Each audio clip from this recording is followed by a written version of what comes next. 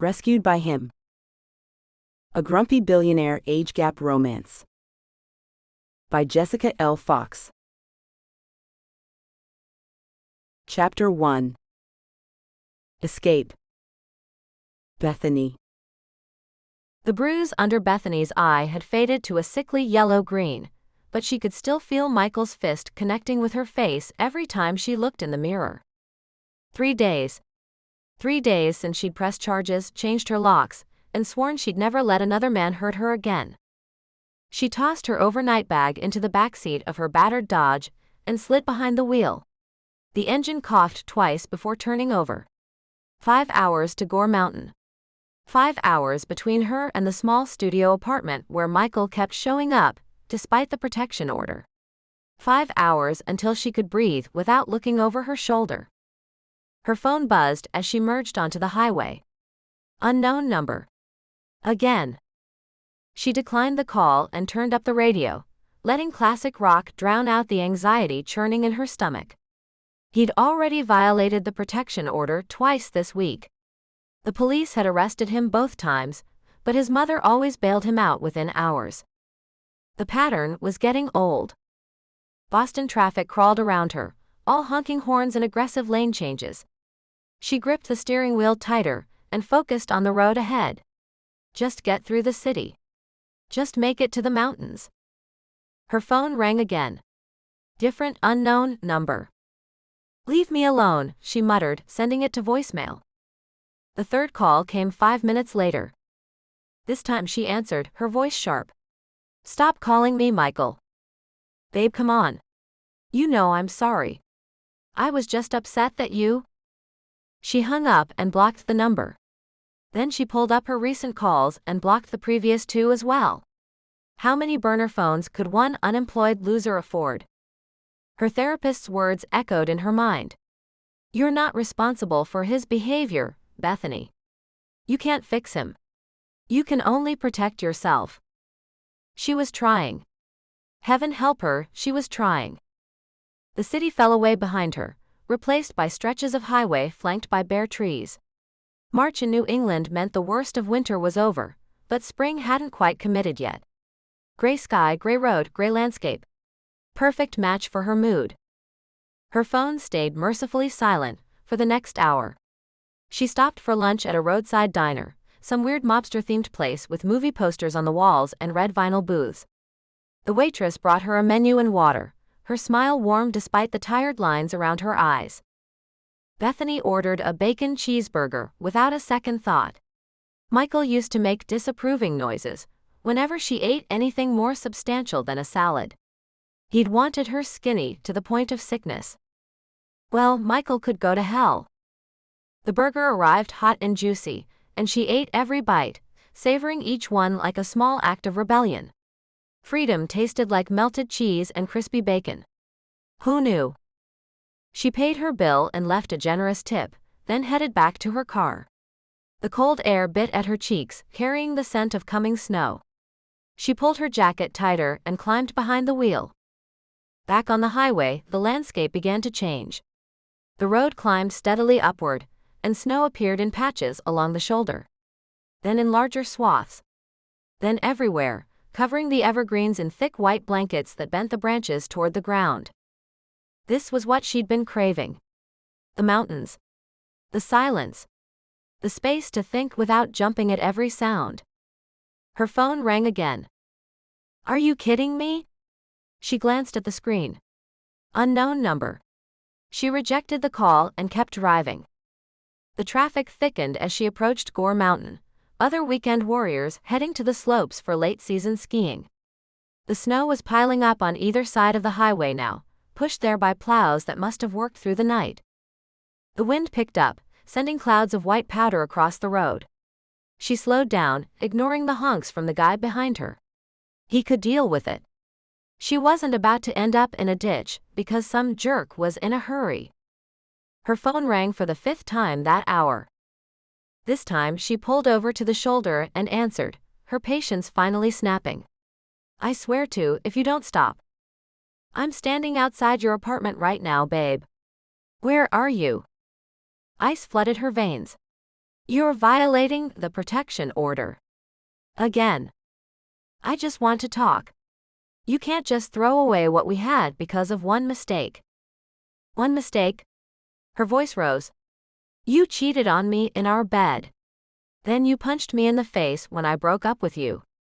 Then you tried to break down my door. That's not one mistake, Michael. That's a pattern. You made me do those things. If you'd just been more understanding. She hung up and called 911. While she waited for the dispatcher to answer, she watched fresh snow begin to fall.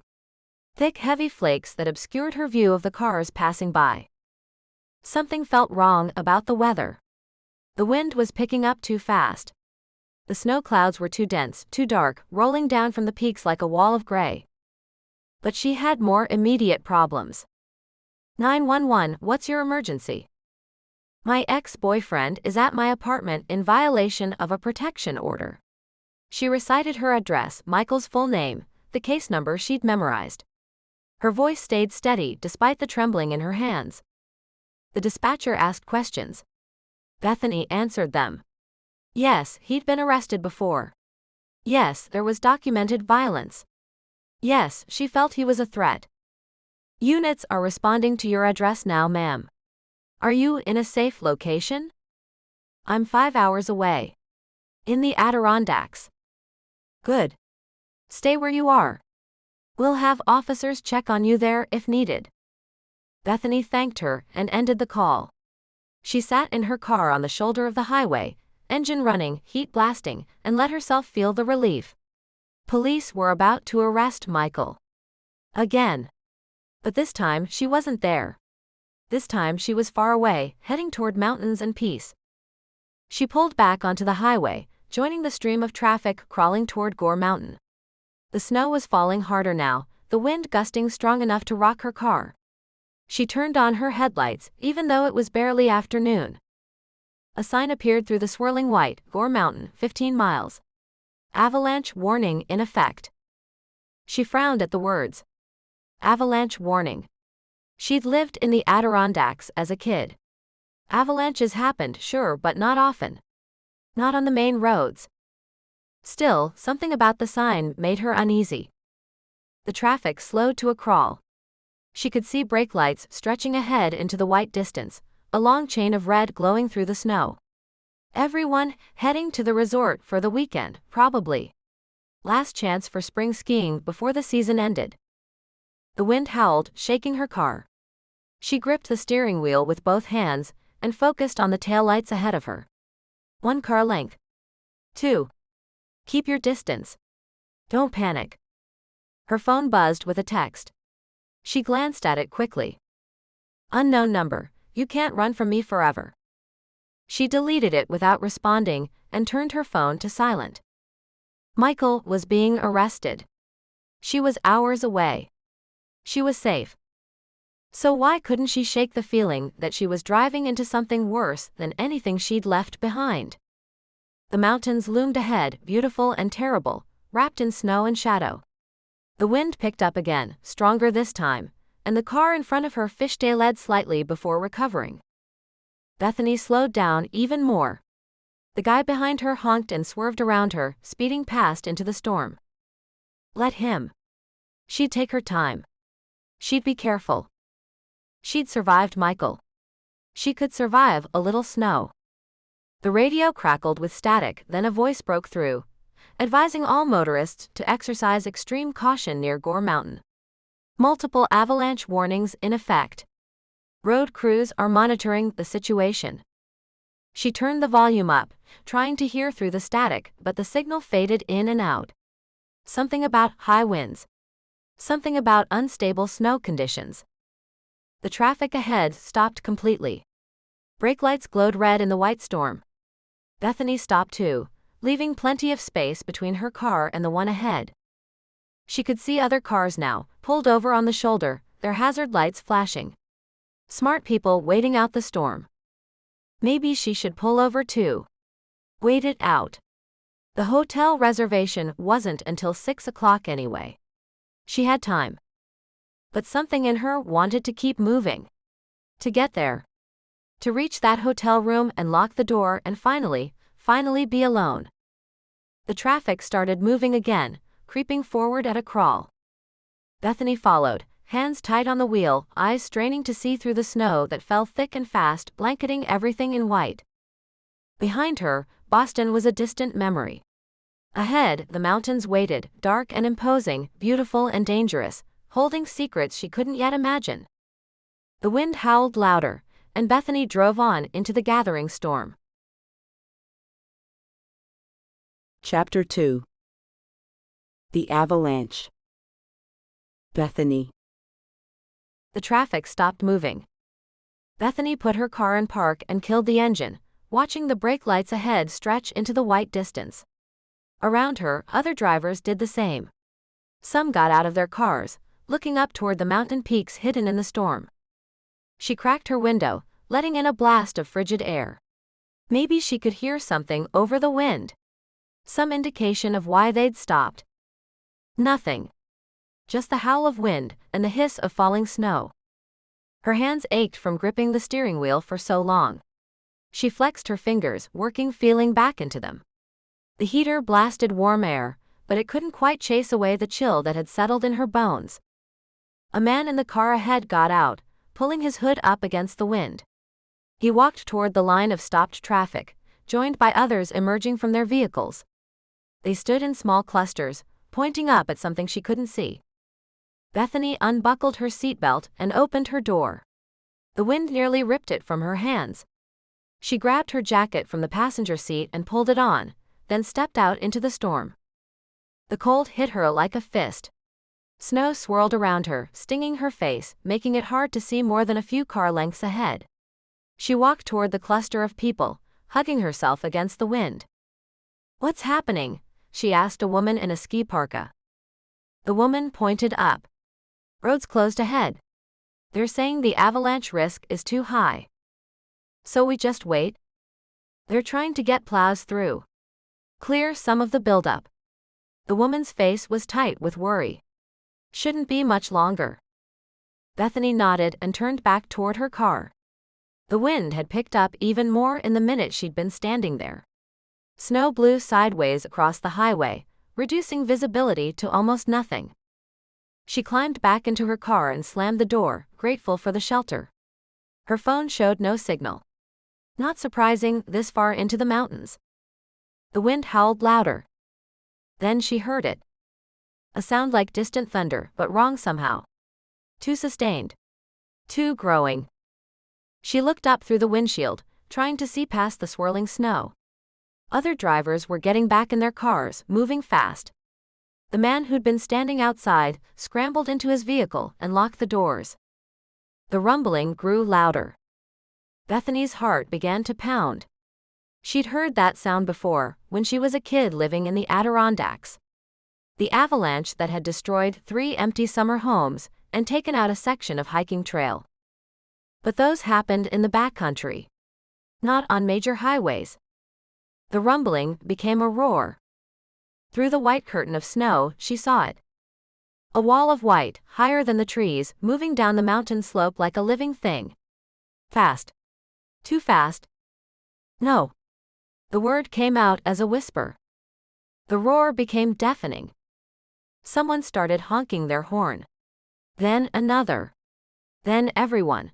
A cacophony of panic that was swallowed by the sound of the mountain coming down. Bethany's hands moved on instinct. Engine on. Gear shift to drive. But there was nowhere to go. Cars ahead, cars behind, nowhere to run. The avalanche hit the road. The impact threw her forward against the seatbelt. The car behind her slammed into her bumper, shoving her into the vehicle ahead. Metal screamed. Glass shattered somewhere. The world tilted. Her car spun, caught in a wave of snow and debris. She couldn't see anything. White. Just white. And the roar that drowned out her scream. Another impact, this time from the side. Her car lifted. Weightless. Flying. Then falling. The airbag exploded in her face with a sound like a gunshot. White powder filled the air, choking her, burning her throat. The seatbelt cut into her shoulder and chest as the car tumbled. Sky. Ground. Sky. Ground. Everything spinning, too fast, no up or down, just momentum and terror and the certainty that this was it, this was how it ended. The impact when they hit knocked the air from her lungs. Metal crunched. Something gave way with a shriek of tearing steel. Her head snapped forward, then back. Pain exploded through her neck, her shoulder, everywhere. Then silence. Not complete silence. The wind still howled. But the roaring had stopped. Bethany opened her eyes. Tried to make sense of what she was seeing. Everything was upside down. No. She was upside down. The car had landed on its roof. She hung suspended by the seatbelt, blood rushing to her head, making her vision swim with dark spots. Her breath came in short gasps, each one sending pain through her ribs. The airbag had deflated, draping across her lap like a shroud. White powder coated everything, mixing with the snow that blew in through the shattered passenger window. She tried to move. Her right hand responded, fingers flexing. Left hand too. Relief flooded through her. Not paralyzed. Her feet. Could she feel her feet? Terror seized her throat. She wiggled her toes. Nothing.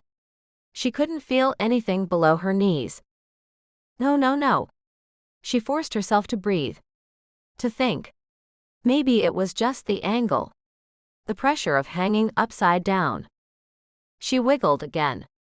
Felt it this time. A tingling, like pins and needles, but feeling. Thank God. Feeling. Blood dripped onto what was now the ceiling, now the floor. Her blood. She couldn't tell where it was coming from. Her lip throbbed. She'd bitten through it during the impact. The cold was already seeping in. She could see her breath misting in the air. The passenger window had shattered completely, letting in wind and snow and the dropping temperature. She needed to get out. Bethany reached for the seatbelt release. Her fingers fumbled with it, numb from cold and shock. The button wouldn't press. She tried again, harder. It clicked. She fell, unable to catch herself, and landed hard on her shoulders and head on the inverted ceiling. New pain exploded through her. She lay there for a moment, breathing, waiting for the world to stop spinning. Slowly, she pushed herself up to sitting. Every muscle screamed in protest. Her neck ached. Her shoulder throbbed where the seatbelt had dug in. Her ribs felt like someone had kicked her. But she was alive. She was alive. The door. She needed to open the door and get out. Find help. She crawled to the driver's side door, bracing herself against the dashboard, and pulled the handle. Nothing happened. She pulled harder. The door didn't budge. Jammed. She tried the passenger door. Also jammed. The windows. She could climb through the broken passenger window. She crawled across the interior, glass crunching under her hands. The window opening was smaller than it looked, the frame bent and twisted from the impact.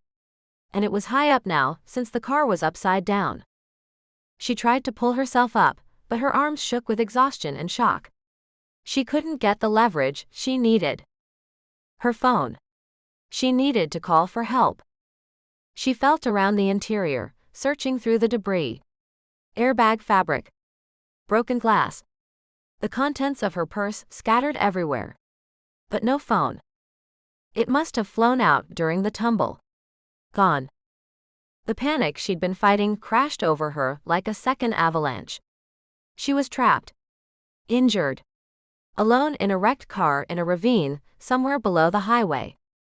No phone. No way to call for help. And it was getting colder. The wind howled through the broken window, carrying snow that accumulated in small drifts on the inverted ceiling.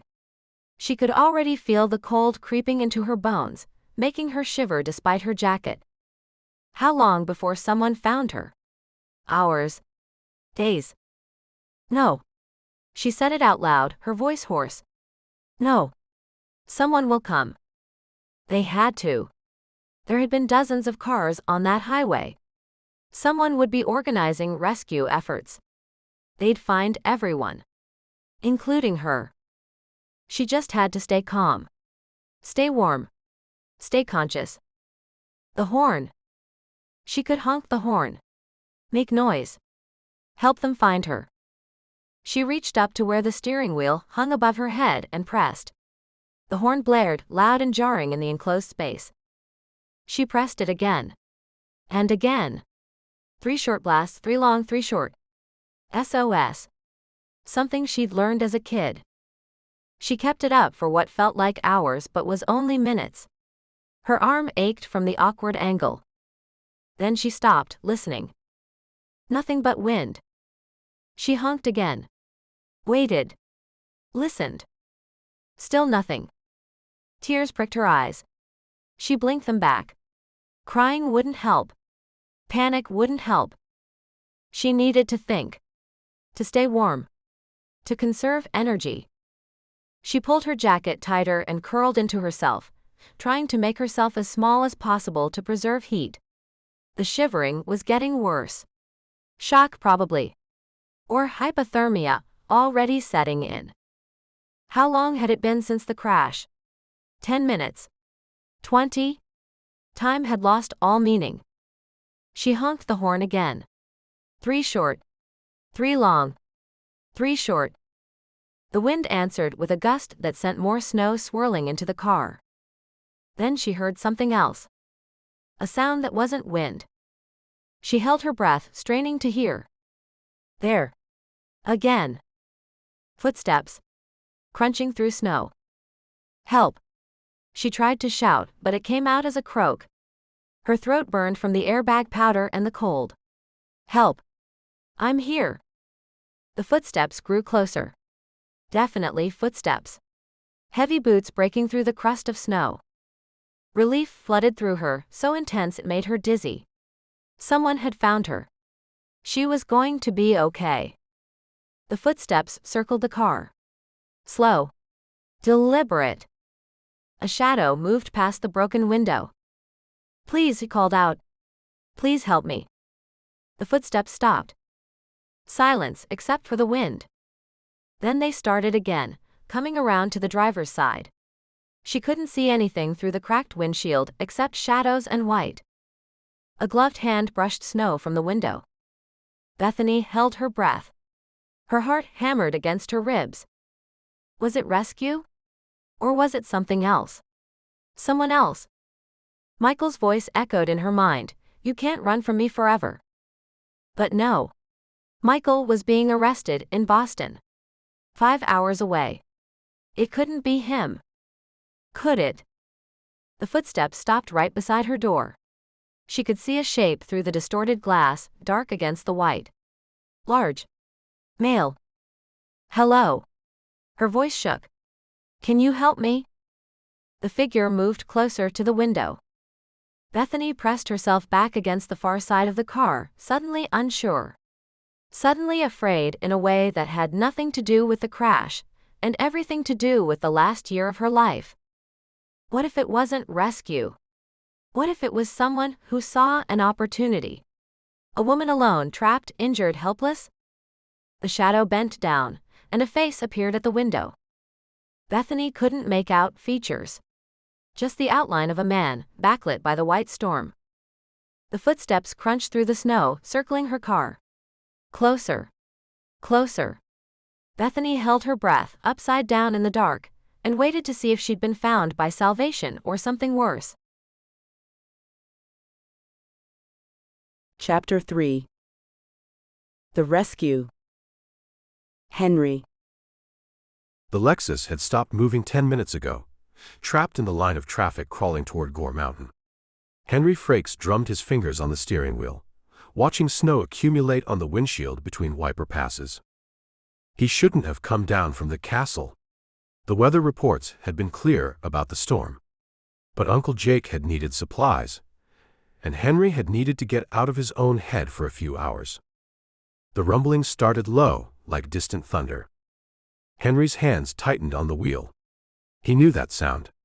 Had heard it once before, 20 years ago, on a night that had destroyed his life. The roar grew louder. His breath caught. The world narrowed to a pinpoint. Icy road. Car's voice. The argument. The drunk driver weaving into their lane. The impact. The silence after. Not now. Not here. He forced himself to breathe. In for 4 counts. Hold for 4. Out for 4. The technique Dr. Morrison had taught him. The avalanche hit before he could finish the second breath. The Lexus rocked as something slammed into it from behind.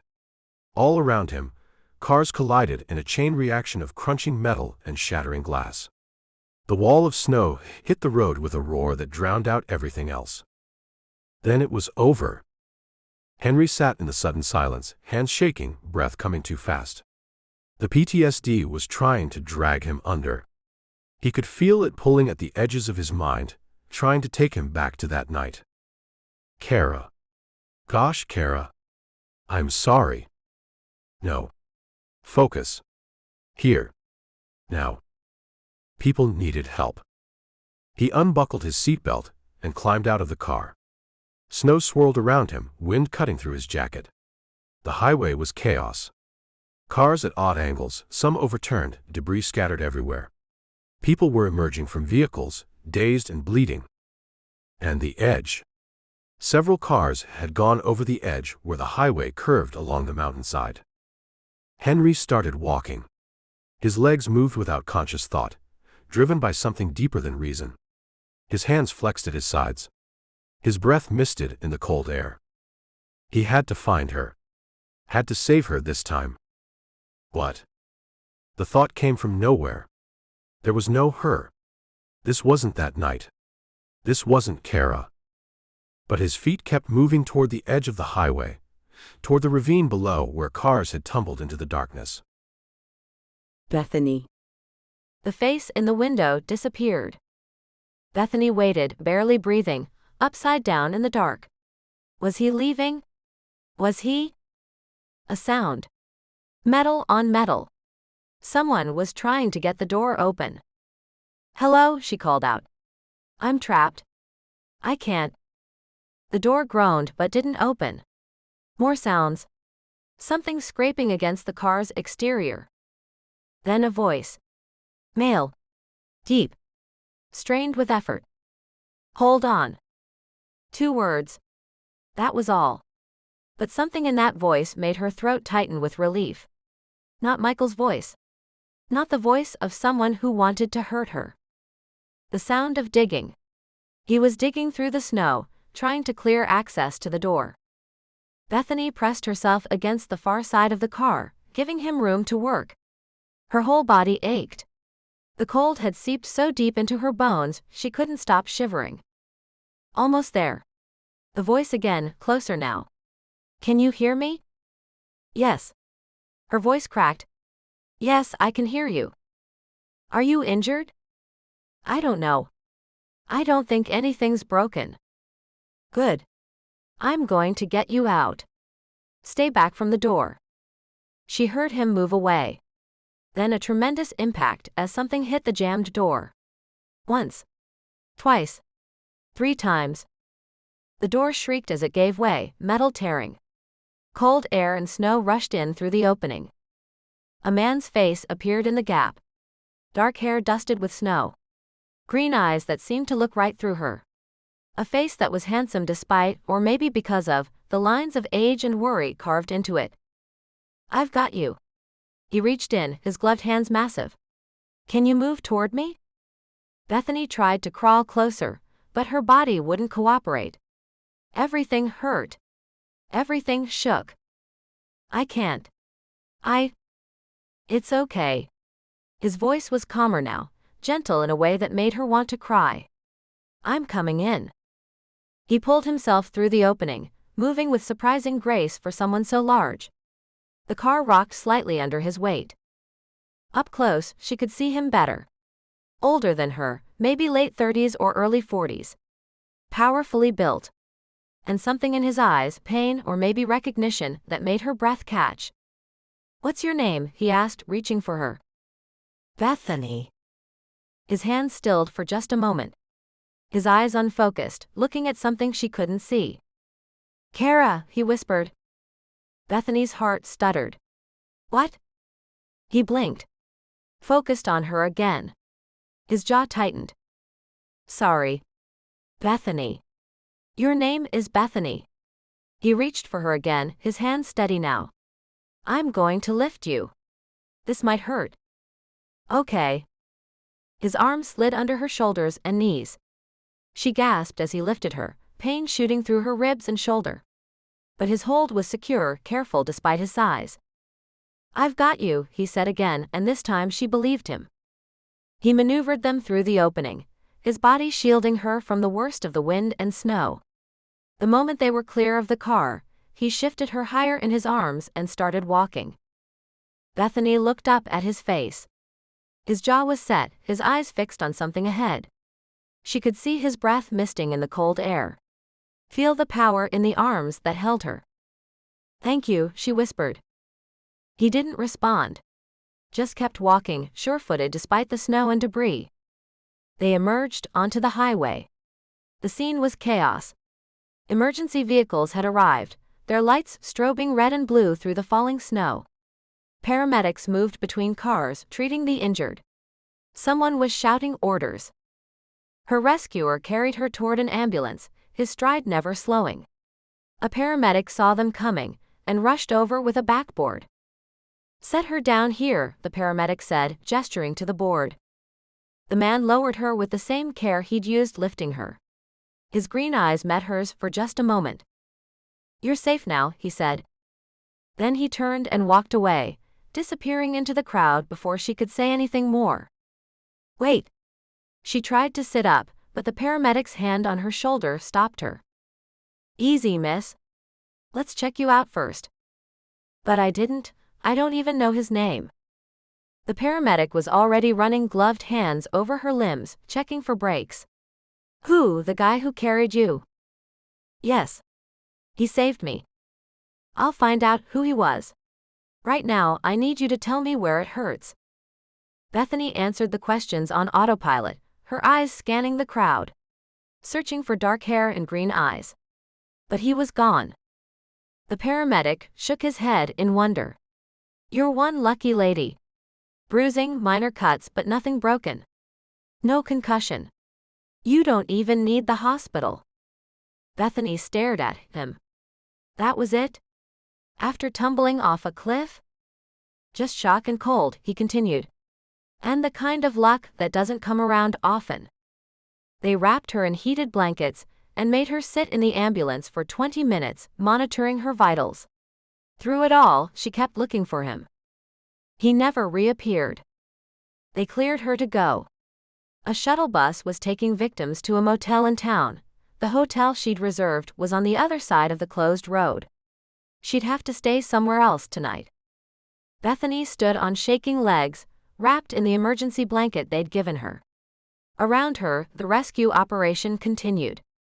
Tow trucks were arriving to clear the wrecked vehicles. Police were taking statements.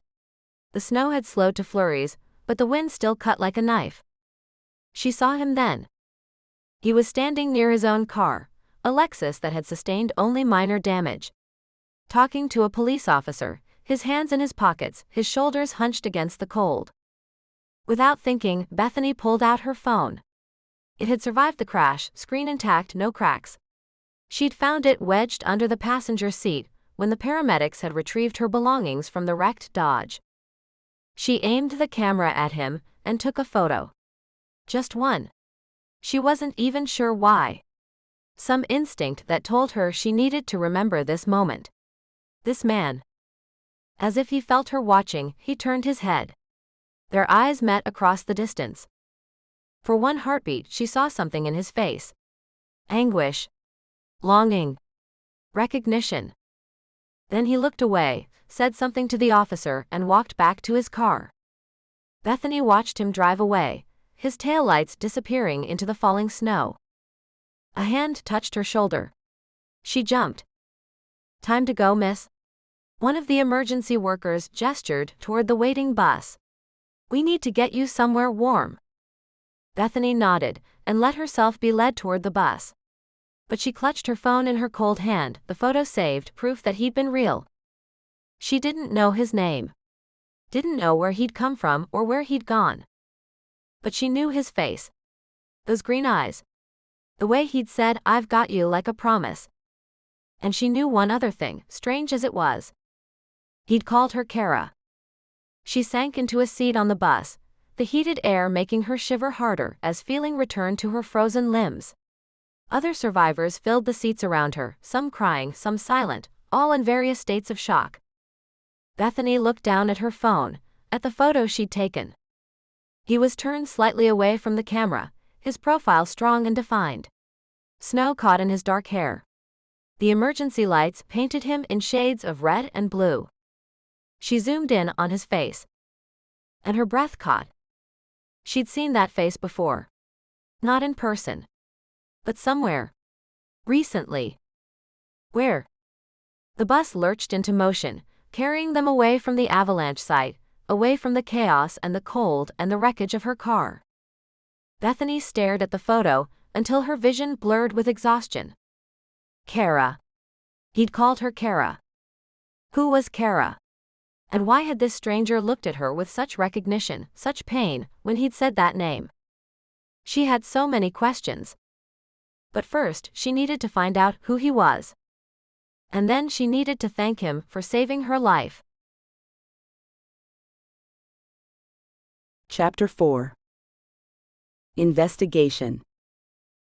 Bethany. The motel was the kind of place that catered to skiers on a budget. Clean but basic. 2 double beds with floral bedspreads that had seen better days. A television mounted to the wall. A bathroom the size of a closet. Bethany locked the door behind her, engaged the chain, and stood in the middle of the room, still wrapped in the emergency blanket. The silence was deafening after the chaos of the avalanche. She stripped off her snow-damp clothes and stood under the hottest shower the ancient pipes could manage. The water stung the cuts on her hands and face. Her shoulder throbbed where the seatbelt had dug in. A massive bruise was already forming across her ribs. But she was alive. She dressed in the spare clothes from her overnight bag and crawled into bed, certain sleep would claim her. It didn't. Every time she closed her eyes, she saw the wall of white. Felt the car tumbling. Heard the roar of the avalanche. And she saw his face. Those green eyes looking at her with such intensity. Such recognition. Kara. He'd called her Kara. Bethany sat up and grabbed her phone from the nightstand. The photo she'd taken was still there, slightly blurry but clear enough. Who was he? She opened her browser and stared at the search bar. What did she even search for? She didn't know his name. Didn't know anything about him except that he drove a Lexus and had saved her life. Wait. The Lexus. It had been nice. Expensive. Not the kind of car most people drove. And he'd been on that road. Near Gore Mountain. She searched Gore Mountain wealthy residents. Pages of results. Ski resort information. Real estate listings. Nothing helpful. She tried again, Gore Mountain Billionaire. More results. An article about luxury homes in the area. She skimmed it, looking for anything familiar. There. A mention of a restored hunting lodge. The castle, locals called it. Owned by reclusive investor Henry Frakes. Henry Frakes. Bethany clicked on the name, her heart beating faster. A Wikipedia page loaded. She scrolled through it, absorbing information. Henry James Frakes. 39 years old. Self-made billionaire. Early career shrouded in mystery, possibly connected to online security consulting. Later success through legitimate investments in tech startups and real estate. Known for philanthropy, particularly funding PTSD research and domestic violence prevention programs. Reclusive. Rarely gives interviews. Lives alone in restored Gilded Age hunting lodge in Adirondack Mountains. And there, at the bottom of the bio, personal life, widower. Wife Kara died in car accident 20 years ago. Bethany stared at the screen. Kara. His wife's name was Kara. She clicked on the linked article about Kara's death. A news story from 20 years ago loaded, complete with grainy photos. Local woman dies in Mountain Road accident. Kara Elizabeth Frakes, 18, died Thursday night when the vehicle she was traveling in left the road during icy conditions. The driver, her husband Henry Frakes, 19, survived with minor injuries. Police investigation ruled the accident was caused by hazardous road conditions and a drunk driver in the opposing lane. Mrs. Frakes was pronounced dead at the scene. Bethany's throat tightened. 18 years old. A newlywed. Dead in a car crash while her husband survived. 20 years of grief. No wonder he'd looked so haunted. But why had he called her Kara? A PTSD flashback? The avalanche, triggering memories of his wife's death. It made sense. Traumatic situations could cause flashbacks. He'd been in crisis mode, saving people, and his mind had pulled him back to the accident that had killed his wife. She searched for more photos of Henry. Found a few from charity events, always in the background, never quite in focus. He avoided cameras. But it was him. The same dark hair. The same strong profile. The same green eyes that had looked right through her. She clicked on images associated with the castle. Found exterior shots of a spectacular stone mansion, perched on a mountainside. Dozens of windows, catching the light. Turrets and balconies. Surrounded by forest and snow. It looked like something out of a fairy tale. She searched for more information about Kara. Found an old MySpace page that had never been deleted. Photos of a smiling teenage girl with long dark hair and brown eyes. Bethany's finger hovered over the link. Should she look? It felt invasive somehow. Like reading someone's diary. But she needed to understand. Needed to know why a stranger had looked at her with such pain and called her by his dead wife's name. She clicked. The page took its time loading. A relic of the early internet, frozen in time. The background was covered in glittery graphics. Song lyrics as a header. Kara and Henry forever, written in a teenage girl's looping handwriting. Photos lined the sidebar. Kara at a school dance. Kara in a winter coat, laughing at the camera. Kara and a younger Henry, his arm around her shoulders, both of them beaming. Bethany scrolled through the photos, her chest tight with sadness for this girl who'd never gotten to grow old with a boy she loved. Then she found it. A photo labeled, "Senior picture, do not steal." Kara smiled at the camera, her dark hair falling in waves over her shoulders. Brown eyes bright with youth and hope. A pretty face, round-cheeked and sweet. A face that could have been Bethany's twin. The phone slipped from Bethany's numb fingers. No. That wasn't possible. She snatched the phone back up, hands shaking, and looked again. It wasn't just a resemblance. It wasn't just similar features. It was her face looking back at her from 20 years in the past. The same oval face.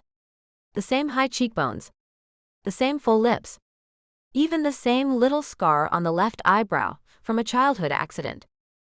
Bethany grabbed her own phone and opened the camera. Took a selfie. Held it next to Kara's photo. Sisters. They could have been sisters. Twins even. Her hands trembled so hard she could barely hold the phone. This couldn't be coincidence. Could it? She searched for more information. Kara Elizabeth Harrison, maiden name. Born in Buffalo. Raised in the Adirondacks. No surviving family listed in the obituary. Parents had died in a house fire when she was 16. Raised by elderly grandparents who had since passed. Bethany's own family history was similar. Born in Buffalo. Raised in the Adirondacks. Parents dead. No siblings.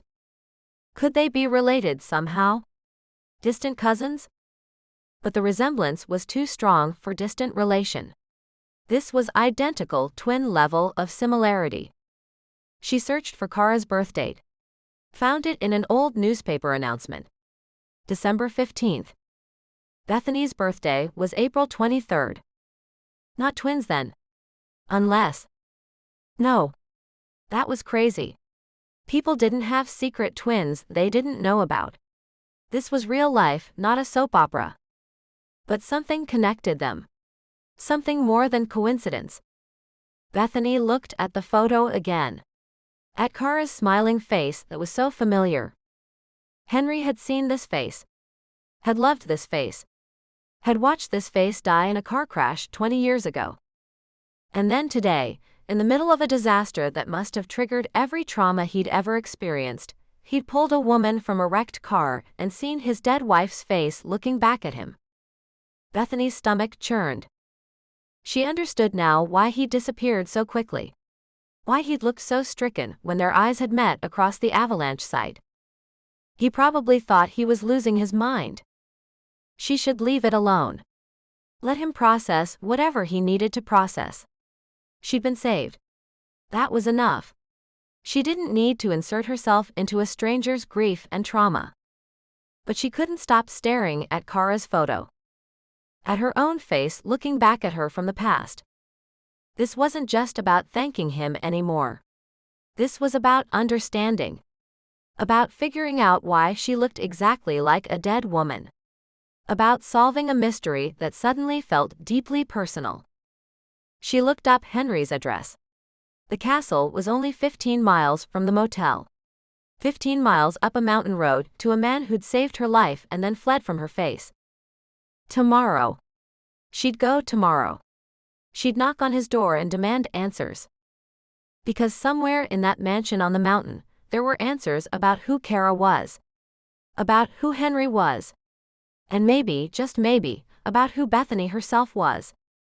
She set her phone on the nightstand and turned off the light. But sleep was even more elusive than before. Every time she closed her eyes, she saw Kara's face. Her own face. And she wondered what it meant that a man who'd been mourning his wife for 20 years had looked at her today and seen a ghost. Chapter 5. Castle Arrival. Bethany. The road to the castle wound up the mountain in a series of switchbacks that made Bethany's rental car groan in protest. She'd picked it up that morning from the local agency, a compact sedan that was a far cry from her total Dodge. The GPS on her phone showed she was close. Half a mile. Her stomach twisted with nerves. What was she doing? Showing up unannounced at a stranger's home because she looked like his dead wife? He'd probably slam the door in her face. Or call the police. But she kept driving. The trees opened up and there it was. The castle. The photos hadn't done it justice. 3 stories of gray stone rose from the mountainside like something out of a Gothic novel. Turrets flanked the main structure.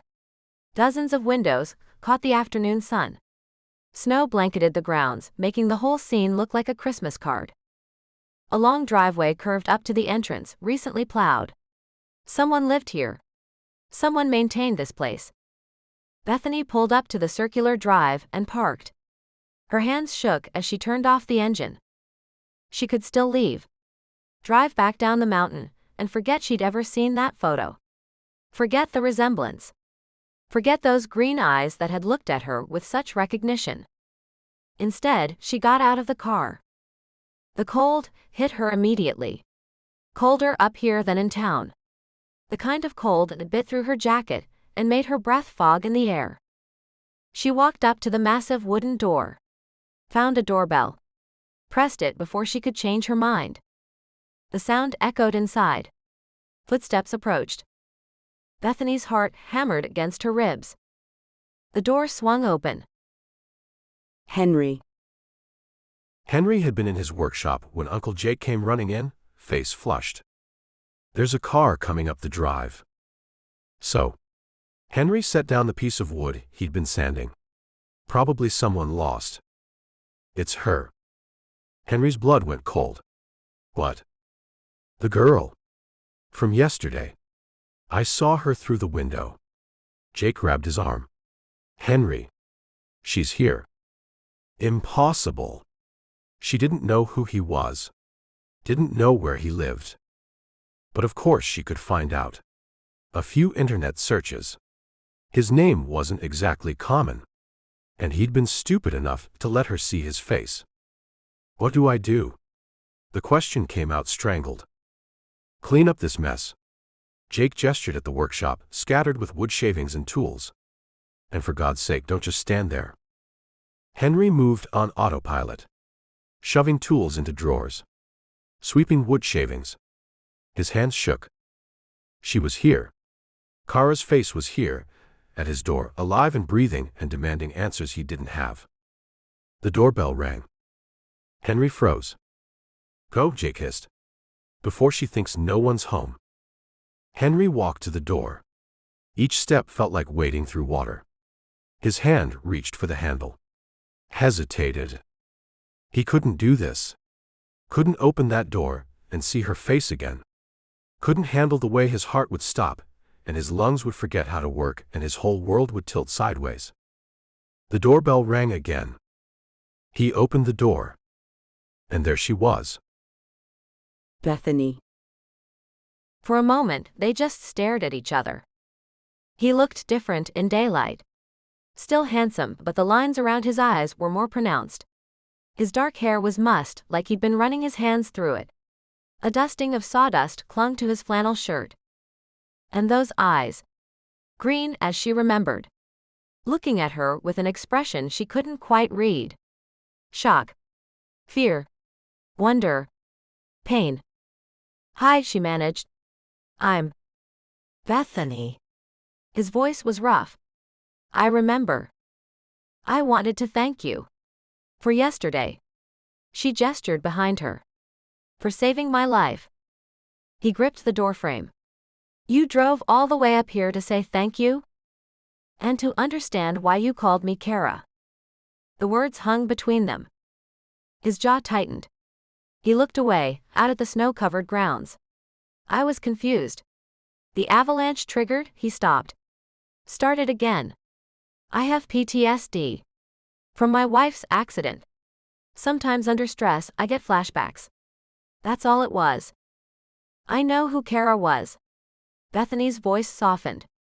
I looked you up. I'm sorry for your loss. Then you understand why I can't, his voice cracked. You should go. I saw her photo. He went very still. I saw a photo of Kara, Bethany continued. On her old MySpace page. And I need to know why I look exactly like her. You don't look, he made himself look at her. Really look at her. The denial died on his lips.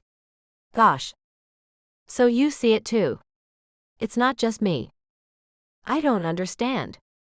He leaned against the doorframe as if his legs wouldn't hold him. How is this possible? I don't know. That's why I'm here. He studied her face. She could see him cataloging every feature. The shape of her eyes. The curve of her jaw. The little scar on her eyebrow. Even the scar, he whispered. She had that scar. From falling off a bike when she was 8. Bethany touched the scar. Mine's from tripping on a curb when I was 7. The silence stretched.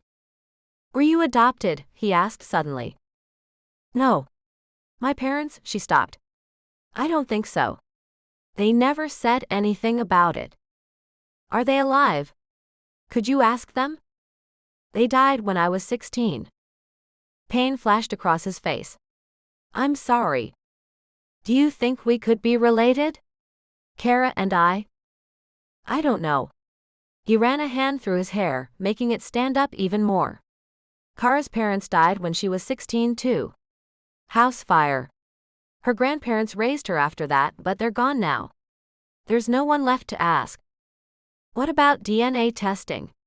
Records? Maybe. He looked overwhelmed. Lost. Bethany's heart went out to him. Yesterday, he'd saved her life. Today, she was showing up at his door, looking like his worst nightmare and his greatest loss all wrapped up in one person. I'm sorry, she said. I shouldn't have come. This must be? No. He straightened. Made a visible effort to pull himself together. No, you're right to want answers. I want answers too. He stepped back from the door. Come in. Please. Bethany hesitated. Are you sure? I'm sure I can't just let you drive back down that mountain without. He stopped. Just come in. It's cold. She stepped over the threshold into a soaring entryway. Marble floors. A grand staircase curving upward. Artwork on the walls that probably cost more than her entire college education. But it wasn't ostentatious. It was beautiful. Warm despite the stone and marble. Like someone had taken great care to make it a home, not just a showpiece. Henry closed the door behind her. Can I take your coat? She shrugged out of her jacket and handed it to him. He hung it on an ornate coat rack near the door. Are you hungry? He asked. When did you last eat? She tried to remember. Breakfast. At the motel. Come on. I'll make us something. He led her through a series of rooms, each more impressive than the last. A library with floor-to-ceiling bookshelves. A sitting room with a fireplace big enough to stand in. A formal dining room with a table that could seat 20. The kitchen was massive but cozy. Copper pots hung from a rack above a center island. Glass front cabinets displayed dishes. A 6-burner stove dominated one wall. Sit. Henry gestured to the bar stools at the island. Coffee. Please. He moved around the kitchen with the ease of someone who spent a lot of time there. Ground beans. Filled the espresso machine. His hands were steady now, focused on the task. Bethany watched him, trying to reconcile the reclusive billionaire with a man making her coffee in worn jeans and a flannel shirt dusted with sawdust. Were you working on something? She asked. When I arrived. Furniture. I have a workshop. He pulled down 2 mugs. It's a hobby. Keeps my hands busy. What are you making? A rocking chair. He stopped. Cleared his throat. Just a rocking chair. The espresso machine hissed and steamed. He made her coffee with the skill of a professional barista. Set it in front of her, in a hand-painted mug. She wrapped her hands around it, grateful for the warmth. Thank you. He made his own coffee and leaned against the counter opposite her. Far enough away to be proper. Close enough that she could see the battle playing out on his face. I'm not crazy. His voice was quiet. I know you're not Kara. But every time I look at you. You see her. Yes. The word came out raw. I'm sorry. Don't be. He took a sip of his coffee. You didn't ask for this any more than I did. No. But I still showed up at your door. You wanted answers. So do I. He set his mug down. The question is, how do we get them? Bethany thought about it. We could start with what we know. Where we were born. Our families. Look for connections. Genealogy research. Exactly. That could take weeks. Months. Do you have something more pressing to do? A ghost of a smile touched his lips. Fair point. Plus, I'm a journalist. Research is kind of my thing. His eyebrows rose. Journalist? Intern at the New York Times. I also run a local news blog. She paused. Don't worry. This isn't for a story. This is personal. He studied her for a long moment. I believe you. You do? You could have run the story already. Reclusive billionaire mistakes stranger for dead wife. Instead, you drove up here to ask questions. Heat crept up her neck. I wanted to understand first. And now? Now I want to understand even more. He nodded slowly. Then I guess we have a project. I guess we do. The silence that fell between them was different this time. Not comfortable exactly. But not hostile either. More like the pause before jumping into cold water. Knowing it's necessary, but still gathering courage. An older man appeared in the doorway, gruff and weathered. You going to introduce me, or do I have to do it myself? Henry's shoulders relaxed slightly. Bethany, this is my Uncle Jake. He lives in the cottage on the property. Jake, this is Bethany Odell. Jake's eyes widened as he took in her face. Holy! I know, Henry said. She looks just like? I know. Jake shook his head, still staring. This is the damnedest thing I ever saw. We're trying to figure it out, Bethany said. If we're related somehow. Related? Jake barked out a laugh. Kid, you could be her twin. We're working on that theory. Well. Jake rubbed his chin. I suppose you'll be staying for dinner then.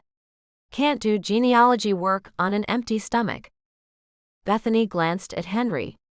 I don't want to impose. You're not. Henry's voice was firm. Stay. Please. We have a lot to figure out. She looked at him. Really looked at him. Saw the hope and fear warring in his eyes. The way he held himself carefully, like he might shatter if he moved too fast. This man had saved her life. The least she could do was help him understand why she wore his dead wife's face. Okay, she said. I'll stay for dinner. The relief in his expression was palpable. Good. That's good. Uncle Jake clapped his hands together. I'll make my famous lasagna. You two keep talking. He paused at the door. And Henry? Try not to scare her off. You need all the help you can get figuring this out. Then he was gone, leaving them alone in the kitchen. Henry refilled her coffee without asking. So, where do we start? Bethany pulled out her phone. With the basics. When and where we were born. And just like that, they began. Chapter 6. Photo Revelation. Bethany. The castle was even more stunning inside than out. Henry led her through the main hall, past a grand staircase with hand-carved banisters that gleamed in the afternoon light. Every detail spoke of careful restoration: the original crown molding, the restored hardwood floors, the massive stone fireplace that dominated the living room. You did all this yourself? She ran her fingers along the smooth wood of a side table. Most of it. His voice carried quiet pride. Uncle Jake helped with the heavy lifting. But the furniture, the woodwork, that's mine. She stopped at a built-in bookcase that stretched floor to ceiling. The joinery was flawless, each shelf perfectly level. This is incredible.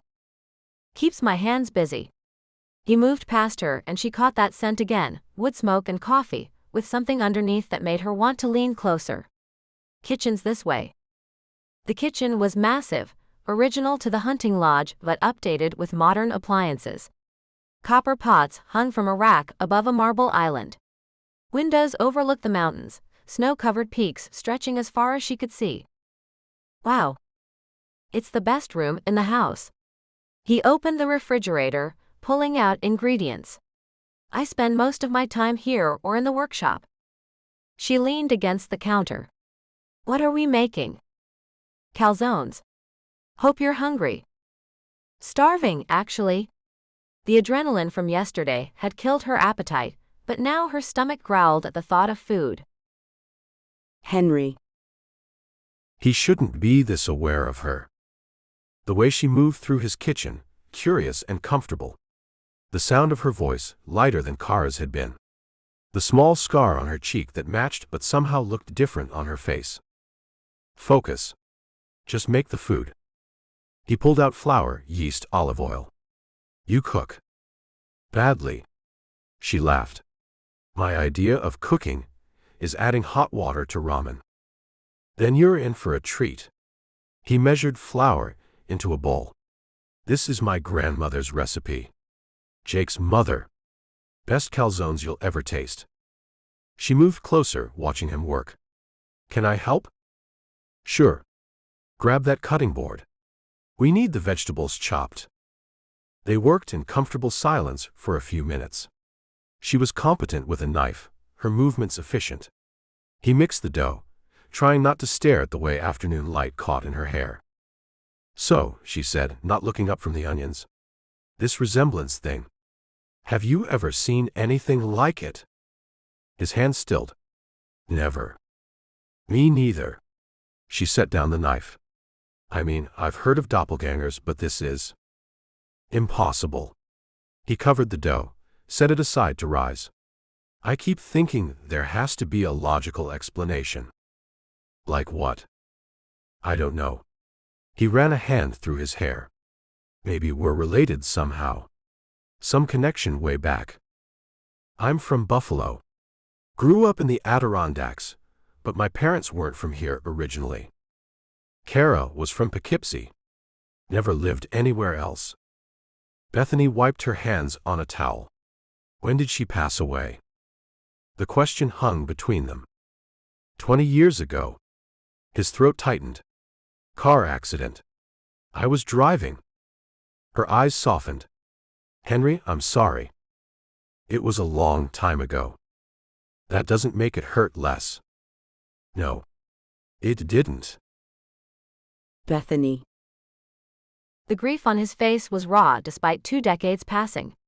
She understood that kind of pain, losing people too soon, carrying guilt that logic couldn't erase.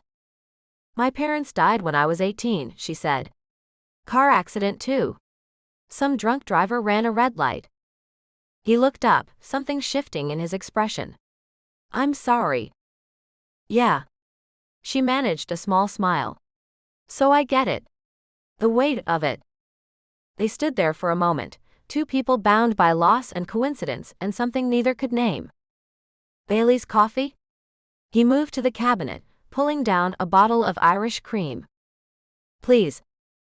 He poured coffee, added generous amounts of Bailey's. The smell was rich and inviting. "To surviving," he said, handing her a mug. "To surviving." She took a sip, the warmth spreading through her chest. "Oh, that's good. Jake's secret recipe. Heavy on the Baileys, light on the judgment." She laughed, and something in his face relaxed. The dough rose while they talked. About her accelerated schooling, his self-education through books. About the castle's history, the years of restoration. About Uncle Jake and his gruff wisdom. Not about Michael. Not about the avalanche. Just this. 2 people getting to know each other, despite impossible circumstances. Henry. She was easy to talk to. That surprised him. He'd spent 20 years avoiding exactly this: connection, conversation, the dangerous warmth of someone else's presence in his space. But Bethany asked thoughtful questions. Listened when he answered. Didn't push when he hesitated. And she was funny. Dry humor that caught him off guard, made him laugh for the first time in recent memory.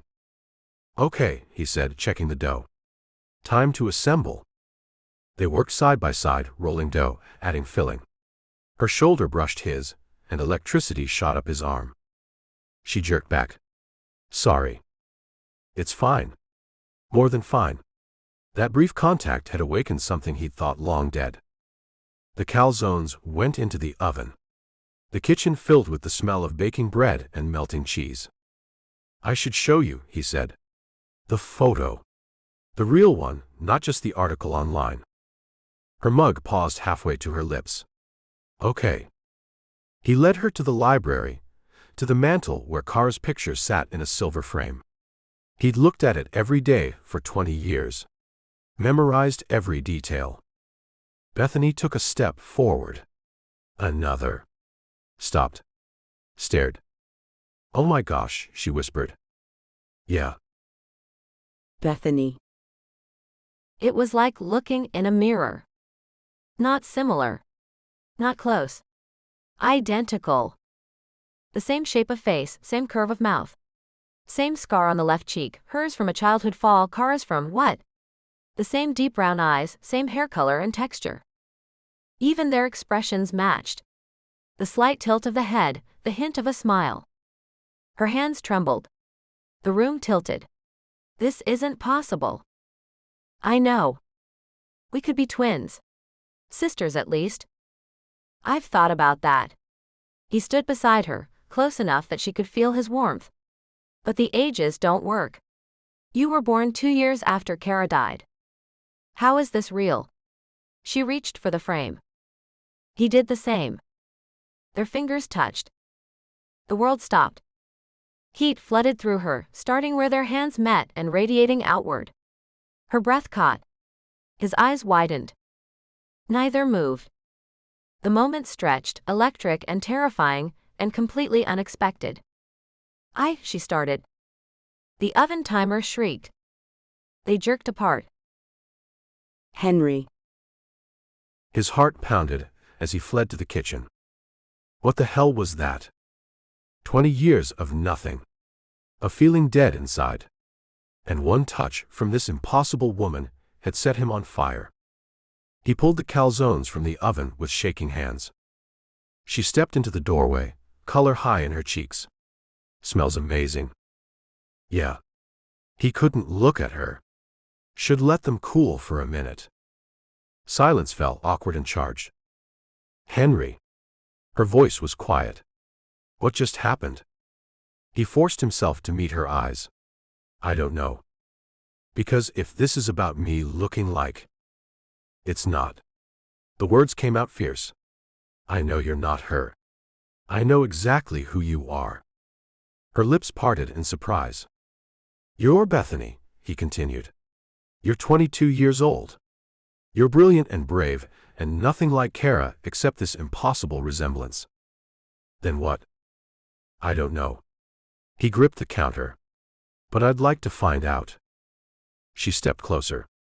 How? Have dinner with me. The words tumbled out before he could stop them. Not just because of the mystery. Because I want to get to know you. We barely know each other. I know you left everything behind to escape someone dangerous. I know you're strong enough to survive an avalanche. I know you make me feel something I haven't felt in 20 years. Her eyes searched his face. What's that? Alive. Bethany. The word hung between them, raw and honest.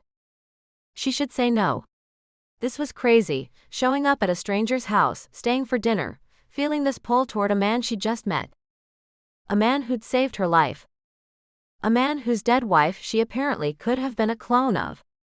A man who looked at her like she was the answer to a question he'd been asking for 2 decades. Okay, she heard herself say. Okay. Dinner. Getting to know each other. Figuring out this mystery. Relief flooded his face. Yeah. Yeah. She smiled despite the insanity of it all. But just dinner. I can't. I understand. He moved to plate the calzones. You're dealing with your ex, with everything. This is just dinner. Just dinner. Except they both knew it was more than that. The way the air changed when they stood close. The electric shock when they touched. The feeling of recognition that went deeper than physical resemblance. Something was happening here. Something neither of them could explain or control. And Bethany, for the first time since Michael, wanted to find out where it led. Chapter 7. Sharing Wounds. Henry. Dinner was easier than he expected. They ate at the kitchen island, calzones warm from the oven. Bethany made small sounds of appreciation that did dangerous things to his pulse. This is incredible. She wiped marinara from her lips. Best thing I've eaten in months. Jake's recipe never fails. Where's Jake? Does he live here? Cottage on the property. Gives us both space. He refilled her Bailey's coffee. He raised me after my parents disappeared. Her fork paused. Disappeared. Cruise ship. I was 7. They went overboard during a storm, never found. The old pain had dulled over 30 years. Jake took me in. Veteran's pension and determination. I'm sorry. That must have been terrifying for a kid. It was. He met her eyes. But Jake made sure I survived it. Taught me to be strong, To build things instead of breaking them. She smiled. The furniture makes sense now. Creation as therapy. Something like that. They fell into comfortable silence. Outside, darkness settled over the mountains. Snow began to fall again, gentle flakes catching the porch light. "Can I ask you something?" Her voice was careful. "Anything. Yesterday, when you pulled me from the car, you called me Kara." His chest tightened. "I did. But then you corrected yourself right away. Called me Bethany. I know exactly who you are." The words came out fierce. That moment, I was having a flashback. The avalanche, the crash, it triggered my PTSD. Her eyes widened. "From Kara's accident?" "Yeah." He set down his fork. "I see a therapist. Have for years. Dr. Morrison helps me manage it. But yesterday, with the snow and the wreck and your face, you thought you could save her this time." The understanding in her voice nearly undid him. "I couldn't save her." His hands curled into fists. "We were arguing. I was distracted. The road was icy, and this drunk driver came into our lane, and she'd just taken off her seatbelt to grab something from the back seat, and I—" "Henry." She covered his hand with hers. "It wasn't your fault. I was driving. I was arguing with her. I should have been paying attention. A drunk driver hit you. That's not on you." He turned his hand over, laced his fingers through hers. The contact steadied him. 20 years. I've lived with this for 20 years. That's a long time to carry that weight. I haven't, he stopped. Started again. I haven't been with anyone since Kara died. Haven't wanted to. Until yesterday. Bethany. The admission hung between them. "Henry, I know it's crazy. I know we just met. But when I touched you, when our hands," he shook his head, "I felt something I thought was dead." Her heart pounded. "I felt it too." Yeah. She squeezed his hand. "But I need you to know something. About why I was running." His jaw tightened. "Your ex. Michael." The name tasted bitter. "We dated for a year. I thought I could fix him, help him. Classic mistake." "What did he do?" She pulled her hand back, wrapped both around her coffee mug. The warmth helped. "Cheated on me. In our bed. When I broke up with him, her throat closed. "Bethany. He hit me." The words came out flat. "Punched me in the face. That's where the bruise came from. Then he started stalking me. Showed up at my apartment, my work, everywhere. I got a protection order, but he kept violating it. The police arrested him 3 times. Rage flashed across Henry's face. 3 times? His mother keeps bailing him out. And yesterday, when I was driving here, he called. Said he was at my apartment. Waiting for me. So I called 911 again while." Her phone rang. Unknown number. Her hands shook. "Don't answer it," Henry said. It rang again. A text appeared. "I know you're not home. Where are you, babe? We need to talk." Oh gosh. The room tilted. How does he keep getting new phones? Henry stood, moved to her side. "Block the number." She did. Her fingers fumbled on the screen. Another call. Different number. "Bethany." Henry's voice was calm. Controlled. "Look at me." She met his eyes. Green and steady and safe. "You're okay. You're here. He doesn't know where you are. He always finds me. Not here." His hand cupped her face. "I promise you. Not here." Henry. Her fear made something primal roar to life inside him. This woman, brave enough to escape, strong enough to survive an avalanche, was shaking because some pathetic excuse for a man couldn't handle rejection. "How many times has he contacted you today?" he asked. I stopped counting after 15. Geez. He caught himself. Geez. That's harassment. He forced his breathing to slow. What did the police say? That until he physically hurts me again, they can't do much. The protection order just means they arrest him when he violates it. But his mother keeps bailing him out. Every time. Her voice cracked. I'm so tired, Henry. I'm so tired of being scared. Then stay here tonight. She blinked. What? Stay. You're safe here.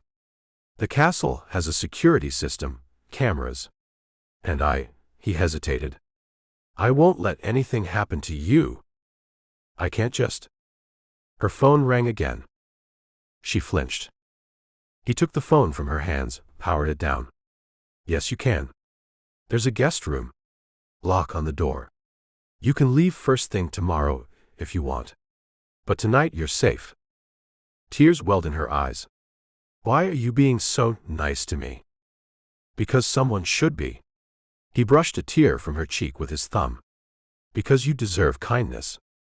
Because He stopped. Too soon for that. Because you remind me what it feels like to want to protect someone, he finished. Bethany. She should say no. Staying overnight at a stranger's house, even a stranger who'd saved her life, was reckless. She'd just escaped one dangerous man. She shouldn't be trusting another so fast. But Henry wasn't Michael. Michael took. Henry gave. Michael hurt. Henry protected. Michael made her small. Henry made her feel seen. Okay, she whispered. Relief flooded his face. Yeah. Just for tonight. I'll head back to Boston tomorrow. Of course. He stepped back, giving her space. Let me show you the room. He led her upstairs, down a hallway lined with more of his woodwork. The guest room was beautiful, 4-poster bed, fireplace, windows overlooking the mountains. Bathrooms through there. He gestured to a door. Extra towels in the closet. If you need anything? I'll be fine. They stood in the doorway. Too close. Not close enough. Thank you, she said. For dinner. For listening. You don't have to thank me. Yes, I do. You saved my life yesterday. You're protecting me now. That's her voice caught. That's everything. Heat and longing and restraint warred in his eyes. He lifted his hand. Traced the scar on her cheek with one finger. You're going to be okay, Bethany. I promise. Her breath hitched. Henry. I should let you rest. But he didn't move. His hand cupped her face, thumb stroking her cheekbone. You've had a hell of a couple days. So have you. Yeah. His gaze dropped to her lips. Back to her eyes. Yeah, we have. The moment stretched. Tension coiled between them, tight and electric. She swayed toward him. His other hand came up, framed her face. Henry. He should step back. She was vulnerable. Scared. Running from an abusive relationship. The last thing she needed was him pushing for something more. But the way she looked at him, like he was salvation and safety and desire all wrapped together, made it nearly impossible to think straight. Bethany. His voice came out rough. If I kiss you right now, I won't want to stop. Her eyes darkened. Who says I'd want you to? His control hung by a thread. You're not ready for this. For me. How do you know what I'm ready for? Because I see you. He forced himself to drop his hands. Step back. Put distance between them before he did something stupid. I see how scared you are. How much you're carrying. And I can't take advantage of that. Hurt flashed across her face. Then understanding. You're protecting me from yourself. From us moving too fast. From you regretting this tomorrow. What if I wouldn't regret it? You might not know until it's too late. He backed toward the door. Get some rest. We'll figure everything out in the morning. Henry. Good night, Bethany. He closed the door between them before his resolve broke. Bethany. She stood in the empty room, her lips tingling from a kiss that never happened. Her body ached with want and frustration and relief all mixed together. He was right. She knew he was right. 2 days ago, she'd been running from Michael's violence.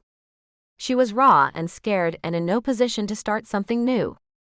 But her body didn't care about logic. It wanted Henry's hands on her skin, his mouth on hers, his weight pressing her into that four-poster bed. She touched her face where his fingers had traced her scar. Tomorrow, she'd go back to Boston. Back to reality. Back to dealing with Michael and the protection order, and her life falling apart. But tonight she was safe. Tonight she could breathe without fear. Tonight she could imagine what it might feel like if Henry had kissed her. If he'd swept her into his arms and shown her what it was like when a good man wanted you. She climbed into bed, her body humming with unfulfilled desire. Outside her door she heard footsteps. Pacing. Back and forth. Henry, wrestling with the same need. She smiled into the darkness. Maybe tomorrow she'd leave. Or maybe, just maybe, she'd stay a little longer. Chapter 8. First Kiss. Bethany. The scream ripped through the castle at 2 a.m. Bethany jerked awake, heart pounding. For a moment she didn't know where she was. Unfamiliar bed, unfamiliar room, darkness pressing in. Another scream. Raw. Anguished. Male. Henry. She threw off the covers and ran. No thought, just instinct. Down the hall in her borrowed nightgown, bare feet silent on the hardwood. His door was closed. She burst through. He thrashed in the bed, tangled in sheets. His face twisted in agony, sweat gleaming on his skin in the moonlight from the windows. No. Kara, no. I'm sorry, please. Her chest tightened. She'd seen this before, her father's nightmares after the war, before he died. PTSD didn't care about time or healing. It came for you in the dark. Henry. She approached the bed. Henry, wake up. He didn't hear her. His hands clawed at nothing, fighting invisible demons. She sat on the edge of the bed, touched his shoulder. Henry, it's Bethany. You're dreaming. Wake up. His eyes flew open. For a heartbeat, he didn't see her. His gaze was distant, trapped somewhere else. Somewhere terrible. Then focus returned. Recognition. Horror. Bethany. His voice broke. What are you?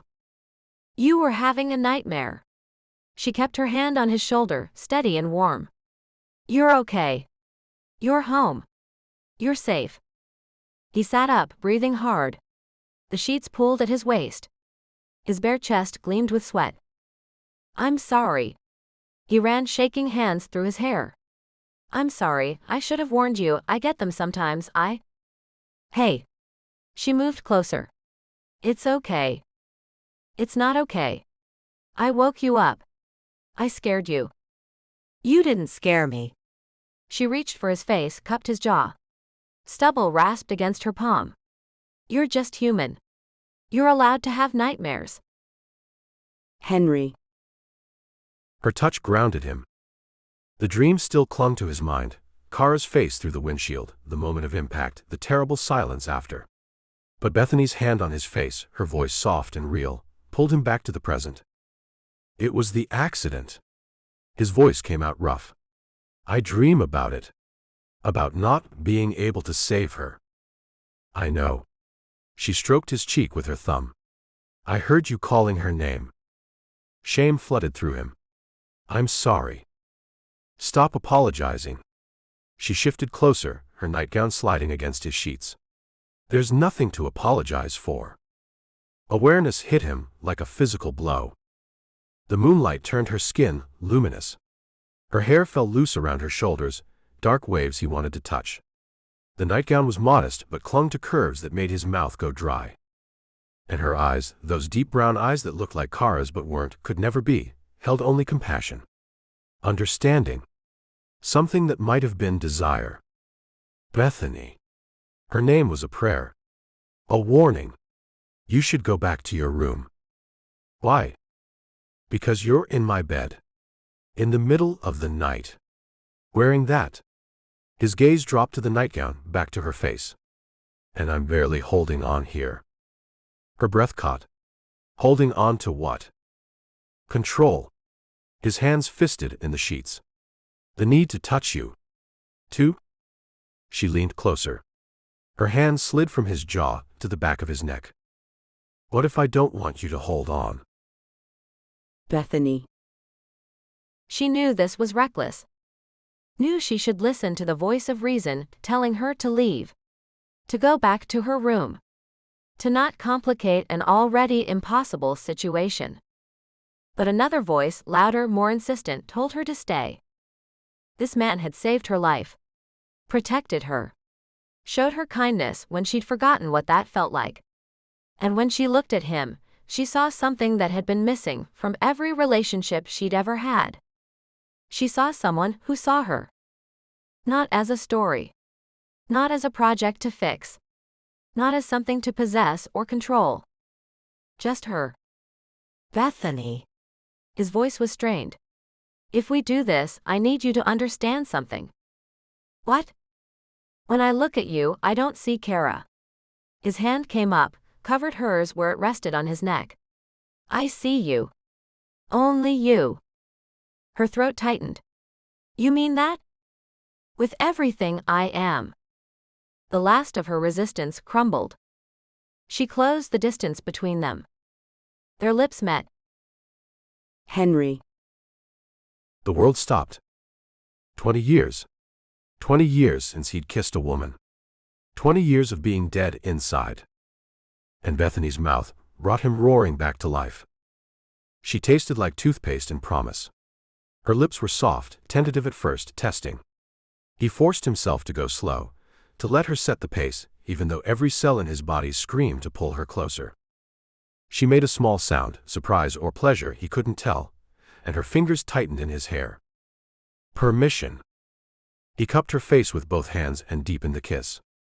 Her lips parted under his, and the taste of her flooded his senses. Sweet and warm, and everything he'd denied himself for 2 decades. Her hands slid from his hair to his shoulders. His skin burned where she touched him, every nerve ending alive and electric. He'd forgotten this. The rush of it. The need. The way desire could consume you until nothing else existed. She shifted closer, nearly in his lap now. The nightgown rode up her thighs. His hands moved to her waist, steadying her, and the feel of her soft curves and warm skin through thin cotton nearly undid him. Henry. She breathed his name against his mouth. He pulled back. Had to. Before he crossed lines she wasn't ready for. Too much? His voice was ragged. Not enough. She chased his mouth with hers.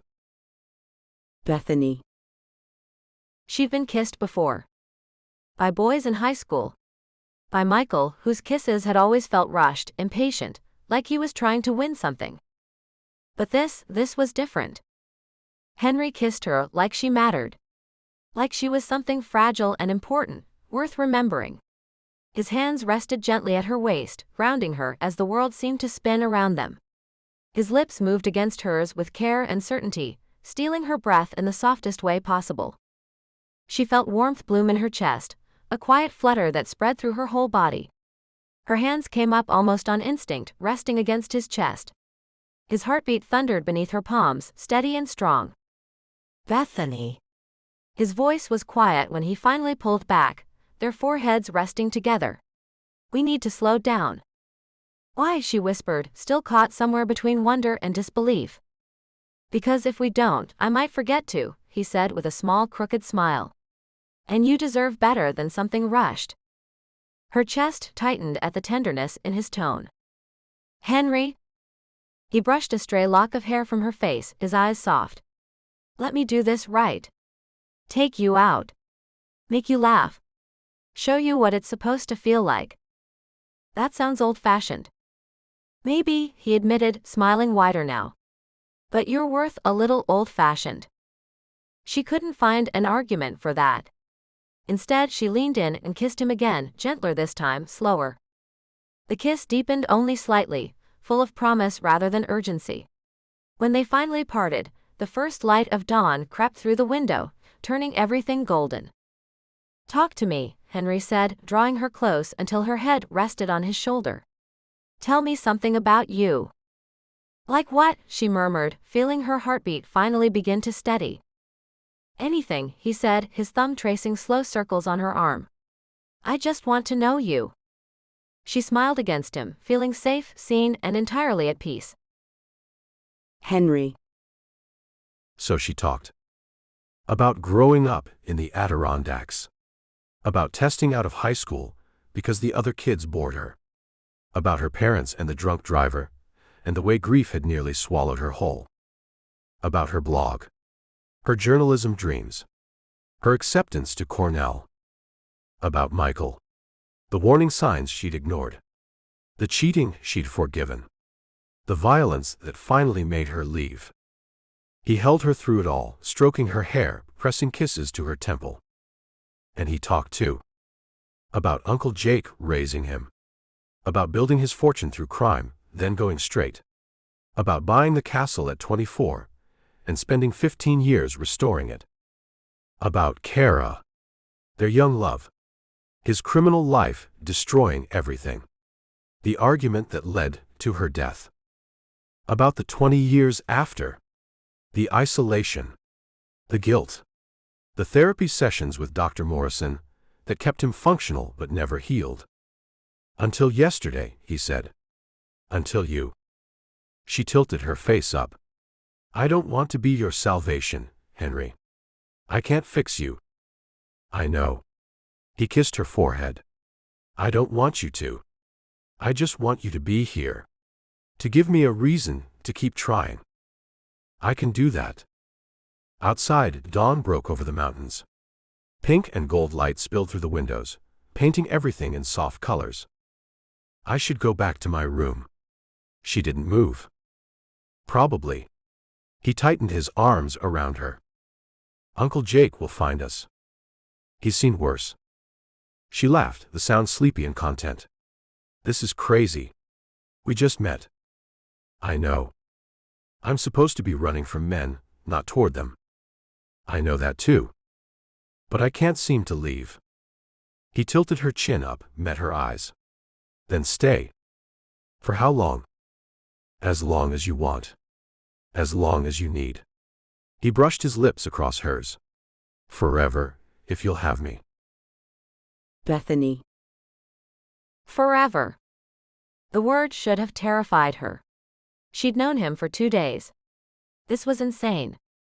But looking into his green eyes, feeling the steady beat of his heart beneath her palm, she couldn't find fear. Only possibility. Ask me again in a week, she whispered. I will. He pulled her closer, tucked her head under his chin. I'll ask you every day until you say yes. She smiled against his chest. Her eyes drifted closed. Safe. Warm. Wanted. For the first time in longer than she could remember, she felt at peace. Sleep, Henry murmured. I've got you. And wrapped in his arms as dawn painted the sky, she did. Chapter 9. Morning after kiss.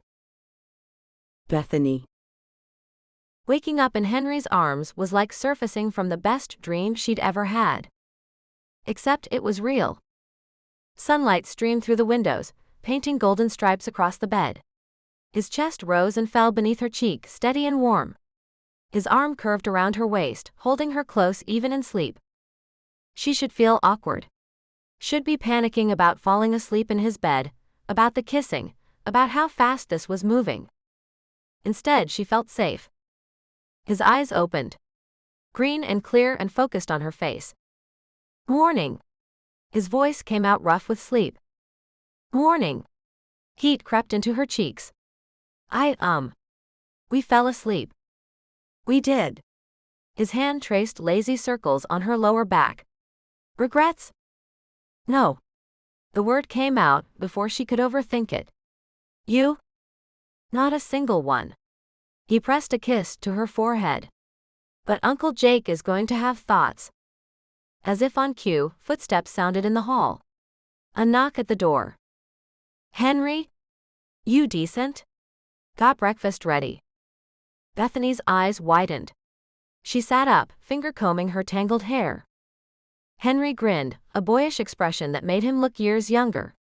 Give us 10 minutes, Jake. Us. A pause. Then a chuckle.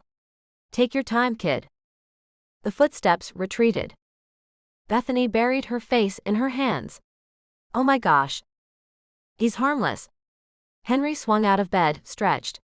Morning light played across the muscles of his back. And he likes you. He doesn't even know me. He knows you made me smile. Henry pulled a shirt from his dresser. That's enough for him. Henry. Breakfast was as awkward as he'd expected. Bethany sat at the kitchen table, cheeks pink, hair mussed from sleep. She wore the same clothes from yesterday, jeans and a sweater that had seen better days. She was beautiful. Jake set down plates of eggs and bacon, his expression neutral. But Henry caught the knowing glint in his uncle's eyes. Sleep well? Jake asked, pouring coffee. Fine. Bethany's voice came out too high. Interesting. Jake handed her a mug. Heard some noise around 2 in the morning. Everything okay? Henry shot him a warning look. Nightmare. Bethany helped. I bet she did. Jake's mouth twitched. Jake. The name came out flat. What? I'm being friendly. He settled into his chair. So, Bethany. Henry tells me you're at Cornell. Smart girl. She relaxed a fraction. Journalism. Senior year. Like Lois Lane. More like Nellie Bly. She took a bite of eggs. Investigative work. Real stories, not fluff pieces. Jake nodded approval. Good. World needs more people who tell the truth. They ate in companionable silence for a few minutes.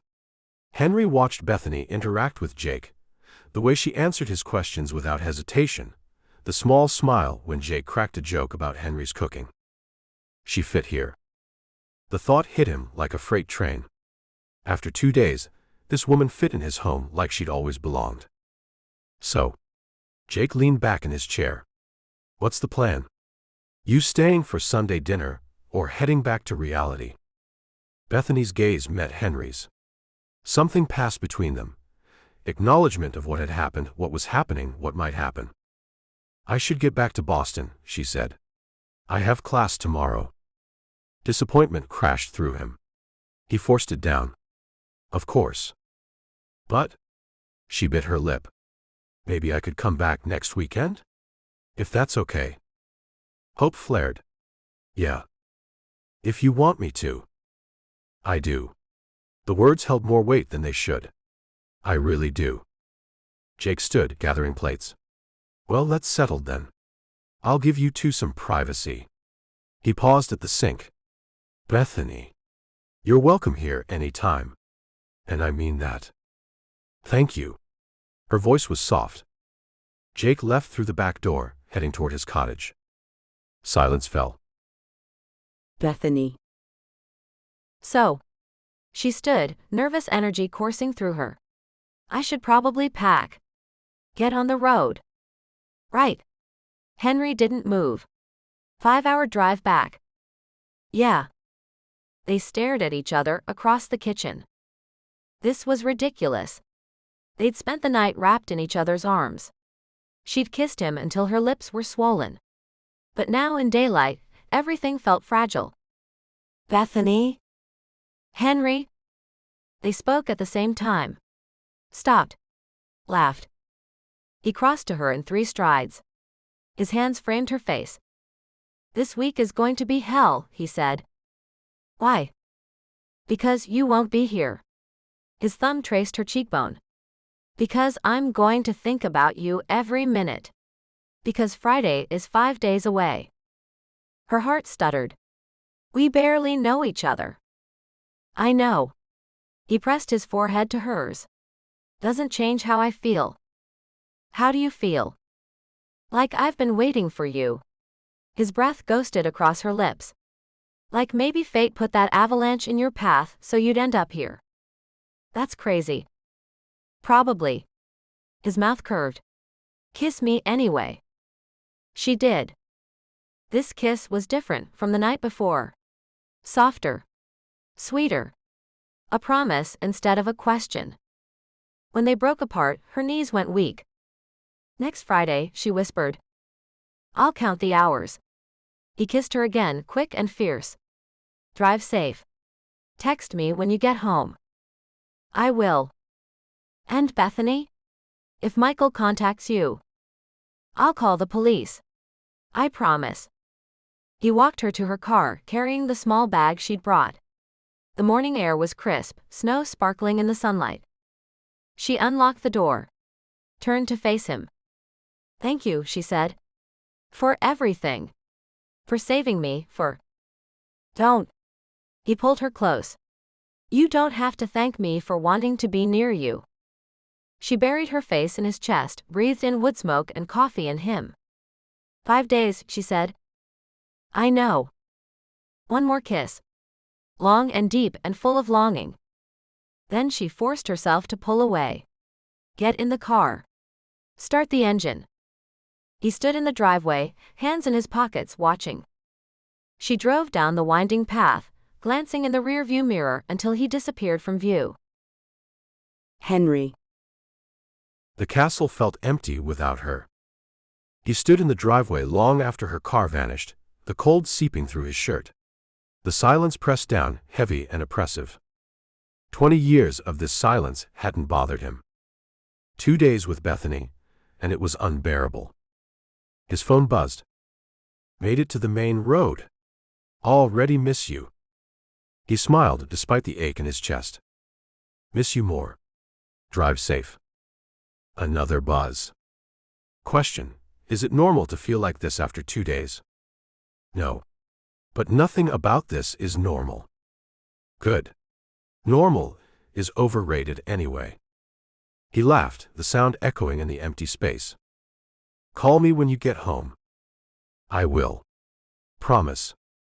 He pocketed his phone and turned toward the castle. Jake stood on the porch, 2 mugs of coffee in hand. She's good for you, Jake said, handing him a mug. I know. You gonna screw this up? I hope not. Jake clapped him on the shoulder. Then don't. That girl deserves someone who shows up. Who fights for her. I will. Good. Jake headed back inside. Now help me with that leaky faucet in the guest bathroom.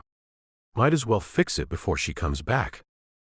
Henry followed, warmth spreading through his chest. Before she comes back. Not if.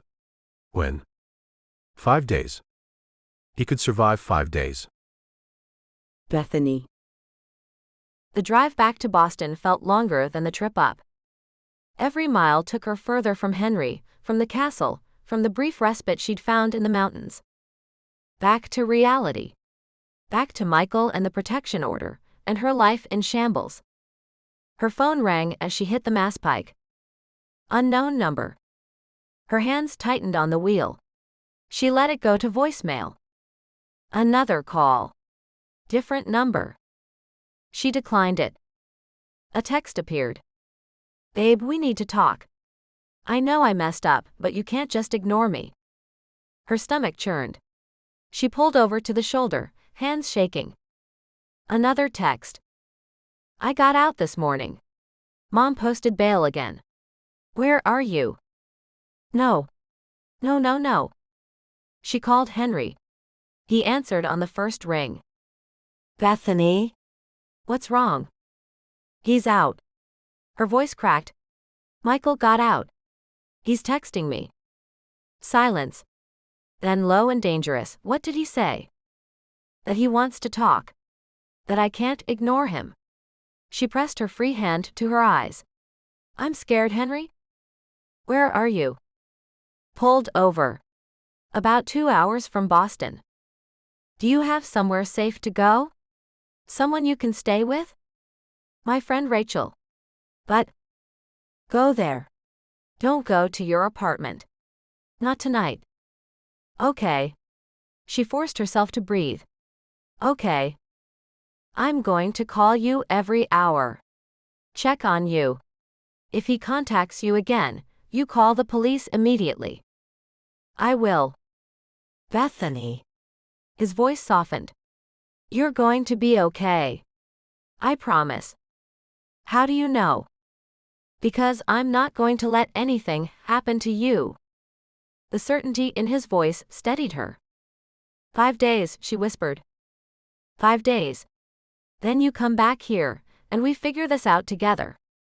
She nodded, even though he couldn't see her. Together. Drive safe. Call me when you get to Rachel's. I will. She ended the call. Stared at Michael's texts. Then she blocked both numbers, pulled back onto the highway, and drove toward Boston with her jaw set and her fear pushed down deep. 5 days. She could survive 5 days. She had to. Chapter 10. Criminal Past. Henry. Monday crawled by. Henry tried to work. Spent an hour in the wood shop before giving up. Started a book, couldn't focus on the words. Went for a run that turned into 10 miles because he couldn't stop thinking about her. His phone buzzed at noon. In class. Professor droning about ethics in journalism. Can't stop thinking about you. He smiled despite himself. Good. Fair is fair. What are you doing?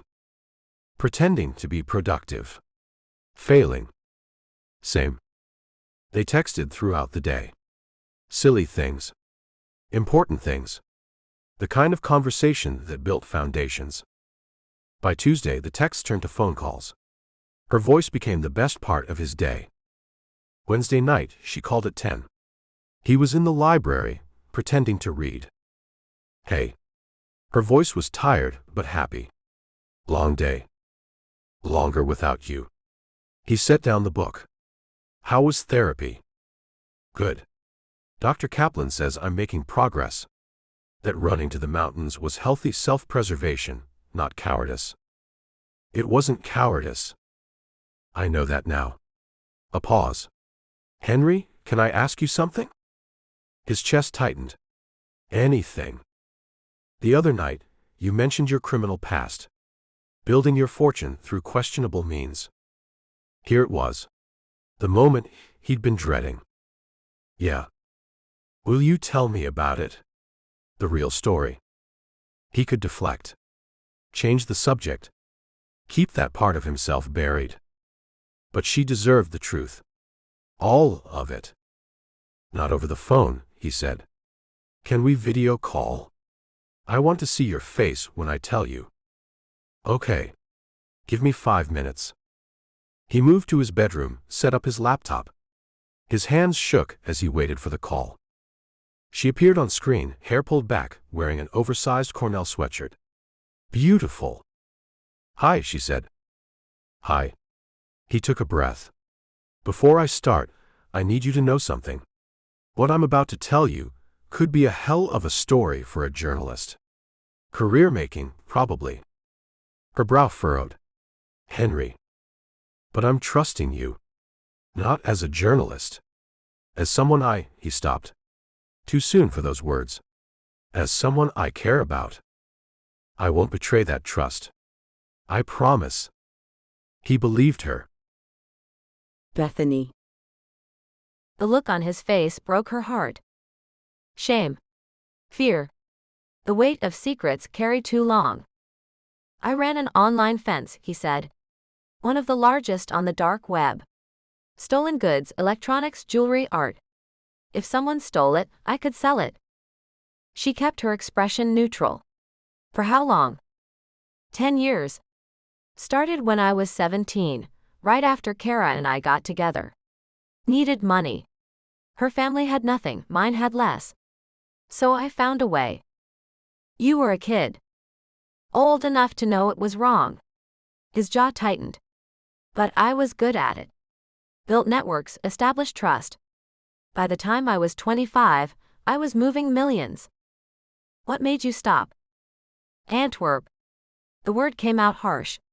Someone approached me to fence diamonds from a heist. Millions in stones. Clean, untraceable. She waited. That's when I realized what I'd become. I wasn't some kid hustling to survive anymore. I was facilitating major crime. Helping people who hurt others. So you got out. Tried to. Told my contacts I was done. Proposed to Kara, wanted to go straight. His hands curled into fists on screen. But she found evidence. Receipts, communications. She put the pieces together. She discovered what you'd been doing. Yeah. His voice cracked. She was furious. Hurt. We'd been married for months, and I'd lied to her the whole time. That night, the night of the accident, we were fighting about it. Bethany's throat tightened. Henry? I was driving. Arguing with her. Trying to explain, to apologize. The roads were icy, and I wasn't paying attention. When that drunk driver drifted into our lane, I couldn't. He stopped. Breathe. She'd just taken off her seatbelt to grab something from the back seat. 1 second. That's all it took. It wasn't your fault. My criminal life put us in that car having that argument. His eyes met hers through the screen. So yeah, it was my fault. What happened after? IRS came sniffing around. Investigated for 2 years. But I'd been careful. Everything was encrypted, untraceable. They couldn't prove anything. Statute of limitations? Passed 5 years ago. A bitter smile. I'm legally in the clear. Morally. He shook his head. That's different. Henry. Silence stretched between them. He braced himself for judgment. For her to realize what he was, a criminal who'd caused his wife's death. For her to walk away like he deserved. Thank you, she said finally. He blinked. What? For trusting me. For being honest. She leaned closer to the camera. I know what that cost you. Bethany, I just told you I was a criminal. That I got my wife killed because of it. You told me you made mistakes. That you've spent 20 years punishing yourself for them. Her voice was gentle. You told me the truth. You're a journalist. This is a story. No. The word was firm. This is your life. Your pain. I'm not going to exploit that. Relief and something deeper washed through him. You mean that? With everything I am. She smiled. Besides, what would I write? Local billionaire committed crimes 2 decades ago, but statute of limitations expired. That's not a story. That's ancient history. You could make it one. I could. But I won't. She tucked hair behind her ear. You want to know why? Why? Because I care about you more than I care about a byline. Because trust matters more than a career boost. Because, she paused. Because I think I could fall in love with you, Henry Frakes. And I don't want anything to mess that up. His heart stopped. Started again, harder. Say that again. Which part? The love part. She bit her lip. I think I could fall in love with you. If I let myself. If we keep doing this. I'm falling too. The admission came easier than he expected. Have been since you opened your eyes in that wrecked car. We're crazy. Probably. He smiled. But I don't care. Bethany. Thursday morning, she stood in her apartment packing for the weekend. Rachel watched from the doorway, arms crossed. You're really going back? Yeah. To stay with a guy you've known for less than 2 weeks. 10 days. Bethany folded a sweater. But who's counting? Beth. Rachel's voice softened. I'm worried about you. You just got out of an abusive relationship. This is fast. I know. Do you? Because from where I'm standing, this looks like you're jumping from one man to another. Bethany sat on the bed. It's not like that with Henry. How is it different? Michael made me small. Controlled me. Hit me. She met Rachel's eyes. Henry makes me feel safe. Seen? He asked before he kissed me. Stopped when I needed space. Told me his darkest secrets and trusted me with them. He could be playing you. He's not. The certainty surprised her. I've spent a year with someone who lied constantly. I know what manipulation looks like. This isn't it. Rachel studied her face. You're sure? I'm sure. Okay. Rachel sat beside her. But if anything feels wrong, anything at all, you call me. Promise? Promise. Bethany hugged her. Thank you. For letting me stay here. For caring. Always. Rachel pulled back. Now finish packing. Your mountain man is probably counting the hours. He was. Her phone buzzed. 36 hours until you're here. Not that I'm counting. She smiled. Liar. You're totally counting. Fine. 36 hours, 12 minutes. Better. Much. What are you doing? Cleaning. Jake says I'm nesting. Are you? Maybe. Wanted everything perfect for when you arrive. Her chest warmed. Michael had never prepared for her visits. Never cared about making her comfortable. It'll be perfect because I'll be with you. Bethany. Yeah? Tomorrow can't come fast enough. I know. Same. She finished packing. Double-checked her bag. Set it by the door. Tomorrow. Friday. Back to the castle. Back to Henry. Back to whatever this thing between them was becoming. Henry. Friday morning, he woke before dawn. Cleaned the guest room, even though she probably wouldn't use it. Made sure the fridge was stocked. Changed the sheets on his bed just in case. His phone rang at 8. Jake. You done panicking yet? I'm not panicking. You vacuumed the driveway yesterday. That's panic. Henry sighed. I want everything to be right. It will be. Because she's not coming for the castle, or the food, or your neurotic cleaning. Jake's voice gentled. She's coming for you. What if I mess this up? Then you apologize, and do better. That's how it works. A pause. She's good for you, Henry. Don't sabotage it because you're scared. I'm terrified. Good. Means you care. Jake hung up. Henry stared at his phone. Checked the time. 9 hours until Bethany arrived. He could survive 9 hours. He had to. Because for the first time in 20 years, he had something worth surviving for. Chapter 11. Friday arrival. Bethany. Bethany's hands gripped the steering wheel as the castle came into view through the trees. 5 days. 5 days of phone calls that stretched past midnight, text messages that made her smile at her desk, video chats where they just stared at each other like teenagers. 5 days of wanting. She pulled into the circular drive at 6 in the evening, her stomach full of butterflies that had nothing to do with nervousness and everything to do with anticipation. The front door opened before she'd even turned off the engine. Henry filled the doorway, warm light spilling out behind him. Her breath caught. Faded jeans, a dark sweater that emphasized his shoulders, barefoot. He looked like he'd been pacing, waiting, watching for her headlights. She grabbed her overnight bag and climbed out of the car. Hi. Hi. His voice was rough, like he'd been holding his breath too. Then she was in his arms, bag dropped somewhere behind her, his mouth on hers in a kiss that erased the 5 days between them. His hands cupped her face, fingers threading into her hair, and she melted against him. Not like their first kiss. That had been tentative, discovering. This was claiming. When they finally broke apart, both breathing hard, he pressed his forehead to hers.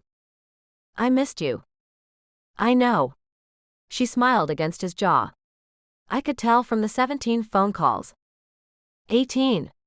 His thumb traced her bottom lip. You hung up on me Wednesday when your editor walked in.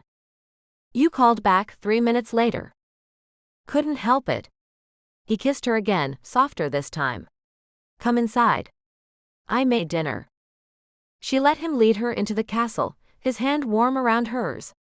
Candles flickered on the dining room table, wine glasses catching the light, soft music drifting from somewhere. Her chest tightened with something warm and unexpected. You cooked. Uncle Jake supervised. He pulled out her chair. Wanted to make sure I didn't poison you. Where is Jake? Conveniently decided to visit a friend in town. Henry's eyes held hers as he sat across from her. We have the place to ourselves. Heat curled low in her belly.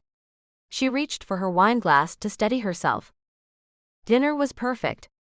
Grilled salmon, roasted vegetables, conversation that flowed like they'd known each other for years instead of weeks. But underneath it all ran a current of awareness, of wanting, of the knowledge that tonight could be different. Neither of them spoke about what hung in the air between them. Henry told her about the furniture piece he'd finished in his workshop. She shared a story about her blog readers, demanding to know why she'd been quiet lately. What did you tell them? He refilled her wine. That I was working on something important. She met his gaze. That some stories are worth keeping private. His expression softened. Thank you. For not writing about me. I told you I wouldn't. I know. But you're a journalist. It's a huge story. She set down her fork. You're not a story to me, Henry. You're... What? Everything, she wanted to say.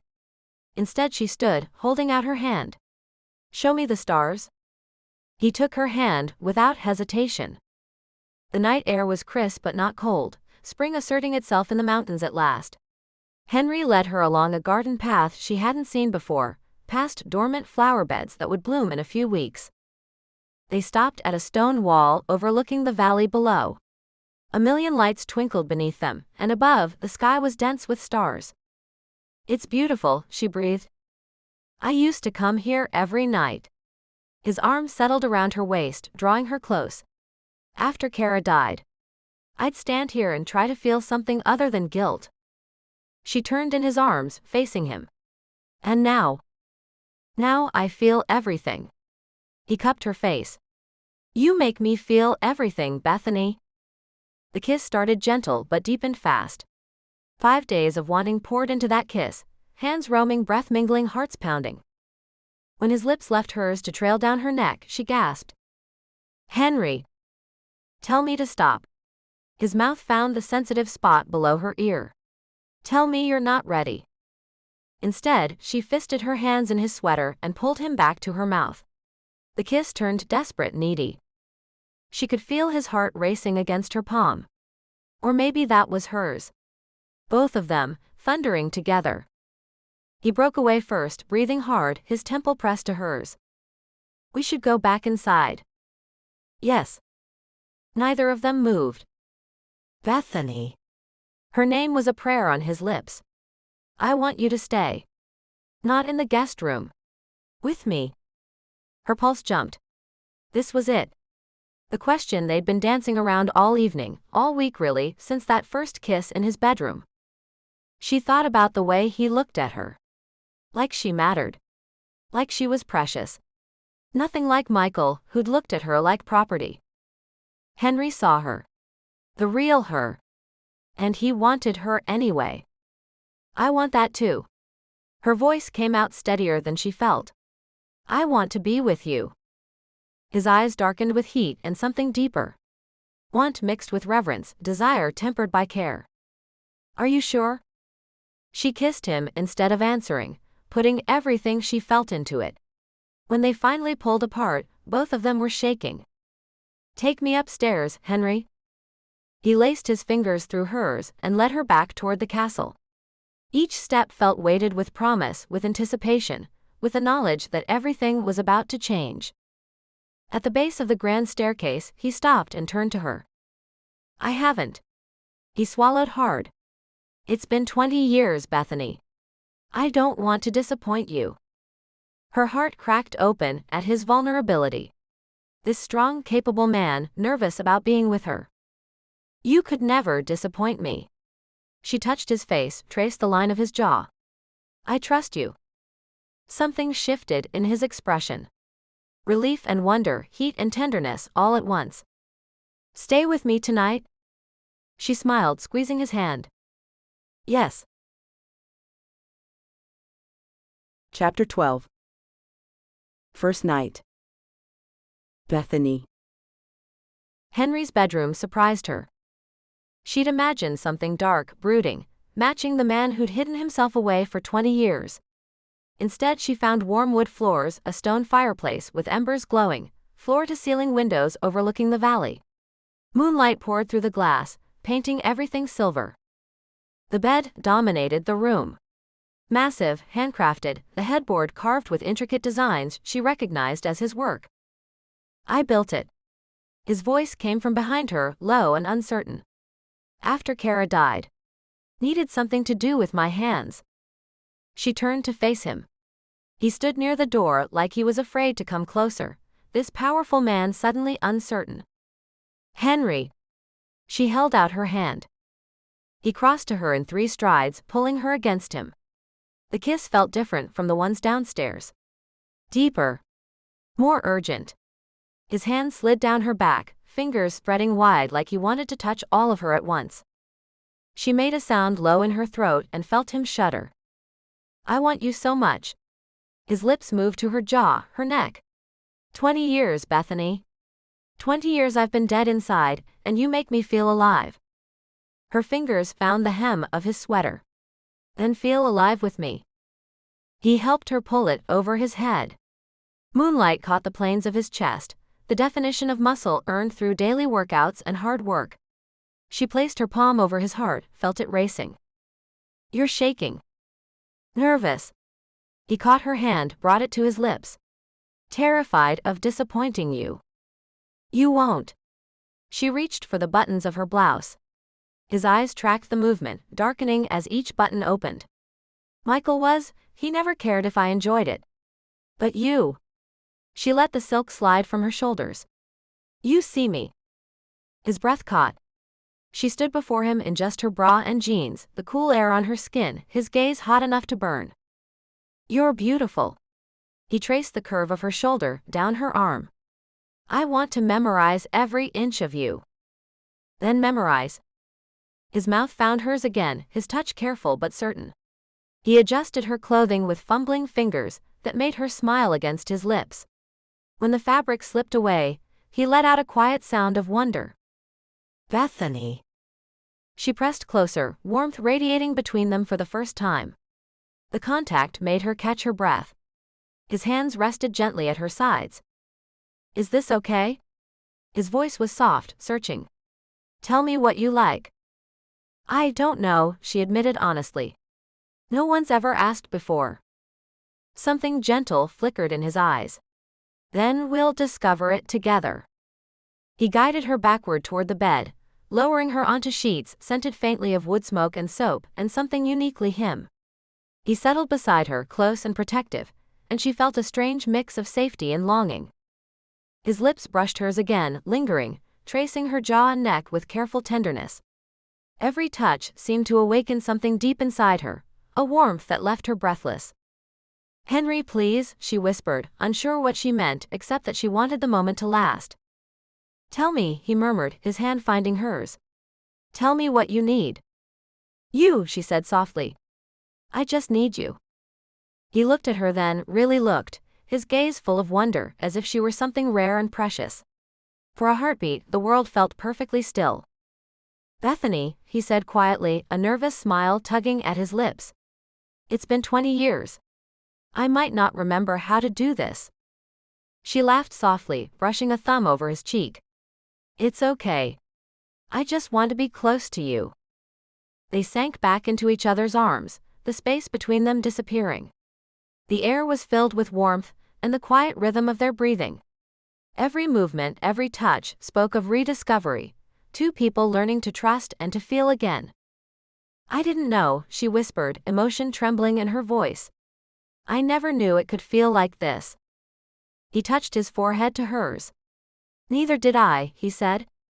But I think we were meant to find out together. I love you, she said before she could stop herself. I know it's soon, but I do. Henry's breath caught. His eyes shone in the dim light as he whispered back, I love you too. And in that moment, wrapped in each other's arms, hearts pounding in sync, they both knew they'd found something worth holding on to. Bethany woke to sunlight streaming through the windows, and a sweet ache in muscles she hadn't known existed. Henry's arm draped across her waist, his chest pressed to her back, breath warm on her neck. They were both naked, skin to skin, and the memories of the night before flooded back in vivid detail. She turned in his arms. He was already awake, watching her with an expression that made her heart stutter. Good morning. His voice was rough from sleep. Morning. She touched his face, traced the line of his jaw. You okay? A slow smile spread across his face. I'm better than okay. You? She took inventory. Sore. Satisfied. Happy beyond measure. I'm perfect. He pulled her closer, kissing her temple. We made love 3 times last night. Heat flooded her cheeks.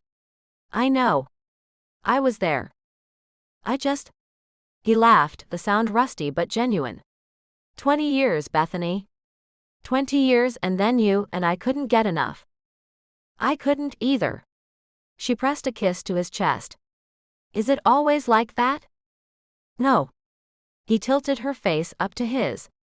What we have is rare. Special. I knew it the moment I pulled you from that car. Even when you thought I was Kara? Pain flickered across his features. I called you her name once in a PTSD flashback. But my body knew the difference. My heart knew. You're nothing like her, Bethany. You're everything I didn't know I needed. She kissed him, tasting the truth of his words. The kiss deepened, and despite the soreness, despite logic, she felt desire stirring again. Again? The word came out breathless. His answer was a kiss that promised everything. Chapter 13. Saturday Bliss.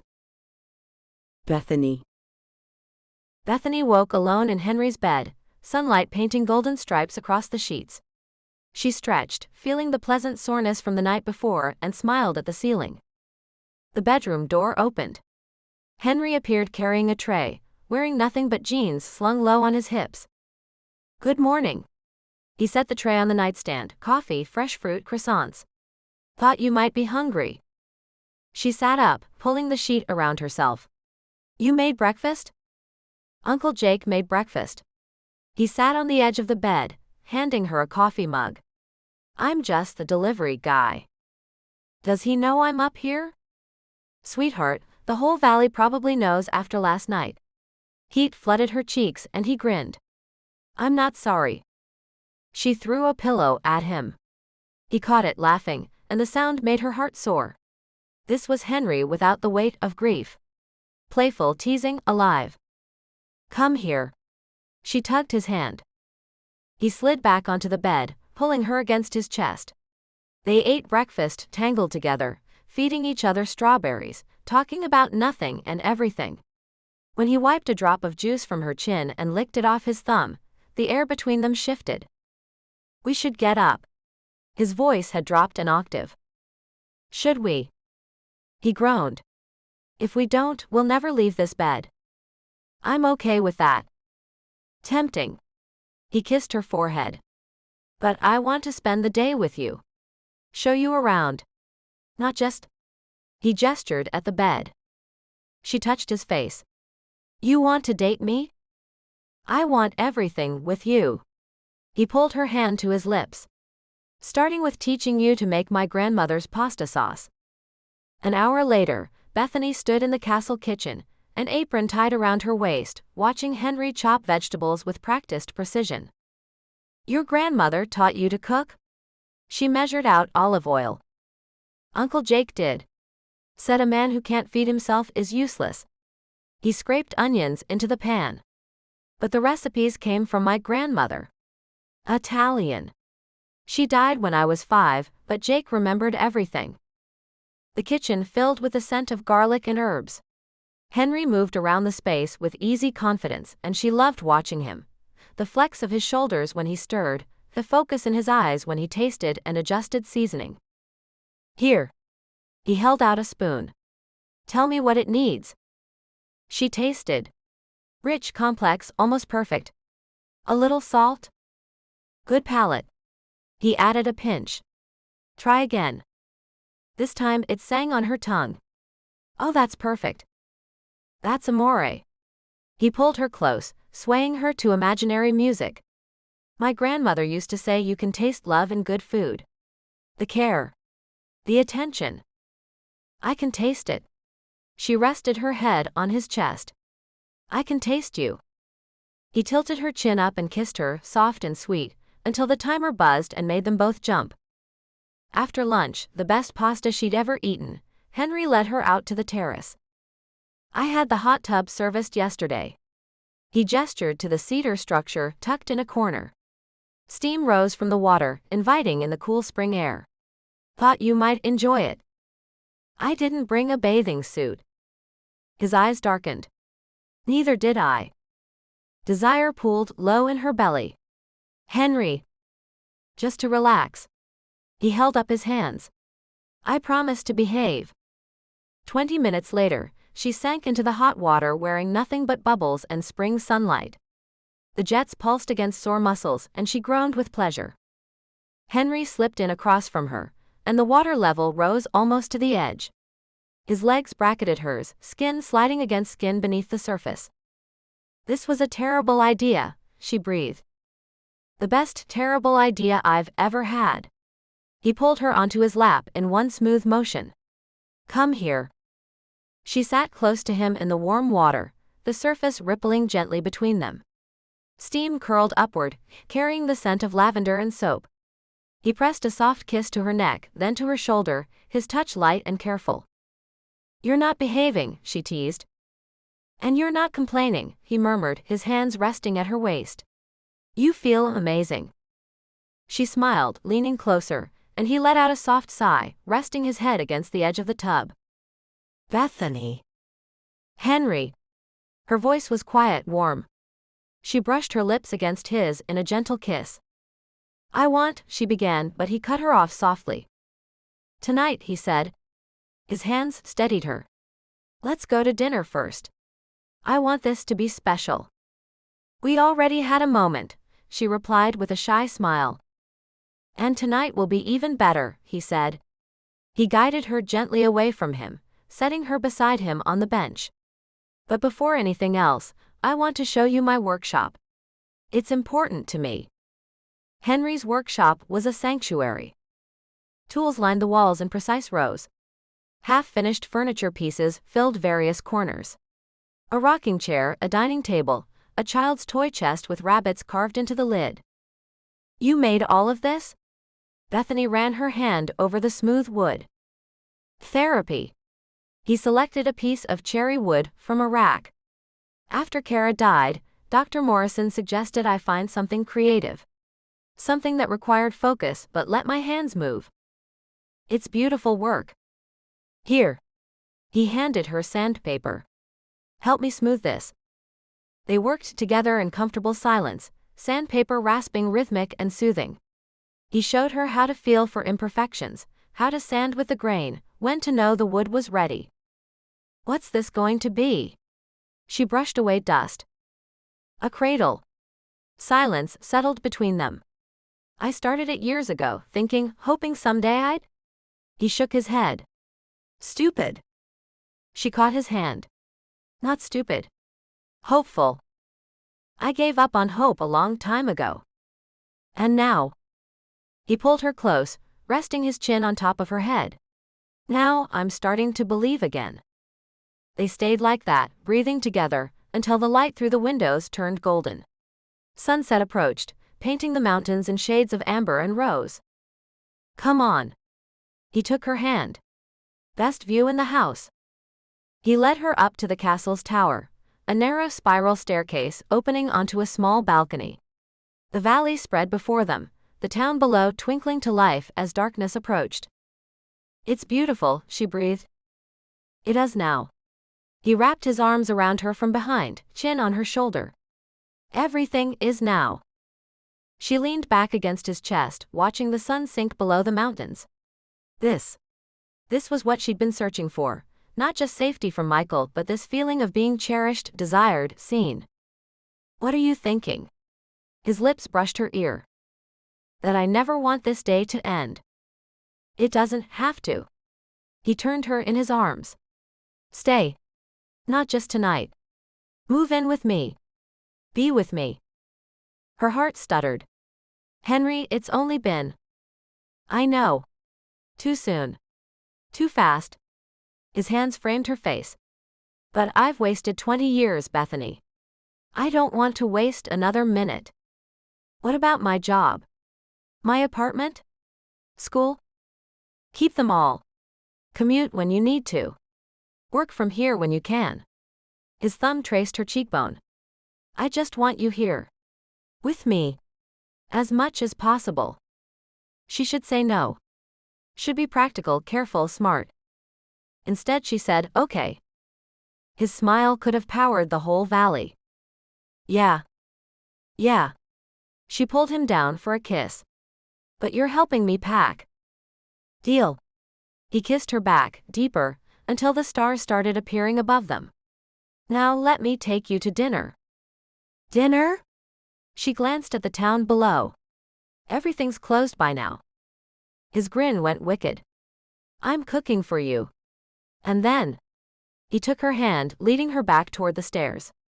Then I'm taking you back to bed. Warmth flooded through her. Is that a promise? That's a guarantee. Chapter 14. Saturday night. Bethany. Uncle Jake stayed for dinner, regaling them with stories about Henry as a boy that made her laugh and Henry groan. He was 12, Jake said, gesturing with his wine glass, and decided he could build a treehouse without help. I did build it. Henry refilled Bethany's water. It collapsed the first time you climbed into it. Minor structural issues. Bethany grinned. You've gotten better since then. Much better. Henry's hand found her knee under the table, thumb tracing lazy circles.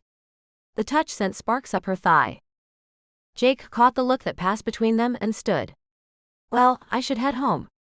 Let you two enjoy your evening. You don't have to leave, Bethany started, but Jake waved her off. I'm old, not blind. He kissed her cheek. Have fun, kids. After the door closed behind him, the castle went quiet. Henry turned to her, eyes dark with promise. Movie. She nodded, not trusting her voice. The living room fire crackled softly, shadows flickering across the walls. Henry had started some old classic film she'd never heard of, but before long, the movie faded into the background. His arm rested around her shoulders, fingers absent-mindedly playing with the ends of her hair. Bethany nestled closer, breathing in the familiar warmth of him. On the screen, someone said something profound, neither of them heard it.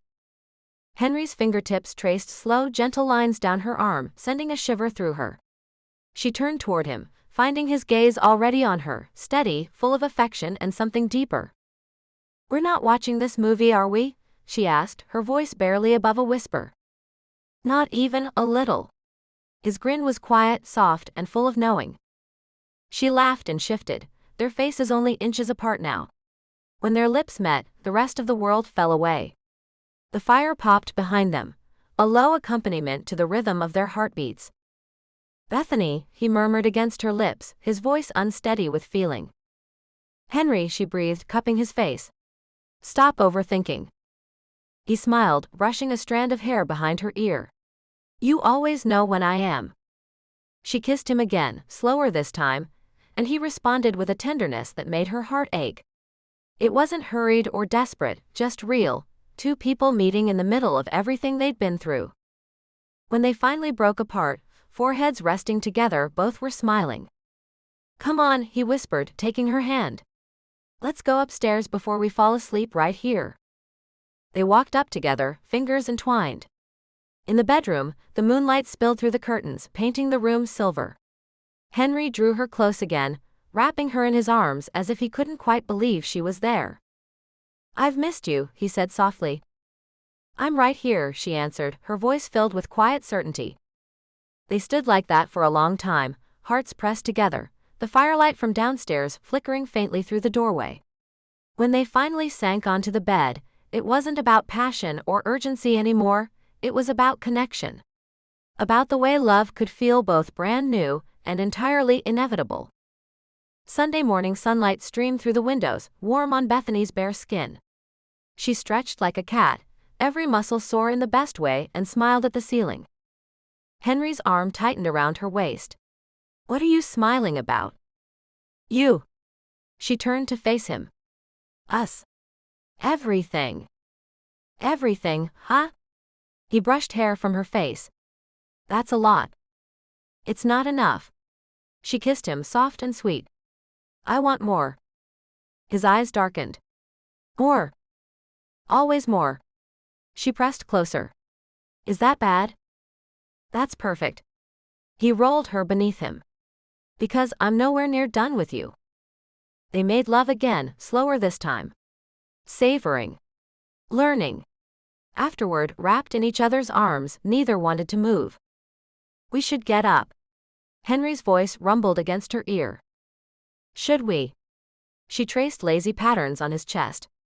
Jake probably made breakfast. Let him eat it. She kissed his shoulder. I'm not ready to share you yet. He tightened his arms around her. 5 more minutes. Those 5 minutes turned into an hour. When they finally emerged, still tangled together, still drunk on each other, the morning had stretched into afternoon. And neither of them cared. Chapter 15. Sunday Departure. Bethany. The afternoon sun slanted through the bedroom windows when Bethany convinced Henry they needed to get up. I have to leave by 4, she said, tracing patterns on his chest. It's almost 2. He groaned and pulled her closer. Call in sick tomorrow. I can't. I have a meeting with my editor at 9. She kissed his shoulder. Besides, if I don't go back, I'll never leave. That's the plan. She laughed and slipped from his arms. Shower. Now. Or I'll never make it home. His eyes darkened. Together. Heat flooded through her. Yes. The master bathroom impressed her as much as the rest of the castle. A massive walk-in shower with multiple heads, stone tile, a bench along one wall. Henry turned on the water and steam filled the space. Bethany stepped under the spray and sighed. Hot water sluiced over sore muscles, washing away the pleasant ache from their weekend together. Henry joined her, and the shower felt much smaller. Hi. His voice rumbled against her ear as he pulled her back against his chest.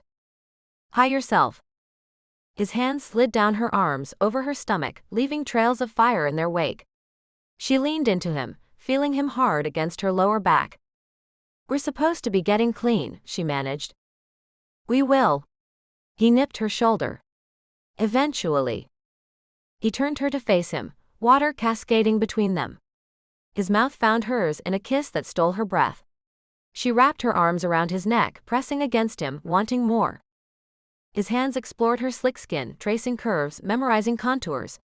When his fingers brushed between her thighs, she gasped into his mouth. Henry. I love the sounds you make. He pressed her back against the cool tile. Want to hear them again. His fingers moved with purpose and she writhed against him, pleasure building fast. The water, the steam, his touch, it was overwhelming. That's it. He kissed down her neck. Let go for me. She shattered, crying out his name, fingers digging into his shoulders for support. He held her through it, gentling his touch as she came down, pressing soft kisses to her temple. When she could breathe again, she reached for him. He caught her wrist. "We don't have time." His voice was strained. "You need to be on the road in an hour." "But you." "I'll survive." He kissed her forehead. "Let me just hold you." They stood under the spray, wrapped in each other, until the water began to cool. Henry washed her hair with gentle hands, massaging her scalp until she hummed with contentment. She returned the favor, loving the way his eyes closed, the trust in his relaxed posture. This intimacy felt as profound as what they'd shared in bed. Maybe more. After they dried off and dressed, reality set in. She had to leave. Had to go back to Boston, to her apartment, to a week without him. Henry helped her gather her things, neither of them speaking much. When her bag sat by the front door, they stood in the foyer, reluctant to take the final steps. "I was thinking," Henry said, playing with her fingers, "about what I said yesterday. Moving in together. I remember. I meant it. But I know it's fast." He met her eyes. "What if you kept your apartment for now? Come here on weekends, whenever you can. We'll take it slow. See how it feels." Relief and disappointment warred in her chest. "You're giving me an out." "I'm giving us time." He cupped her face. "I want you here, Bethany. But I want you to be sure. No pressure. No rushing." She kissed him, pouring everything she felt into it. When they broke apart, she pressed her forehead to his. "I'm already sure. But you're right. Let's do this smart." She smiled. "Weekends to start. We'll figure out the rest as we go. I'll call you every night." "Every night," she agreed. They walked to her car together, hands linked. The afternoon had turned overcast, clouds rolling in to match her mood. At her car door, Henry pulled her into his arms. 5 days. 4.5 if I leave Friday morning instead of after work. I'll take it. He kissed her, slow and thorough. Drive safe. Text me when you get home. I will. She touched his face, memorizing the lines, the green of his eyes, the way he looked at her like she was his whole world. I love you. I love you too. His voice broke slightly. More than I thought possible. One more kiss. Then another. Finally, she forced herself into the car. He stood in the driveway as she pulled away, hands in his pockets, shoulders straight despite the weight she knew he carried. In her rearview mirror, she watched him grow smaller, the castle looming behind him, until a turn took them both from view. The first tears came 20 miles down the mountain. She'd left men before. Left Michael gladly, left other boyfriends without a second thought. But driving away from Henry meant leaving part of herself behind. Her phone buzzed. A text from him. Miss you already. 4.5 days. She pulled over to respond. Miss you too. This is harder than I expected. Worth it though. She looked back toward the mountains, toward the castle she couldn't see but knew was there. Toward the man who'd pulled her from a wrecked car and somehow pieced together her broken heart. Completely worth it. The drive back to Boston took 5 hours through gray afternoon light. Her apartment felt smaller when she walked in, emptier, like it belonged to a stranger. She texted Henry a photo of her safely home. He called immediately. You okay? His voice wrapped around her like a blanket. Better now. She curled up on her couch, phone pressed to her ear. Tell me about your day. They talked until midnight. About nothing. About everything. About the future they were building one weekend at a time. When they finally said goodnight, Bethany lay in her empty bed and counted the hours until Friday. 4 days, 9 hours, and 32 minutes. But who was counting? Chapter 16. The Discovery. Henry. The castle felt too big without her. Henry stood in the driveway long after Bethany's taillights disappeared, hands shoved in his pockets, chest tight with an ache he'd almost forgotten. Missing someone. Wanting them back the moment they left. 20 years alone, and now 2 days with her made solitude feel like punishment. Uncle Jake appeared on the front steps. "You going to stand out here all night?" "Maybe. She'll be back Friday." "I know."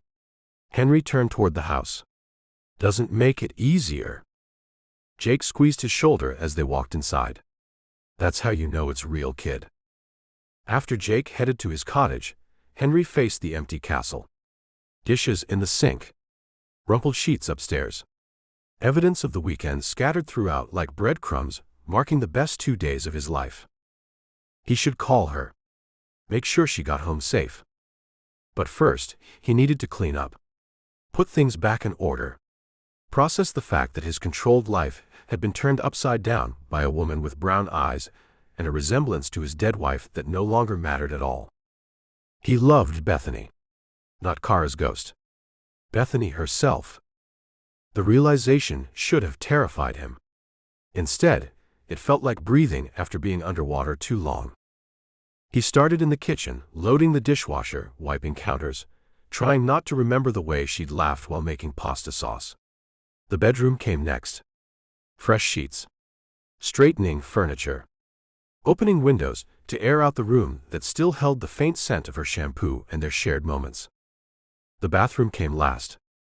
Henry emptied the small trash can under the sink, tying off the bag.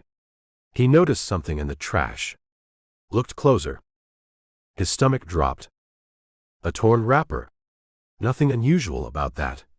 They'd gone through several that weekend. But beneath it, hidden by tissue, was the item itself. Torn. Not just at the tip like they sometimes did when removing them. Torn along the side. A clear, deliberate rip that would have made it useless. Henry's hands started shaking. He pulled it from the trash, examined it in the light. No question. This had failed. Completely. Which meant his mind drifted back to the weekend. Friday night they'd been completely lost in each other. 3 times he'd made sure everything felt right, safe, real. Saturday night they'd shared that closeness again, twice.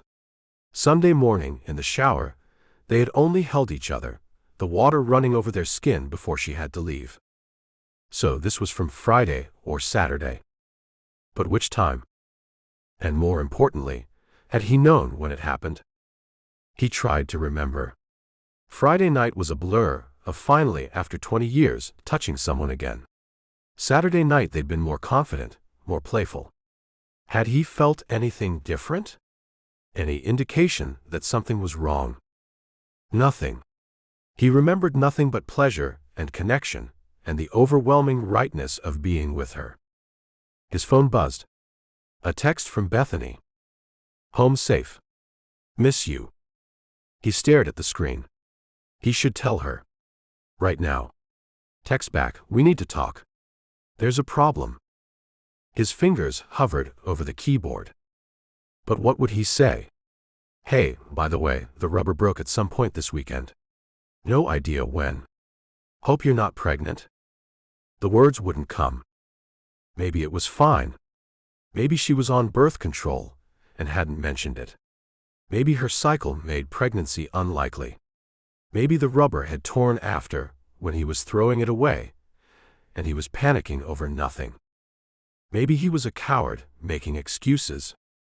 He set down the phone and sank onto the edge of the bed, the torn latex still in his hand. Evidence of his carelessness. His failure to protect her. 20 years of celibacy, and he'd screwed this up in 2 days. No. That wasn't fair. Condoms failed sometimes. It wasn't his fault. But not telling her was. He picked up his phone again. Started typing. "I need to?" Deleted it. Something happened. Deleted it. "We should talk." His thumb hovered over send. Then he deleted that too. She'd just gotten home. Just finished a 5-hour drive. She was exhausted, maybe asleep. Why ruin her night? Why make her panic when there might be nothing to panic about? He'd call tomorrow. First thing. Explain everything. They'd figure it out together.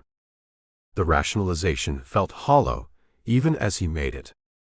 Henry threw the rubber in the trash and buried it deep. Then he texted back. Glad you're safe. Miss you too. Talk tomorrow? Her response came fast. Call me before bed.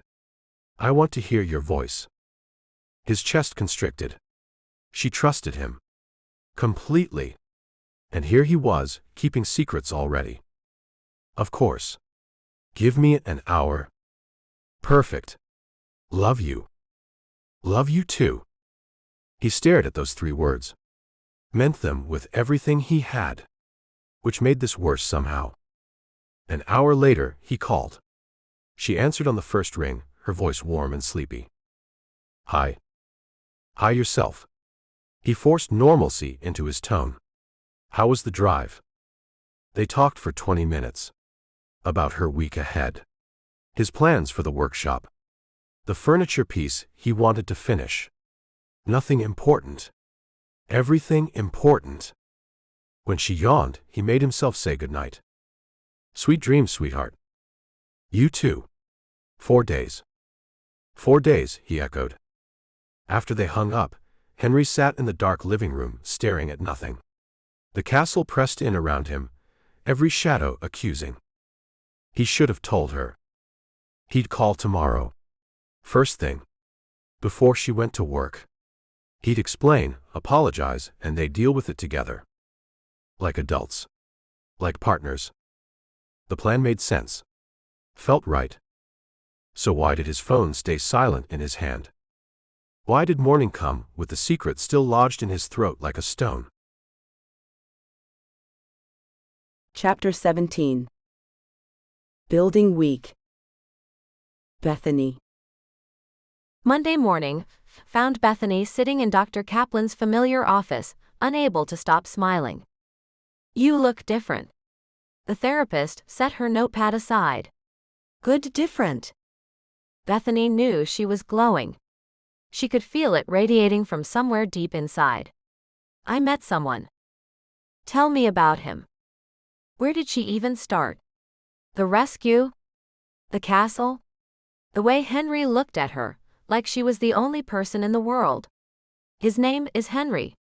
He saved my life during the avalanche. Dr. Kaplan's eyebrows rose. That's quite a beginning. He's incredible. Kind, protective, intelligent. Bethany twisted her hands together. He sees me. Really sees me. Not what I can do for him, or how I can help him. Just me. That's a significant change from Michael. The name landed like a weight in her chest, but it didn't crush her the way it used to. Henry's nothing like Michael. He's patient. Respectful. He asks what I want instead of telling me what I need. How long have you known him? A week. Bethany waited for the lecture about moving too fast. Dr. Kaplan studied her face. And in that week, we talked all night. He shared his past with me. Things he's never told anyone. She thought about the castle, the coffee, his vulnerability when he revealed his criminal history. I stayed the weekend at his place. Bethany. The therapist's voice held gentle caution. You just left an abusive relationship. I know. But this is different. He's different. She met Dr. Kaplan's concerned gaze. I can tell the difference now. After Michael, I know what manipulation feels like. What control looks like. Henry's not that. What is he then? Bethany considered the question. Safe. He makes me feel safe. Dr. Kaplan made a note. Safety is important. But I want you to be careful. You're vulnerable right now. The contrast between Michael's mistreatment and Henry's kindness could feel more intense than it actually is. You think I'm confusing gratitude with attraction? I think you've been through trauma. It's normal to seek comfort. I just want to make sure you're giving yourself time to heal. Bethany understood the concern. A week ago, she would have doubted herself too. I'm being careful. I promise. But Dr. Kaplan, he's worth the risk. The therapist smiled. Then I'm happy for you. Just keep talking to me. Keep processing. Don't lose yourself in this new relationship. I won't. But as Bethany left the office and walked to the subway, she wondered if that was a promise she could keep. Henry was already becoming essential. His voice on the phone grounded her. His texts throughout the day made her smile. The way he said her name made her heart skip. She was falling. Fast and hard. The therapist smiled. Then I'm happy for you. Just keep talking to me. Keep processing. Don't lose yourself in this new relationship. I won't. But as Bethany left the office and walked to the subway, she wondered if that was a promise she could keep. Henry was already becoming essential. His voice on the phone grounded her. His texts throughout the day made her smile. The way he said her name made her heart skip. She was falling. Fast and hard. Her phone buzzed as she reached the platform. Henry, how was therapy? She smiled at the screen. He always asked. Always cared about the details of her day. Bethany, good? I told her about you. Henry, should I be worried? Bethany, she thinks I should be careful. That I'm vulnerable. Henry, she's right. You should be careful. Bethany's chest tightened. Was he having doubts? Henry, but I'm going to do everything I can to prove I'm worth trusting. The tightness released into warmth. Bethany, you already have. Henry, see you Friday. I'm counting the hours. Bethany, me too. She tucked her phone away and boarded the train, riding the wave of happiness all the way to the Times building. Work consumed her attention for the next few hours. She had an article due on local housing legislation, interviews to transcribe, sources to verify. The journalism kept her mind occupied, but Henry was always there in the background of her thoughts. At lunch, her phone rang. Unknown number. Her stomach dropped. She let it go to voicemail. 30 seconds later, it rang again. Different unknown number. Stop, she whispered, rejecting the call. Her coworker Sarah glanced over. You okay? My ex. He keeps calling from different numbers. Can't you block him? I block every number he uses. He just gets new ones. Bethany rubbed her temples. The police arrested him again last week. I thought he'd finally give up. Men like that don't give up. Sarah's voice held bitter experience. They escalate. The word sent ice down Bethany's spine. Her phone rang again. This time she answered, stepping out into the hallway. Michael, stop calling me. I need to talk to you. His voice held that wheedling tone she used to find charming. Now it made her skin crawl. We have nothing to talk about. Don't you miss me? Miss what we had? What we had was you cheating and then hitting me. Her voice stayed steady. That's not something I miss. I made mistakes. I'm sorry. If you just give me another chance. No. She ended the call and blocked the number. 5 minutes later, another unknown number appeared on her screen. She turned her phone off and went back to work. By the time evening rolled around, she had 17 missed calls from different numbers. She deleted the voicemails without listening. Whatever Michael had to say, she didn't want to hear it. At 6, she called Henry from her apartment. He answered on the first ring. Hey, sweetheart. The endearment wrapped around her like a blanket. Hey yourself. How was your day? Busy. Good.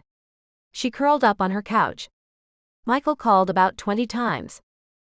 Henry's silence was dangerous. From where? Different numbers. Burner phones, I think. I blocked them all. She sighed. He's not going to stop, is he? Not until the courts make him. Henry's voice roughened. I want you to come here. Stay with me. You're not safe in Boston. I have work. School. My life is here. Your life isn't worth anything if he hurts you again. The fierce protectiveness in his tone made her heart ache. Henry, I can handle this. I know you can. But you shouldn't have to. He paused. Will you at least think about it? About moving here permanently? It's only been a week. I know. But Bethany, I'm serious about you. About us. This isn't casual for me. She closed her eyes. It's not casual for me either. Then think about it. Please. I will. I promise. They talked for another hour about nothing and everything.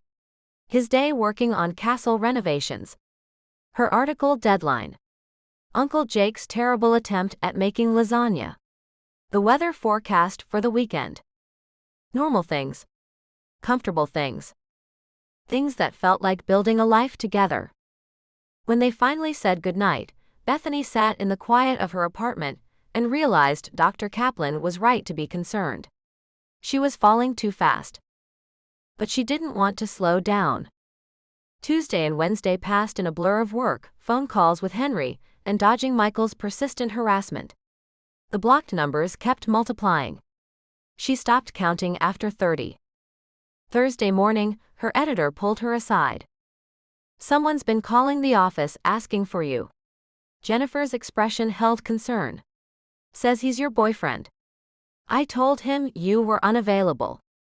Bethany's blood ran cold. That's my ex. If he calls again, don't tell him anything about me. Should we call security? He's not here. He's just harassing me. I'm handling it. But as Bethany returned to her desk, the walls felt like they were closing in. Michael wasn't going to stop. He'd keep calling, keep pushing, keep trying to control her from a distance. Unless something changed. Thursday evening, she called Henry while packing for the weekend. Something's wrong. He heard it in her voice at once. What happened? Michael called my work. He's getting more aggressive. She folded a sweater with shaking hands. I'm scared, Henry.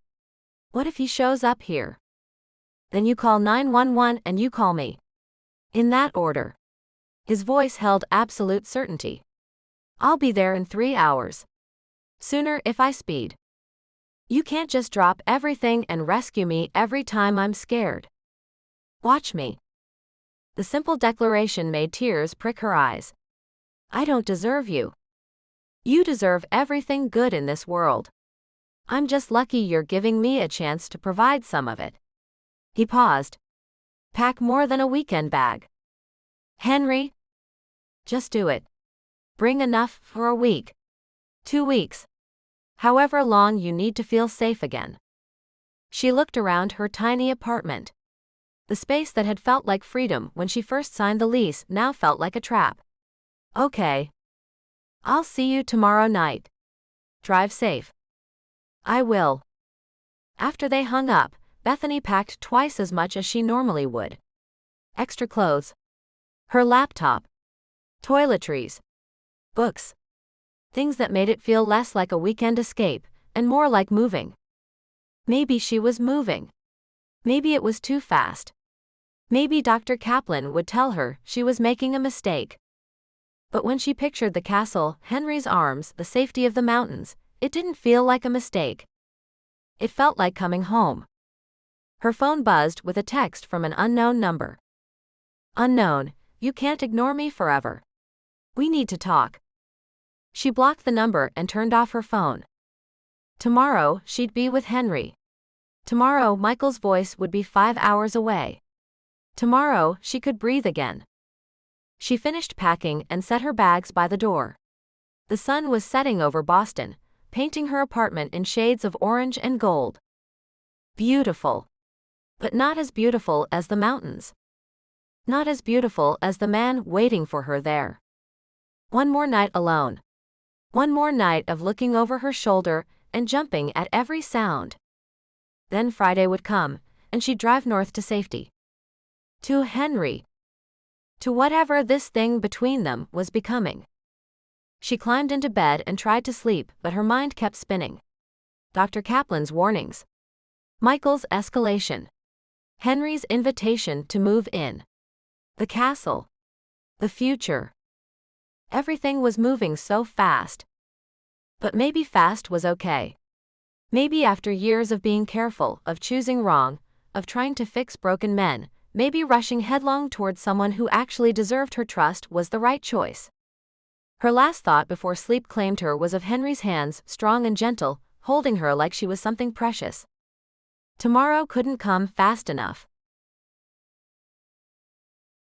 Chapter 18. Reunion Weekend. Henry. Henry heard her car before he saw it.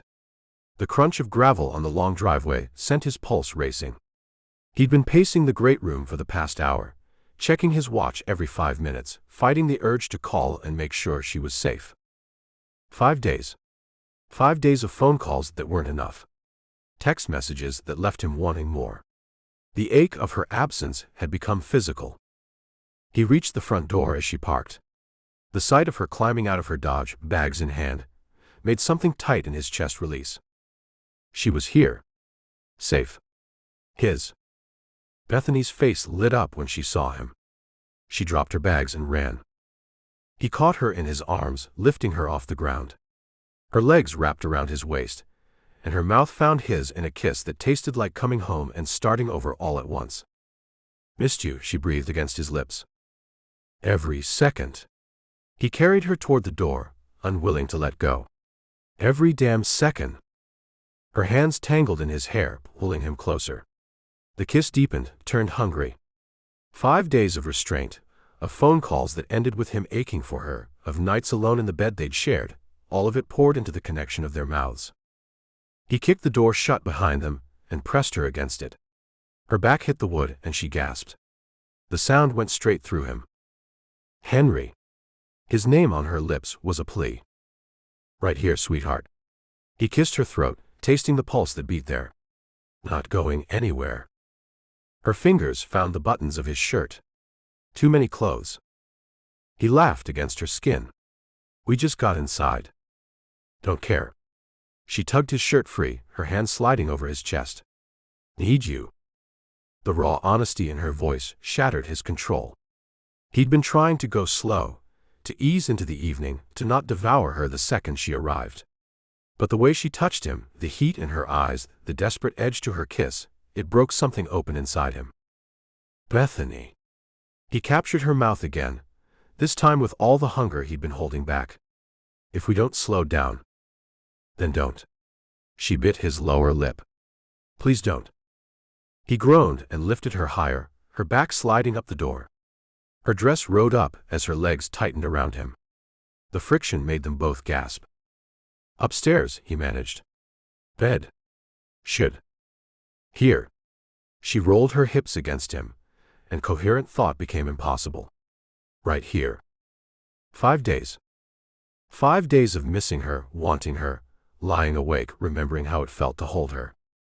5 days of guilt pressing on him, the secret of that torn rubber refusing to fade. But now, with her in his arms, her lips on his, the weight of it all fell away, drowned out by the simple, undeniable truth of how much he needed her. He drew her closer, one hand at the small of her back, feeling the warmth of her skin through the soft fabric. The sound of her zipper lowering echoed quietly between them, their breaths filling the silence. "Off," she whispered, tugging at his belt. "Need it off." "Bossy," he teased against her smile. "You love it." He did. Gosh, he did. The realization hit him hard. It wasn't just attraction or the comfort of no longer being alone. It was love. Simple, terrifying, and absolute. Love that felt inevitable. Like gravity. Like breathing. "Henry," she murmured, touching his face. "Where did you go?" "Nowhere," he said softly. "Right here with you." Her dress slipped from her shoulders, pooling at her waist as he kissed her again. The cool air of the room met the warmth between them, every heartbeat sinking as if the world itself had slowed to let them catch up. "Bedroom," he managed. "Let me do this right." "You always do," she whispered. "But I don't need perfect. I just need you." The words undid him. He kissed her again, deeper this time, carrying her a few steps before stopping, because stopping meant seeing her smile again, hearing her laugh softly against his neck, feeling her trust him completely. "I missed you," he breathed. "Show me," she whispered back. And as he held her, the distance of the past week dissolved, leaving only the warmth of her heartbeat, the sound of her voice, the sense that this right here was home. There was no rush. No fear. Only love, raw, real, and overwhelming. The rest of the world faded away. There was only them. Morning light painted the bedroom in shades of gold. Henry woke first, Bethany's body curled against his side, her head on his chest. His arm had gone numb from her weight, but he didn't move. Didn't want to disturb the peace of this moment. They'd made it upstairs sometime around midnight, collapsing in the entryway, breathless and smiling. He carried her to bed, and they stayed close, holding each other in the quiet. This time there was no rush, just tenderness. They took the time to savor the moment, letting the world fade away around them. Now, in the early morning quiet, guilt crept back in. He should tell her about the condom. Should have told her the moment she arrived. But she'd looked so happy, so full of joy at seeing him, and the words had stuck in his throat. Coward. She stirred against him, her hand sliding across his chest. "You're thinking too loud." "Sorry." He kissed the top of her head. "Didn't mean to wake you." "I wasn't really asleep." She propped herself on one elbow, looking down at him. "You okay?" The concern in her eyes made the guilt worse. "I'm fine. More than fine." "Liar." She traced his collarbone with one finger. "What's wrong?" "Everything." Nothing. How could he tell her that every moment with her was tainted by the secret he carried? That he'd been a coward for 5 days, unable to find the courage to say the words. "Just thinking about how lucky I am," he said instead. It wasn't a lie. Just not the whole truth. She studied his face, those intelligent brown eyes seeing too much. Henry. Her phone rang from somewhere on the floor where they'd left their clothes. She groaned. Ignore it. It rang again. Might be important. He sat up, scanning the scattered garments. She grabbed her jeans and pulled the phone from the pocket. Her face went pale. What? He was on his feet in an instant. Text from my friend. She read the screen, her hand starting to shake. Fire at my building. Chapter 19. Michael's arson. Bethany. Bethany stared at her phone, the words on the screen refusing to make sense. Sarah, OMG, are you okay? Fire at your building. What does it say? Henry stood beside the bed, tension radiating from every line of his body. She read it again. Fire. Her building. The words connected, but didn't compute. Her phone rang. Sarah's name flashed across the screen. Hello. Thank God you're not there. Sarah's voice shook. I tried calling last night, but you didn't answer. Where are you? I'm in the Adirondacks. What happened? Someone tried to set fire to your building. Around 2 this morning. The security guard caught him before he could do real damage. Bethany's legs gave out. She sat hard on the edge of the bed. Is everyone okay? Everyone's fine. The fire department got there fast. Just some smoke damage in the lobby. Sarah paused. Beth, They arrested him. it was Michael. The room tilted. Henry's hand gripped her shoulder, steadying her. He tried to burn down my building? The words sounded surreal even as she spoke them. The guard said he had gasoline and matches. Was pouring it around the entrance when he got caught. Sarah's voice dropped. He kept saying your name. Said you'd be sorry for ignoring him. Nausea rolled through Bethany's stomach. Where is he now? Jail. The cop said he's not getting out this time. Something about violating bail conditions multiple times. Relief and terror warred in her chest. He was locked up. But he tried to burn down her building. Could have killed dozens of people. All because she wouldn't answer his calls. Beth. You still there? Yeah. I'm here. She pressed a hand to her forehead. I need to call the police. They're looking for you. Left a message with your landlord. Okay. Thanks for calling me. Are you safe where you are? Bethany looked up at Henry, his green eyes dark with concern and barely restrained fury. Yeah. I'm safe. Good. Stay there. Don't come back until they tell you it's okay. After they hung up, Bethany sat frozen, phone clutched in her hand. Henry knelt in front of her, his hands covering hers. Talk to me. He tried to burn down my building. Her voice came out flat. Detached. Could have killed people. Because I wouldn't talk to him. This isn't your fault. People could have died, Henry. But they didn't. His grip tightened. The guard stopped him. Everyone's safe. This time. She met his eyes. What about next time? What if he gets out again? What if he hurts someone, trying to get to me? He's not getting out. Not after this. She wanted to believe him. Wanted to feel the relief Sarah's words should have brought. Instead, all she felt was overwhelmed. Michael had escalated from harassment to arson. From threats to actual violence. The man she'd dated, the man she'd tried to help, had become someone capable of mass destruction. And it was because of her. Stop. Henry cupped her face, forcing her to look at him. I can see what you're thinking. This is not on you. You left an abusive relationship. You filed charges. You did everything right. His choices are his own. But if I just talked to him, he would have kept pushing. Kept demanding. Kept trying to control you. Henry's voice was steel wrapped in velvet. There's no magic combination of words that would have made him stop. Men like him don't stop until they're forced to. She knew he was right. Dr. Kaplan had said the same thing. But knowing and feeling were different things. Her phone buzzed again. Unknown number. She almost didn't answer, but something made her check the caller ID notification. Boston Police Department.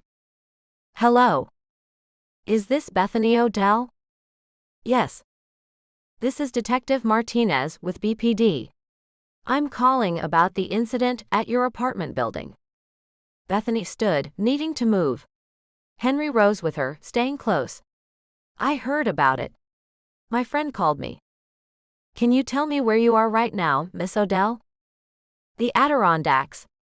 I left Boston yesterday evening. And Michael Chen knows you were leaving? No. I didn't tell him anything. I have a protection order against him. I'm aware. Papers rustled in the background. This is his 4th arrest in 3 weeks, correct? Yes. And the previous 3 times, he made bail within hours. His mother posts it. Bethany paced to the window, staring out at the mountains.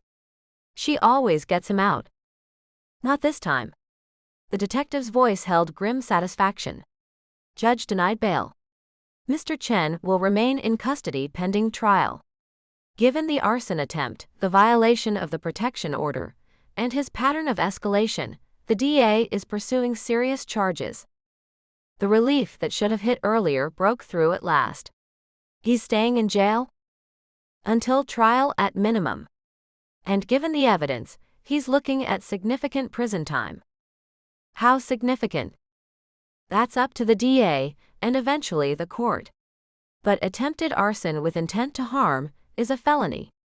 Combined with his other charges, he won't be bothering you for a long time. Bethany closed her eyes. Thank you. We'll need you to come in and give a statement. Not today, but within the next few days. Can you do that? Yes. I can be there Monday. That works. I'll send you the details via email. Stay safe, Miss Odell. After she hung up, Bethany stood at the window for a long moment. The morning sun painted the mountains in shades of gold and green. Peaceful. Beautiful. So far removed from the chaos in Boston that it felt like a different world. Henry's arms came around her from behind, pulling her back against his chest. She leaned into his strength, letting it support her. "He's staying in jail," she whispered. "Good. I should feel relieved. But you feel guilty instead." Henry's breath was warm against her hair. "Because you're empathetic and kind, and some part of you still remembers the man you thought he was." She turned in his arms. "How do you always know?" "Because I spent 20 years punishing myself for someone else's choices." He brushed a strand of hair from her face. "I recognize the pattern." "This is different." "Is it?" "You did nothing wrong. You left an abusive relationship. Filed charges.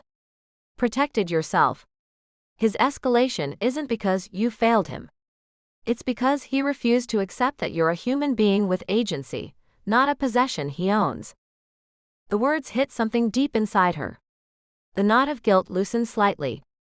"I can't go home," she said. "No. Not yet. The building needs repairs and you need distance." He paused.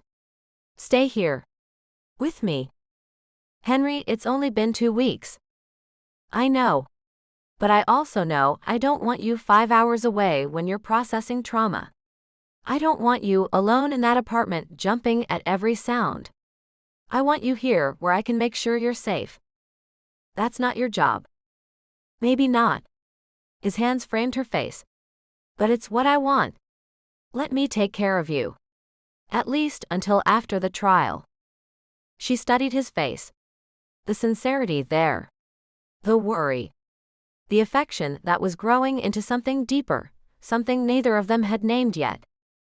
"I have work. School. Bring them here. You can commute when you need to. Work remotely the rest of the time." It was too fast. Too much. They'd only known each other 2 weeks. Moving in together was a huge step, one she'd sworn she'd never rush into again after Michael. But this wasn't rushing. This was accepting help from someone who genuinely cared about her well-being. Someone who'd already proven he respected her boundaries, her choices, her autonomy. "Okay," she heard herself say. "Until after the trial." Relief flooded his features. He kissed her, soft and sweet and full of promise. "We'll drive to Boston tomorrow. Get whatever you need. Bring it all back here." "What about Uncle Jake? This is his home too." "Jake loves you. He'll be thrilled." As if summoned by his name, a knock sounded on the bedroom door. "You two decent? I made breakfast." Henry pulled on jeans while Bethany grabbed one of his shirts. It hung to her thighs, soft and smelling like him. She rolled the sleeves up and followed him downstairs. Jake stood at the stove, scrambling eggs. He took one look at her face and set down the spatula. "What happened?" Henry filled him in while Bethany poured coffee with shaking hands. The normalcy of the kitchen, the smell of breakfast, Jake's concerned questions, all of it felt surreal against the backdrop of Michael's arson attempt. "Well." Jake set a plate in front of her. "Good riddance. Kid's been nothing but trouble." "He tried to burn down her building," Henry said. "And failed. Guard caught him. Justice system's finally doing its job." Jake squeezed Bethany's shoulder as he passed. "You eat. Can't process trauma on an empty stomach." Despite everything, she smiled. Jake's practical approach to crisis was oddly comforting. Her phone buzzed. Another text from Sarah. "Sarah, news outlets picked it up. Your ex is all over the local news." Bethany's stomach dropped. "Oh no." Henry leaned over to read the screen. "Let me see." She handed him the phone. He pulled up the news on his own device, his expression darkening as he read. "What?" she asked. "They're calling it an attempted mass casualty event. The gasoline, the accelerant pattern, he meant to trap people inside." Henry's jaw clenched.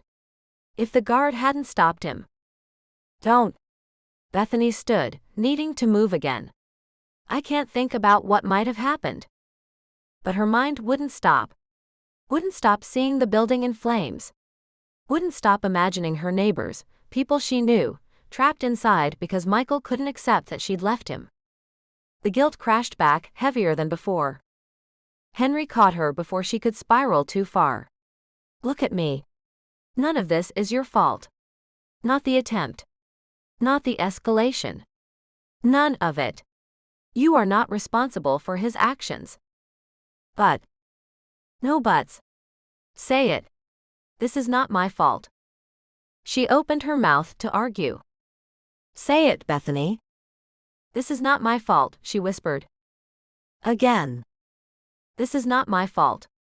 Louder this time. One more time. This is not my fault. And this time, she almost believed it.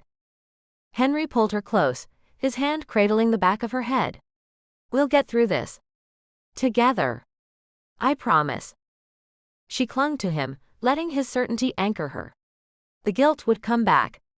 The what-ifs would haunt her. But right now, in his arms, she could breathe. Her phone rang again. Unknown number. Ignore it, Henry said. But something made her look. Boston area code. She answered. Bethany, thank God. A woman's voice. This is Lisa Chen. Michael's mother. Every muscle in Bethany's body went rigid. Chapter 20. Terrible timing. Henry. Henry watched Bethany's face go pale at the sound of Michael's mother's voice on the phone. Every protective instinct he had roared to life. I don't want to talk to you, Bethany said into the phone. The woman's voice carried through the speaker, loud and insistent. Please just listen. I know what Michael did was horrible. Unforgivable. But he's my son. And he tried to burn down a building full of people. Bethany's hand shook. I can't help you. I'm not asking you to help him. I'm asking you to understand that I failed him. As a mother, I failed to see how sick he'd become. A sob broke through. I enabled him. Every time I posted bail, every time I made excuses, I made it worse. I'm so sorry. Bethany closed her eyes. Mrs. Chen. I'm not bailing him out this time. I told the police I won't do it anymore. He needs help I can't give him. Professional help. Prison most likely. The woman's voice cracked. I just wanted you to know I'm sorry. For everything he put you through. For every time I helped him continue hurting you. Henry saw the tears track down Bethany's face. She sank onto the couch. Thank you for calling, Bethany managed. But I need to go. Of course. I'm sorry. So sorry. The call ended. Bethany dropped the phone like it burned. She apologized, she whispered. Henry sat beside her, pulling her into his arms. Good. She should. She's not bailing him out anymore. Better late than never. Bethany buried her face against his chest. The tears came then, hard and fast. Not sad tears. Release. Relief. Exhaustion. All of it pouring out at once. He held her through it, stroking her hair, murmuring nonsense comfort words. When the storm passed, she pulled back, wiping her eyes. I need to call the detective back. Give them more information about the harassment pattern. Now. The sooner I do it, the stronger the case against Michael. She picked up her phone. I should probably call from my room. Take notes while I talk to them. Henry nodded, though he didn't want to let her go. I'll be right here. She kissed his cheek and headed upstairs. He heard her door close, her voice faint through the floor as she spoke to the detective. The secret he'd been carrying for 5 days sat like lead in his stomach. He had to tell her. Today. Now. Before another moment passed. But with everything happening with Michael, was this the right time? There was no right time. There was only telling her, or continuing to lie by omission. Coward. The word had haunted him for days. 20 minutes later, her phone rang. She answered on the second ring. Hey, he said. How did it go with the detective? Good. They have everything they need. She paused. Henry, I need to go back to Boston. Tomorrow. Get my things, talk to my landlord, handle the insurance paperwork. I'll come with you. You don't have to. I want to. He needed to be there. Needed to make sure she was safe. Needed to tell her the truth before the guilt ate him alive. We'll leave first thing in the morning. Okay. Relief colored her voice. Thank you. Bethany. The words stuck in his throat. Before you go, I need to tell you something. What's wrong? Everything. He was about to ruin everything. But keeping the secret was worse. Last weekend. He forced the words out. After you left. I was cleaning up and I found something. Silence on the other end. One of the condoms we used. It was torn. The silence stretched. He could picture her face, the way her mind would be racing, calculating. Which one? Her voice had gone flat. Saturday night. The first time that evening. He closed his eyes. I found it Sunday afternoon. And you're just telling me now. The flatness cracked, anger seeping through. It's been 5 days, Henry. I know. I'm sorry. I wanted to tell you right away, but I didn't know how. How about Bethany? We had a rubber failure. That's how. Her voice rose. Do you have any idea what's been going through my head for 5 days? The panic I would have felt. The decisions I would have needed to make. I know. You're right. I was a coward. You were worse than a coward. You lied to me. I didn't lie. You kept something from me that affects my body, my life, my future. That's lying. Her breath came hard through the phone. My period's due in a few days. I could be pregnant right now, and I didn't even know to watch for symptoms. The word pregnant hit him like a physical blow. He hadn't let himself think it in those terms. Hadn't let the possibility become real. Are you? His voice cracked. I don't know. I wasn't paying attention because I thought we'd been careful. Betrayal dripped from every word. But apparently we weren't, and you decided I didn't need to know that. Bethany, please. I trusted you. The anger dissolved into hurt. After Michael, after everything, I trusted you. And you kept this from me for 5 days. I was scared. Of what? That I'd leave? That I'd be angry? She laughed, bitter and broken. Well, congratulations. You got both. Henry's heart stopped. What do you mean? I need to think. I need space. I can't, her voice caught. Michael tries to burn down my building. His mother apologizes. And now you tell me I might be pregnant because you didn't think I deserved to know about a rubber failure. It's too much. Don't go. Please. Let me explain. Explain what?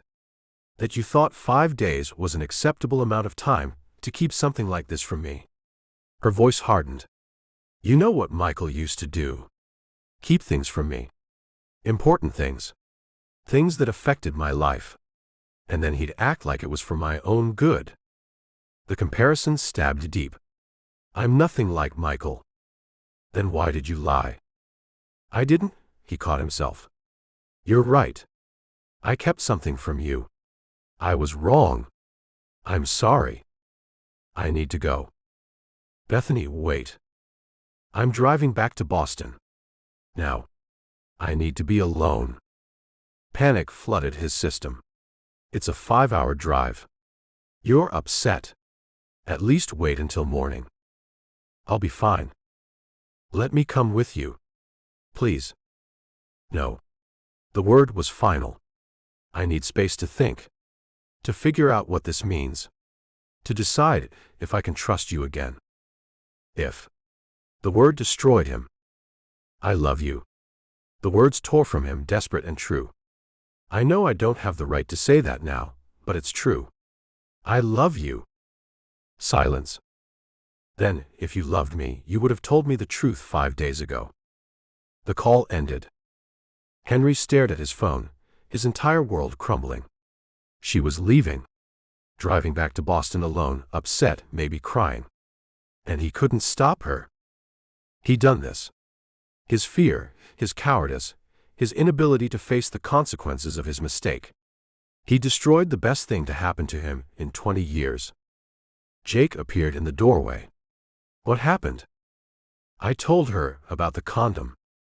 And she's leaving. Going back to Boston. Henry's voice sounded hollow. She doesn't trust me anymore. Jake crossed his arms. Can you blame her? No. Did you apologize? Yes. Did you mean it? With everything in me. Jake studied him for a long moment. Then give her space. Let her process. She's been through hell today with the Michael situation. Having this dropped on top of it, bad timing, kid. I know. Henry dropped his head into his hands. I should have told her right away. But I was scared and I waited, and now she thinks I'm like Michael. Are you? Henry's head snapped up. What? Michael kept things from her. Made decisions about her life without consulting her. Justified it by saying it was for her own good. Jake's expression was stern. Sound familiar? The words hit like a slap. I'm nothing like him. Then prove it. Respect her need for space. Don't chase her. Don't call her every 5 minutes. Let her come to you when she's ready. What if she doesn't? Then you learn to live with the consequences of your choices. Jake's voice softened. But I don't think that's how this ends. She loves you too. I see it in how she looks at you. But love without trust is nothing.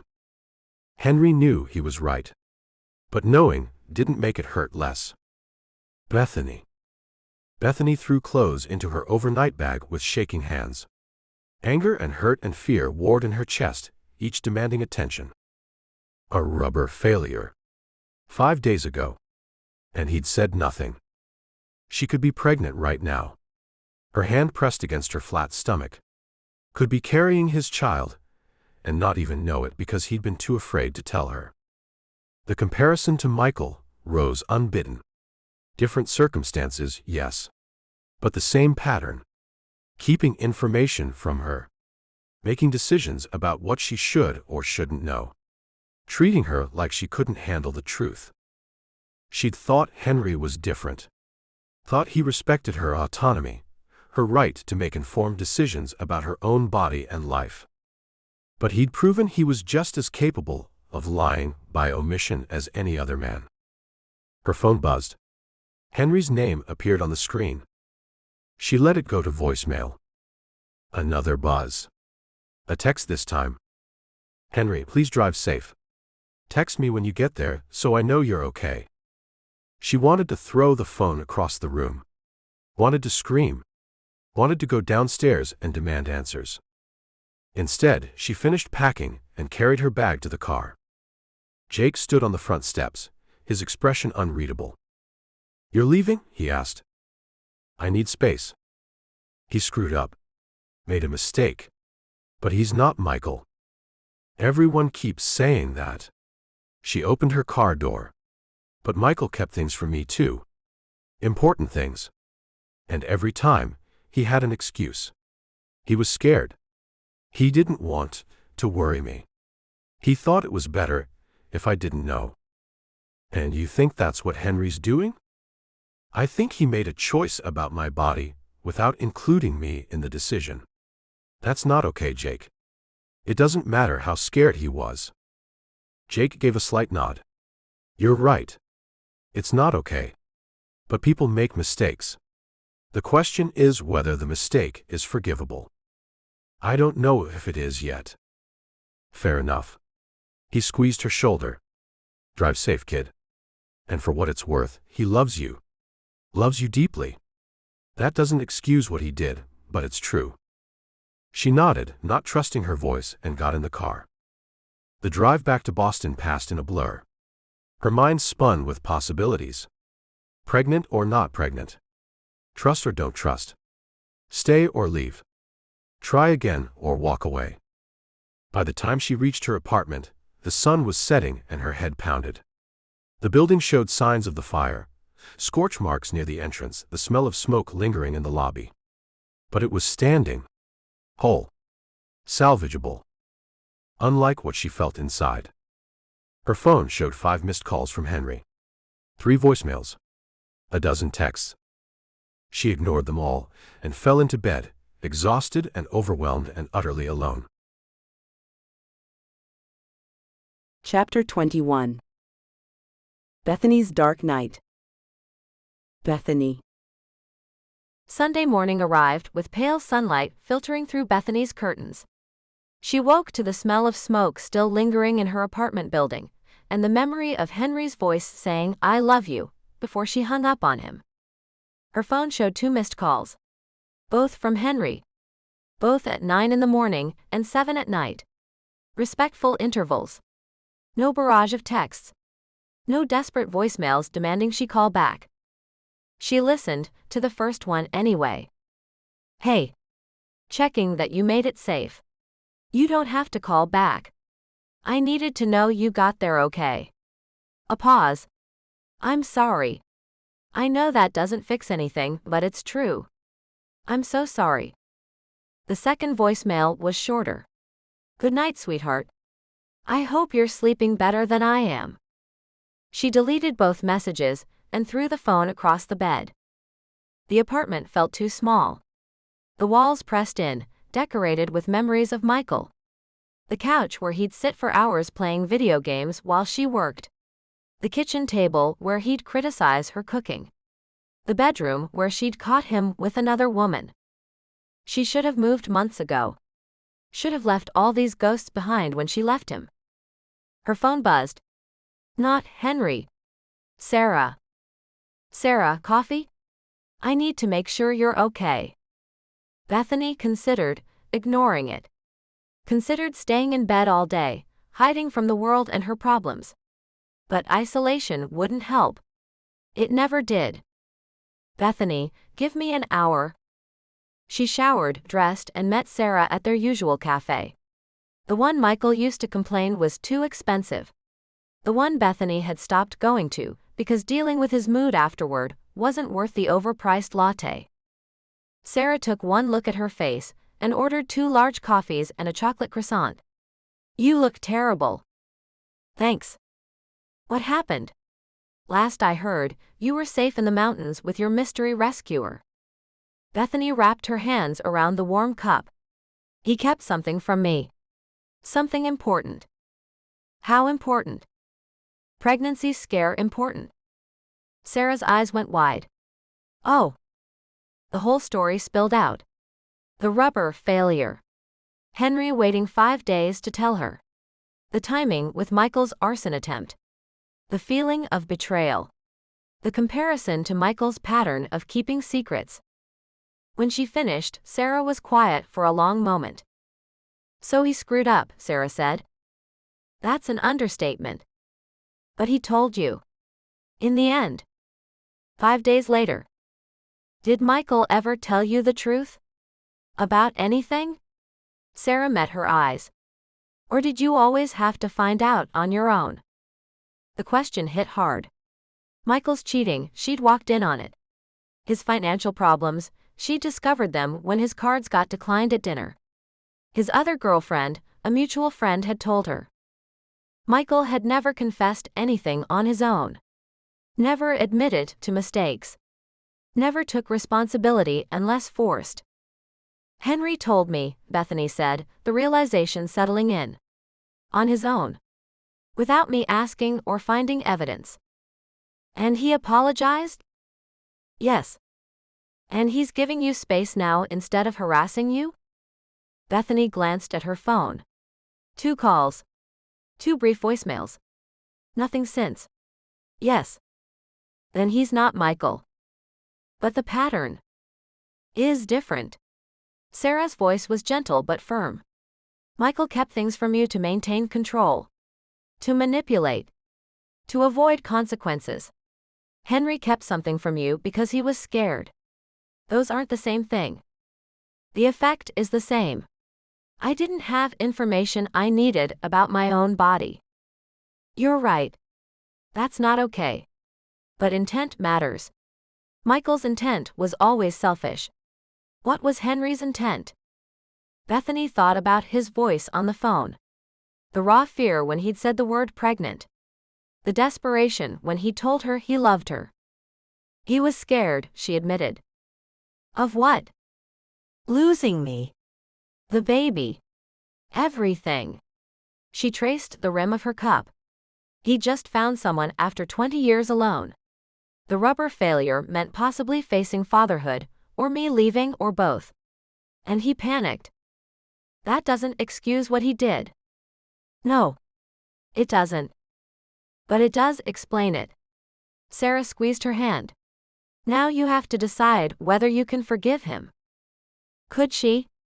Bethany sat with the question, letting it settle. The anger was still there, hot and justified. But underneath it, something else stirred. Understanding. Compassion. The knowledge that people made mistakes when they were terrified. And Henry had been terrified. She'd heard it in his voice when he confessed. Seen it in how long it took him to tell her. He wasn't Michael. He'd never been Michael. Michael would have blamed her. Would have said it was her fault for not checking the condom. Would have denied any responsibility. Would have accused her of trying to trap him. Henry had taken full responsibility. Had apologized. Had respected her need for space despite wanting to fix things right away. The difference was stark when she let herself see it. I don't know if I can forgive him yet, Bethany said. But I think I want to try. Sarah smiled. Then maybe you should tell him that. After they parted, Bethany walked through Boston Common. The trees were budding, spring fighting its way through the last remnants of winter. People jogged past, walked dogs, pushed strollers. Life continuing despite personal crisis. Her phone rang at 7 that evening. Henry's name on the screen. She answered this time. Bethany. Relief flooded his voice. Thank you for picking up. I'm not ready to talk yet, she said. But I wanted you to know I'm okay. That's all I needed to hear. He paused. I won't call tomorrow unless you want me to. You can call. I might not answer, but you can call. Okay. Another pause. I love you. That hasn't changed. Her throat tightened. I know. She hung up before he could say more. Before she could crumble and forgive him, without working through the hurt first. Monday brought work at the Times, and a meeting with her landlord about the fire damage. The repairs would take 2 weeks. Her apartment was still habitable, but the smell of smoke pervaded everything. You might want to stay somewhere else, the landlord suggested. Until we get the ventilation system cleaned. Bethany nodded, already knowing where she'd go. Not yet, though. She wasn't ready yet. Henry called at 9 that morning. She let it go to voicemail. Good morning. I hope work goes well today. No pressure to call back. Wanted to hear your voice, even if it's your voicemail greeting. A soft laugh. I miss you. Take all the time you need. At lunch, her phone buzzed with a text. Unknown, this is Detective Martinez. Michael Chen's arraignment is set for next Thursday. We'll need your testimony. Can you be available? She texted back confirmation. The trial was moving forward. Michael would face consequences for his actions. The legal system was working for once. Her period arrived that afternoon. No pregnancy. No crisis. Just relief and a small, unexpected twinge of disappointment. She stared at that feeling, surprised by it. She wasn't ready for a baby. Wasn't ready for that level of commitment. But the idea of carrying Henry's child, of building a family with him, didn't terrify her the way it should have. That realization shifted something inside her. Dr. Kaplan's appointment was at 3. Bethany sank into the familiar couch, and tried to organize her thoughts. "You look tired," the therapist observed. "I haven't been sleeping well." "Want to talk about why?" The whole story came out again. Michael's arson. Henry's confession. The comparison. The anger. The confusion. Dr. Kaplan listened without interrupting, her expression thoughtful. "You're comparing Henry to Michael," she said when Bethany finished. "Shouldn't I? They both kept things from me." Context matters. Michael's pattern of deception was about power and control. He kept things from you to manipulate your choices, to maintain dominance in the relationship. Was that Henry's motivation? No. He was scared. And when you confronted Michael about his secrets, how did he respond? Bethany thought back to the times she'd discovered his lies. He got angry. Defensive. Blamed me for snooping or not trusting him. And Henry apologized. Took responsibility. Gave me space. Those are very different responses. But the hurt feels the same. Does it? Dr. Kaplan leaned forward. When Michael lied, did you feel betrayed or did you feel like you should have known better? The distinction hit hard. With Michael, she'd blamed herself. Wondered what she'd missed. Questioned her judgment. The betrayal mixed with self-recrimination until she couldn't separate them. With Henry, the hurt was clean. Pure betrayal without the toxic layer of self-blame. "It's different," she whispered. "Yes. And recognizing that difference is important." Dr. Kaplan's voice was gentle. "Henry made a mistake. A significant one. But mistakes and patterns of mistreatment aren't the same thing. The question is whether you can trust him to learn from this mistake." "I don't know." "That's okay. You don't have to know yet. But I'd encourage you to examine why you're conflating the two situations. Is it because they're truly similar? Or because you're afraid to trust again after Michael?" Bethany sat with the question long after the session ended. Tuesday morning, she woke to a text from Henry sent at 6. "Henry, I know you need space. But I also need you to know that I'm here whenever you're ready. Not going anywhere. Not giving up on us. Take all the time you need." She read it 3 times. The respect in those words. The patience. The commitment without pressure. Michael had never given her space. Had hounded her, harassed her, showed up at her work and home. Had treated her silence as a challenge to overcome, rather than a boundary to respect. Henry was respecting her boundary. Even though it clearly hurt him. Even though he wanted to fix things immediately. That was the difference. Michael's love had been about possession. Henry's love was about partnership. At 9 when his call came, she answered. "Hi," she said. "Hi." The hope in his voice was cautious. "How are you?" "Better." "Still processing." "But better." "That's good. That's progress." "My period started yesterday." Silence. Then a long exhale. "How do you feel about that?" Not relief. Not congratulations. A genuine question about her feelings. "Relieved," she said. "And a little sad. Which is weird because I'm not ready for a baby." "It's not weird. The idea of it, of us having a family, is beautiful. Even if the timing was wrong." Tears pricked her eyes. "I'm still angry at you." "You should be. I messed up. Hurt you. Broke your trust. But I don't think you're Michael." "I'm not. I promise you I'm not. And I'll spend however long it takes proving that to you." She wiped her eyes. "I need a few more days. To be sure. Take all the time you need. I'm not going anywhere." After they hung up, Bethany stood at her window, looking out over Boston. The city bustled below, indifferent to her personal drama. Life continued, whether she figured things out or not. But she was figuring it out. Slowly. Painfully. But truthfully, Henry wasn't perfect. He'd made a mistake. A big one. But he wasn't Michael. He'd never been Michael. And maybe, just maybe, imperfect love that took responsibility was better than the illusion of perfection she'd been chasing all her life. Wednesday morning, she started packing. Not everything. Just enough for an extended stay. She was going back. Not because he'd convinced her. Not because she was desperate or lonely or needed rescuing. Because she chose him. Chose to forgive. Chose to try again. That afternoon, she texted him. "Bethany, I'm coming back. Tomorrow. We need to talk, but I'm coming back." His response came within seconds. "Henry, I'll be here. Thank you for giving me another chance."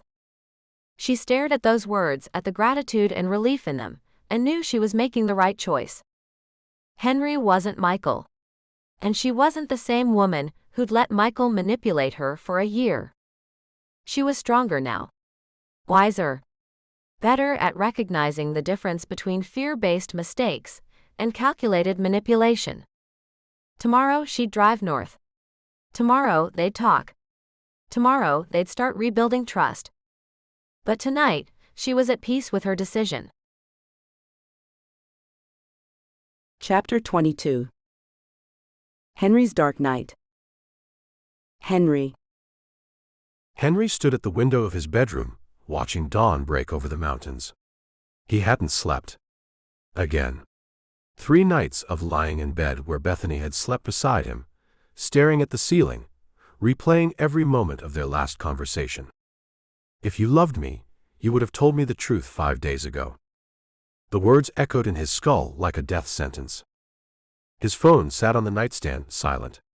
He'd called twice yesterday. Left brief voicemails. Sent 1 text this morning. No response to any of them. She was gone. He'd driven her away with his cowardice.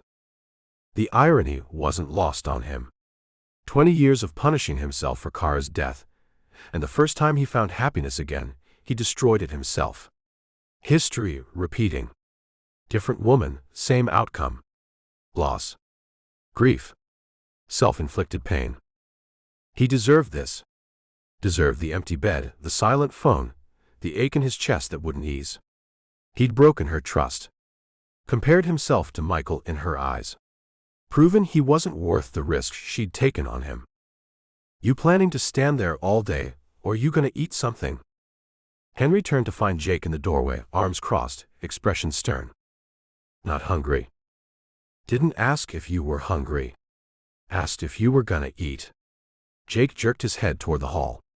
"Kitchen. Now." Henry wanted to argue. Wanted to be left alone, to wallow in his misery. But Jake's tone left no room for negotiation.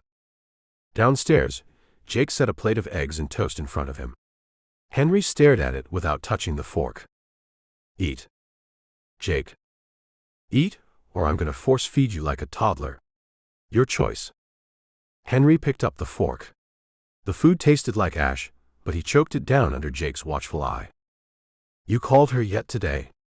Jake asked. "This morning." She didn't answer. "And yesterday?" "Twice." No answer. Jake nodded. "Good. You're respecting her space." "She hates me." "She's hurt." "Not the same thing." "She compared me to Michael. Said I kept things from her the same way he did." "And she's not wrong." Jake's bluntness cut deep. "You did keep something from her. Something important. Now you gotta live with the consequences." Henry pushed the plate away. "I know that." "Do you?" "Because from where I'm sitting, you look like a man drowning in self-pity instead of figuring out how to fix this." "There's nothing to fix. I broke her trust. She's done with me." "She answered that call this morning?" "No." "But she's not blocking you. Not telling you to stop calling." Jake leaned back in his chair. If she was done, she'd say so. Girls not shy about setting boundaries. Hope flickered in Henry's chest before he crushed it. "You weren't there. You didn't hear her voice. The betrayal. No. But I've known you for 32 years. Watched you punish yourself for Kara's death every single day. And now, I'm watching you do it again. Jake's voice hardened. You made a mistake. A big one. But mistakes don't make you Michael. They make you human. She deserves better than human. She deserves perfect. Nobody's perfect, kid. And if you keep putting her on a pedestal like that, you're gonna lose her for real. Jake stood, clearing the plates. Get dressed. We're going for a walk. I'm not in the mood. Don't care. Move. 20 minutes later, Henry found himself hiking the mountain trail behind the castle. Jake set a punishing pace, forcing Henry to focus on breathing rather than the spiral of self-hatred in his head. They climbed for an hour in silence. When they reached the overlook, Jake broke the quiet. How long you gonna keep doing this to yourself? Henry stared out at the valley below. Doing what? Punishing yourself for being human. For making mistakes. For not being perfect enough to prevent tragedy. Jake settled on a boulder. You did it with Kara. Now you're doing it with Bethany. I was driving the night Kara died. I was arguing with her. I distracted us both. And a drunk driver drifted into your lane. That wasn't your fault. If I hadn't been arguing, then maybe the timing would have been different, and you'd both be dead. Or maybe nothing would have changed. You can't know. Jake's voice gentled. You've spent 20 years blaming yourself for something you couldn't control. Don't do the same thing with Bethany. I could control telling her about the condom. I chose not to. You chose wrong. Out of fear. But you did tell her. You took responsibility. You apologized. That's not nothing. Henry sank onto a rock, exhaustion hitting him all at once. She won't forgive me. Maybe not. But that's her choice to make, not yours. Jake met his eyes. You don't get to decide for her whether she forgives you. You don't get to punish yourself into the ground because you think that's what you deserve. You screw up, you apologize, you respect her boundaries, and then you wait. That's all you can do. What if waiting isn't enough? Then you learn to live with it. But at least you tried. At least you gave her the space to make her own choice instead of deciding for her. Jake paused. That's what Michael would do. Decide what she should feel. How she should react. Whether she should forgive him. You're not Michael. So stop acting like you know what's best for her. The words hit like a physical blow. Henry had been so focused on his guilt, his unworthiness, his certainty that she'd leave, that he'd forgotten the most important thing. Bethany's choice mattered. Not his guilt. Not his fear. Her choice. And by wallowing in self-pity, by assuming she'd never forgive him, he was taking that choice away from her. I need to stop, Henry said quietly. Stop what? Punishing myself. Assuming the worst. Treating my guilt like it's more important than her agency. He looked at Jake. I need to forgive myself. For Kara. For this. For being imperfect. Jake smiled. Now you're getting it. How do I do that? Forgive myself. Start by saying goodbye to Kara. The right way. Jake stood. You've been carrying her death like a life sentence. Time to let it go. Not forget her. Not stop loving her. But let go of the guilt. Henry thought about the family cemetery on the property. Kara's grave under the oak tree. He visited occasionally, but never for long. Never stayed to talk. Never allowed himself the closure of goodbye. I don't know if I can. Sure you can. You're just scared. But you've been scared for 20 years, and where's that gotten you? Jake started back down the trail. Besides, if you want any chance with Bethany, you gotta prove you're done living in the past. To her, yeah. But mostly to yourself. They hiked back in silence. The physical exertion cleared some of the fog from Henry's mind. By the time they reached the castle, he knew what he needed to do. At 9 that morning, he called Bethany. Left a brief voicemail asking how she was, no pressure to respond. Then he set his phone aside and went to find something he hadn't looked at in years. The box of Kara's things sat in the back of his closet. Photos. Letters. The necklace she'd worn every day. Her wedding ring.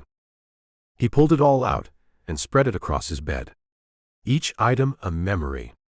Each memory a weight he'd carried for 2 decades.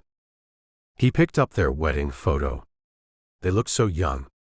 19 and 18, standing in front of the courthouse, thinking they had their whole lives ahead of them. 18 months. That's all they'd gotten. 18 months of marriage before it ended in blood and twisted metal, and his screams echoing across the icy mountainside. "I'm sorry," he whispered to the photo. "I'm so sorry I couldn't save you." But even as he said it, he knew Jake was right. He couldn't have saved her. The drunk driver, the icy roads, the split-second timing, none of it was his fault. He'd been telling himself the same lie for 20 years, and it was time to stop.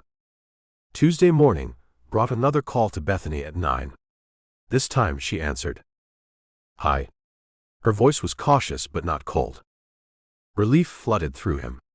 "Hi. How are you?" "Better. Still processing. But better." They talked for 10 minutes. About her period starting. About the relief and unexpected sadness. About her need for more time. And when she said she was still angry but didn't think he was Michael, something in his chest unclenched. She hadn't forgiven him yet.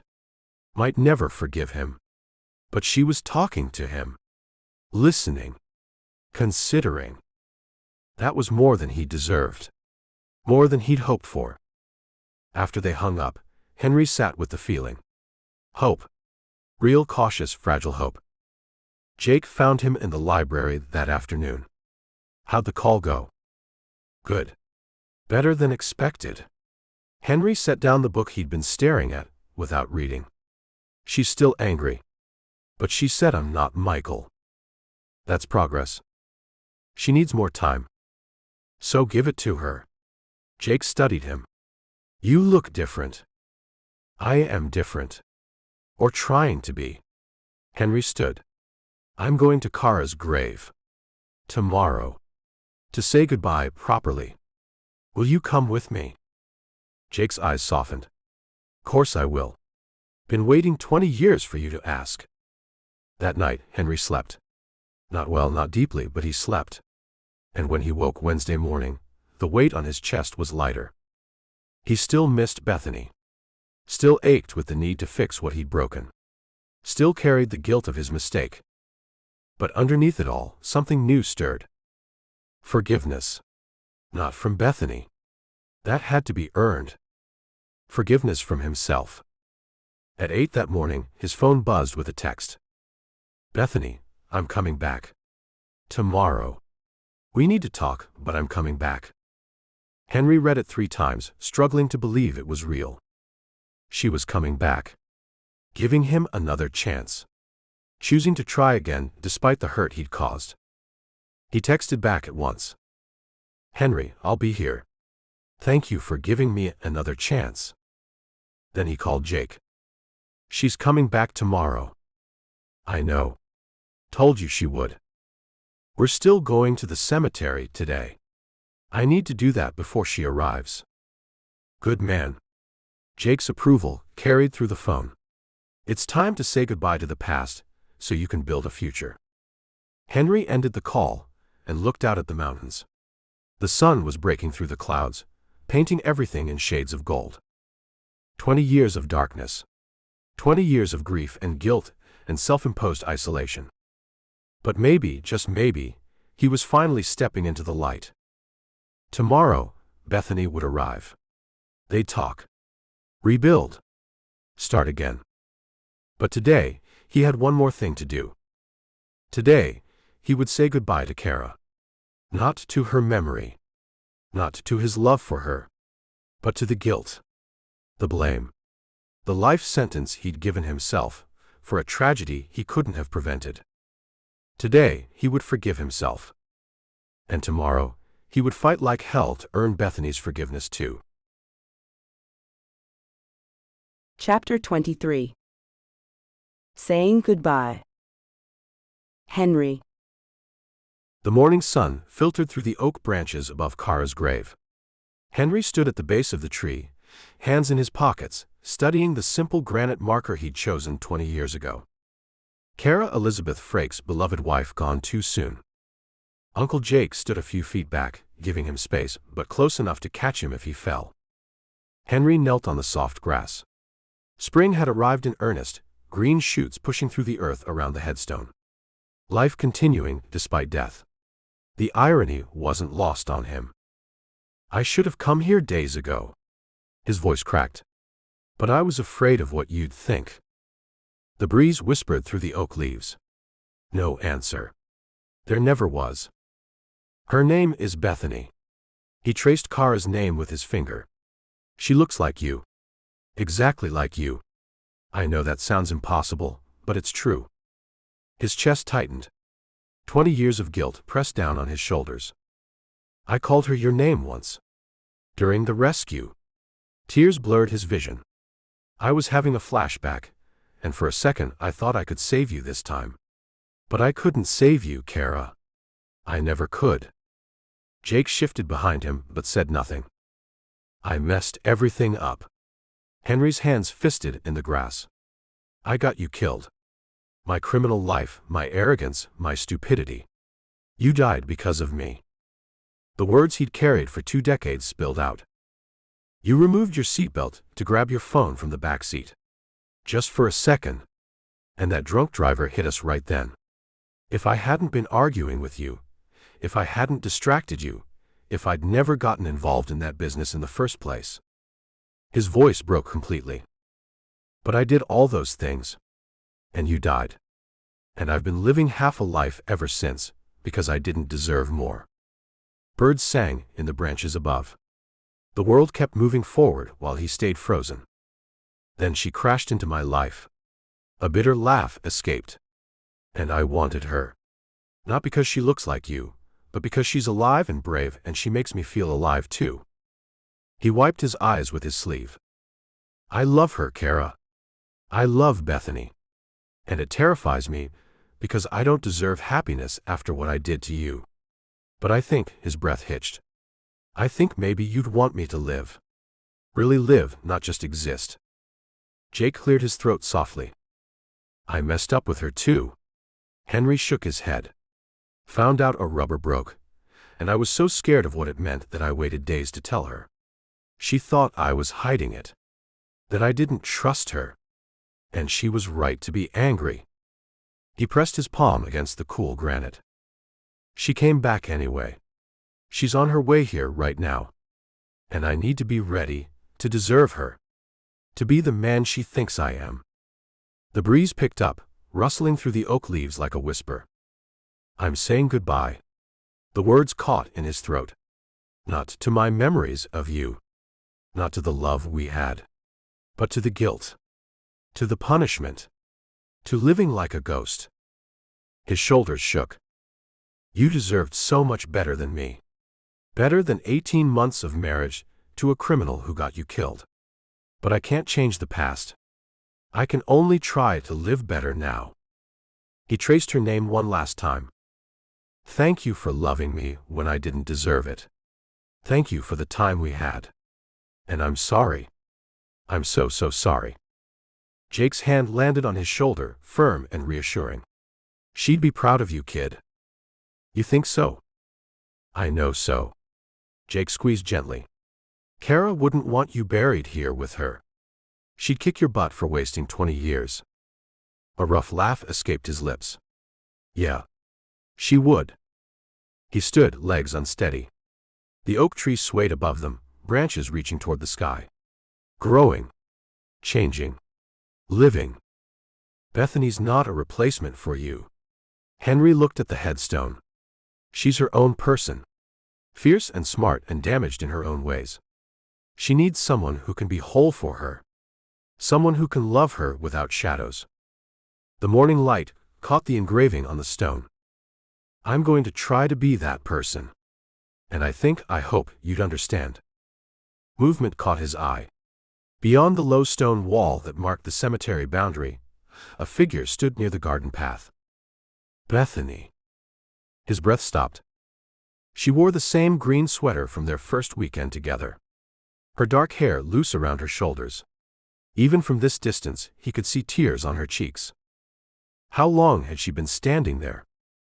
Bethany had arrived 15 minutes early, nerves driving her to break the speed limit from Boston. She'd parked near the main house and walked toward the cemetery, following the path Henry had shown her that first Saturday. Then she'd heard his voice. She'd meant to announce herself, to walk forward and join him. But something in his tone, raw and broken and honest, had frozen her in place. So she'd listened. Every word he'd spoken to Kara's grave had carved itself into her heart. I love Bethany. She's not a replacement. She's her own person. Tears streamed down her face as she watched him trace Kara's name, watched him break apart and rebuild himself in the space of minutes. This was the man she'd fallen in love with. Not in spite of his wounds, but because of the way he fought to heal them. Because of the way he loved completely, even when it terrified him. She'd been so angry 3 days ago. Felt so betrayed by his silence about the condom. But listening to him now, hearing the guilt he carried, the fear that drove his mistakes, she understood. He was just a man. Imperfect. Trying his best. Loving her the only way he knew how. And she loved him back. Completely. Impossibly. Forever. Henry's head turned. Their eyes met across the distance. For a heartbeat, neither of them moved. Then Bethany stepped forward. I'm right here. Her voice carried on the spring breeze. Henry, I'm right here. His face crumpled. Relief and joy and disbelief warring across his features. She walked faster. Then ran. Henry met her halfway, catching her as she crashed into his arms. They collided like planets pulled by gravity, inevitable and right. You heard. Muffled against her hair. Everything. She pulled back to look at him. I heard everything.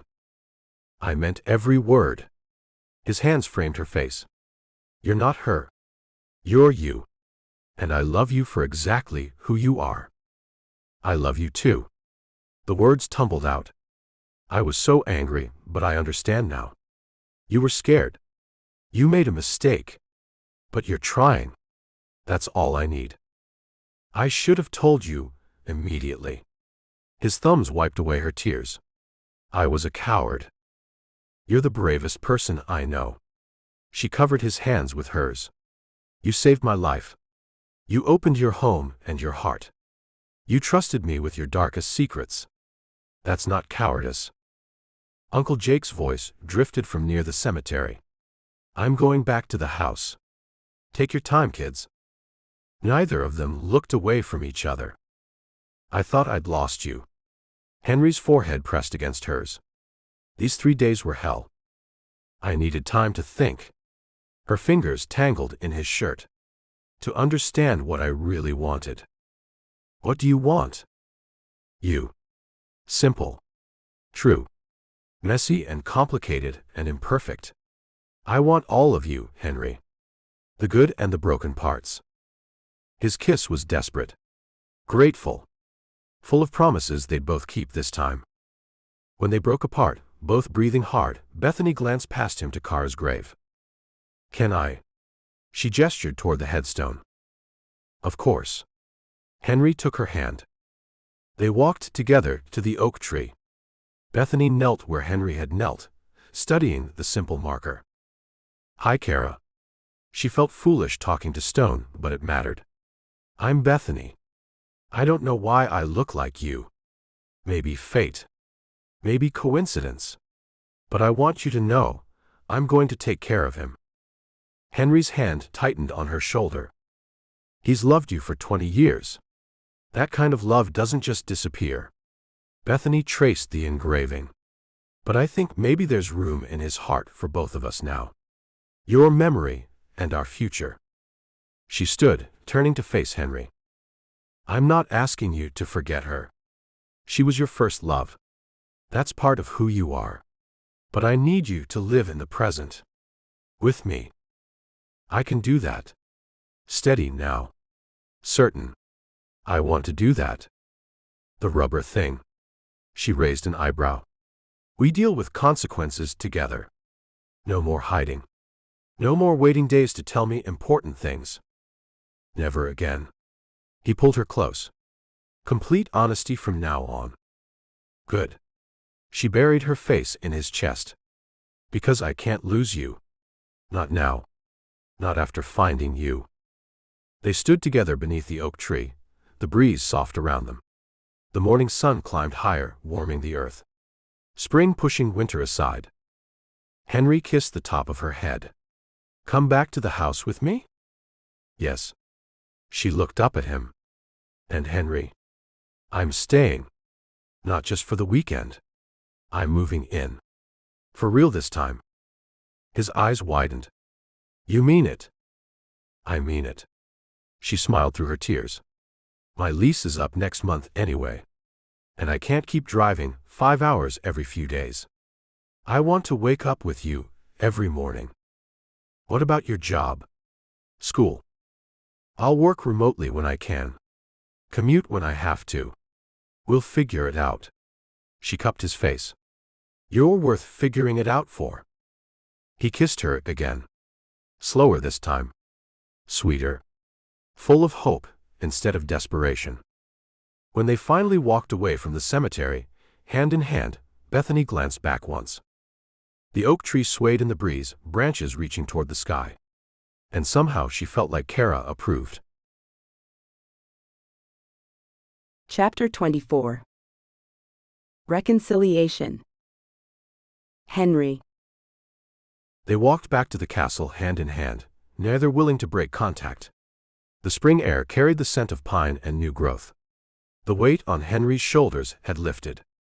The fear in Bethany's chest had eased. Henry's thumb traced circles on her palm. I can't believe you're here. I couldn't stay away. Bethany squeezed his hand. I tried. I lasted 3 days. 3 days too long. They climbed the steps to the back entrance. The kitchen door stood open, sunshine streaming through onto worn floorboards. Uncle Jake looked up from his coffee. His eyes widened, then crinkled with relief. Well, thank God. He set down his mug. Thought I'd have to knock some sense into both of you. Bethany laughed, the sound watery. We figured it out. I can see that. Jake's gaze moved between them. You two need some time alone. Henry's arm wrapped around her waist. Yeah. We do. I'll take a walk. Long walk. Jake grabbed his jacket. Might not be back for a few hours. The door closed behind him with a soft click. Silence settled over the kitchen. Bethany could hear her own heartbeat, feel the heat of Henry's body against her side. Come here. He turned her to face him. His kiss was different from the desperate ones at the cemetery. Slower. Deeper. Full of promise instead of fear. She melted into him, hands sliding up his chest to his shoulders. He was solid and warm and here. Real. I missed you. Her voice broke. Every minute of those 3 days. I'm so sorry. His forehead pressed to hers. For waiting. For hiding. For making you doubt. She silenced him with another kiss. We're past that now. We're here. His hands framed her face, thumbs stroking her cheeks. I love you, Bethany. Not because you look like anyone else. Not because you saved me from my loneliness. But because you're you. Tears spilled down her face. Say it again. I love you. He kissed her forehead. I love you. Her nose. I love you. Her lips. I'll say it every day for the rest of my life if you let me. I'm holding you to that. She pulled him closer. Because I love you too. So much it scares me. Don't be scared. His lips found her neck, the hollow of her throat. I've got you. Heat bloomed in her belly. Her fingers tangled in his hair, and a soft sound escaped her lips. He pulled back, eyes dark with desire. Bethany. Yes. She didn't make him ask. Yes to everything. He lifted her into his arms like she weighed nothing. She wrapped her legs around his waist, clinging to him as he carried her toward the stairs. I need you. His voice rough against her ear. I need to show you how much you mean to me. Then show me. They made it halfway up the stairs before he stopped to kiss her again. Pressed her against the wall, his body covering hers. She could feel him trembling, feel the control he was fighting to maintain. Don't hold back. She nipped at his jaw. I'm not fragile. A growl rumbled in his chest. You have no idea how much I want you. So show me. He carried her the rest of the way to his bedroom. The afternoon sun streamed through the windows, painting everything gold. He set her down beside the bed, hands already reaching for the hem of her sweater. This okay? He paused, waiting for permission. More than okay. She pulled the sweater over her head, tossing it aside. His sharp intake of breath made her smile. She wasn't wearing much under the sweater. Just a thin camisole that left little to the imagination. You're beautiful. His fingers traced her collarbone, down to the edge of the fabric. So beautiful, it hurts to look at you. She reached for his shirt, fingers fumbling with buttons. Your turn. He helped her, shrugging out of the flannel to reveal the body she'd memorized over their weekends together. Broad shoulders. Defined chest. The scar on his ribs from the accident that took Kara. She kissed the scar, felt him shudder beneath her lips. Bethany. Her name a prayer. She looked up at him. I'm here. I'm not going anywhere. He pulled her flush against him, skin to skin. The heat between them built, consuming everything else. His mouth found hers again, kissing her like he was drowning and she was air. Her hands explored his back, his shoulders, memorizing the feel of him. He was warm and solid and hers. I almost lost you. His voice cracked. I thought I'd ruined everything. You didn't. She pulled back to meet his eyes. We're stronger than one mistake. He walked her backward until her legs hit the bed. She sat, and he knelt before her, hands on her thighs. I want to do this right. He looked up at her, vulnerability written across his face. Take my time. Show you how much I love you. Her breath caught. Henry. Let me. His hands moved to her jeans, popping the button. Please. She nodded, unable to speak past the emotion clogging her throat. He peeled away layers with reverence, each piece of clothing removed like unwrapping something precious. His lips followed his hands, kissing newly exposed skin. Her stomach. Her hip. The inside of her knee. She was shaking by the time he stood, pulling her up with him. You're overdressed. She reached for his belt. He helped her, and soon they stood together in nothing but want and need and love. Look at me. He tilted her chin up. Their eyes met. Held. I see you, Bethany. Not Kara. Not anyone else. Just you. The woman I love. I see you too. Her hands framed his face. All of you. The broken parts and the whole parts. And I love all of it. He kissed her again, and this time there was no holding back. The kiss deepened, turned desperate. They tumbled onto the bed together, a tangle of limbs and desire. His weight pressed her into the mattress. Perfect. Right. Tell me what you need. His lips moved down her neck. You. She arched into him. Just you. His hands mapped every curve, every plane. Learning her. Worshipping her. She did the same, exploring the body she'd missed for 3 agonizing days. I love you. He whispered it, against her skin. I love you. Between kisses. I love you. As his body moved over hers. She pulled him closer, needing to feel all of him. I love you too. He paused, looking down at her. You're sure? I've never been more sure of anything. Their bodies aligned. His hand slid between them, making sure she was ready. Her gasp told him everything he needed to know. Please. She pulled him down for another kiss. Please, Henry. Anything.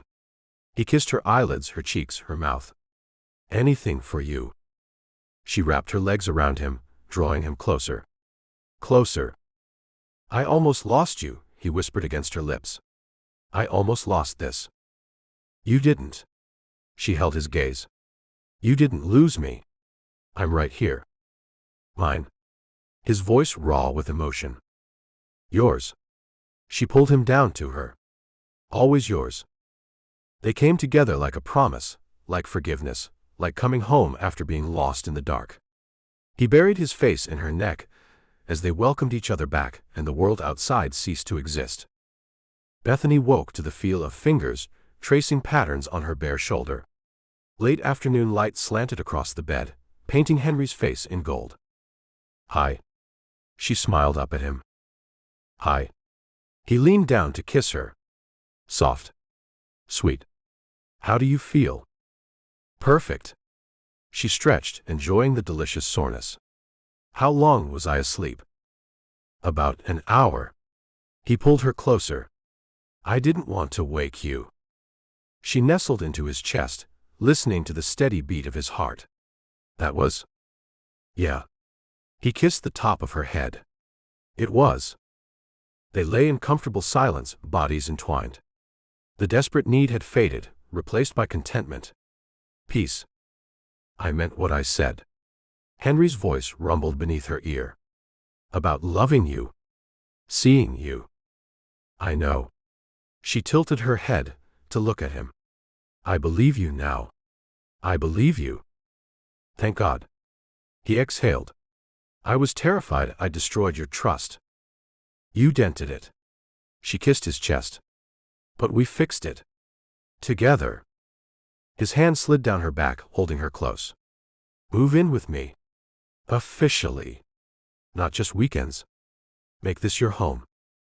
I already said yes at the cemetery. Say it again. Yes. She grinned. Yes, I'll move in with you. Yes, I'll wake up with you every morning. Yes to all of it. He rolled her onto her back, hovering over her. Best word in the English language. Which one? Yes. He kissed her. Definitely yes. A throat cleared from the doorway. They both jumped. Bethany yanked the sheet up to her chin. Uncle Jake stood in the hall, hand over his eyes. Just wanted to let you know I'm back. And dinner's in an hour, if you two are interested. Jake. Henry grabbed for his jeans. Relax, kid. I didn't see anything. Jake's voice held a smile. But maybe close your door next time. His footsteps retreated down the hall. Bethany buried her face in Henry's shoulder, torn between mortification and laughter. Oh my goodness. He did that on purpose. Henry shook his head. Wanted to make sure we'd actually reconciled. Well, mission accomplished. She giggled. Pretty sure there's no question now. He pulled her close again, not bothering with the jeans. Worth it though. Definitely worth it. She kissed him. Now we just have to face him at dinner. He'll give us hell. Probably. She smiled against his lips. But I don't care.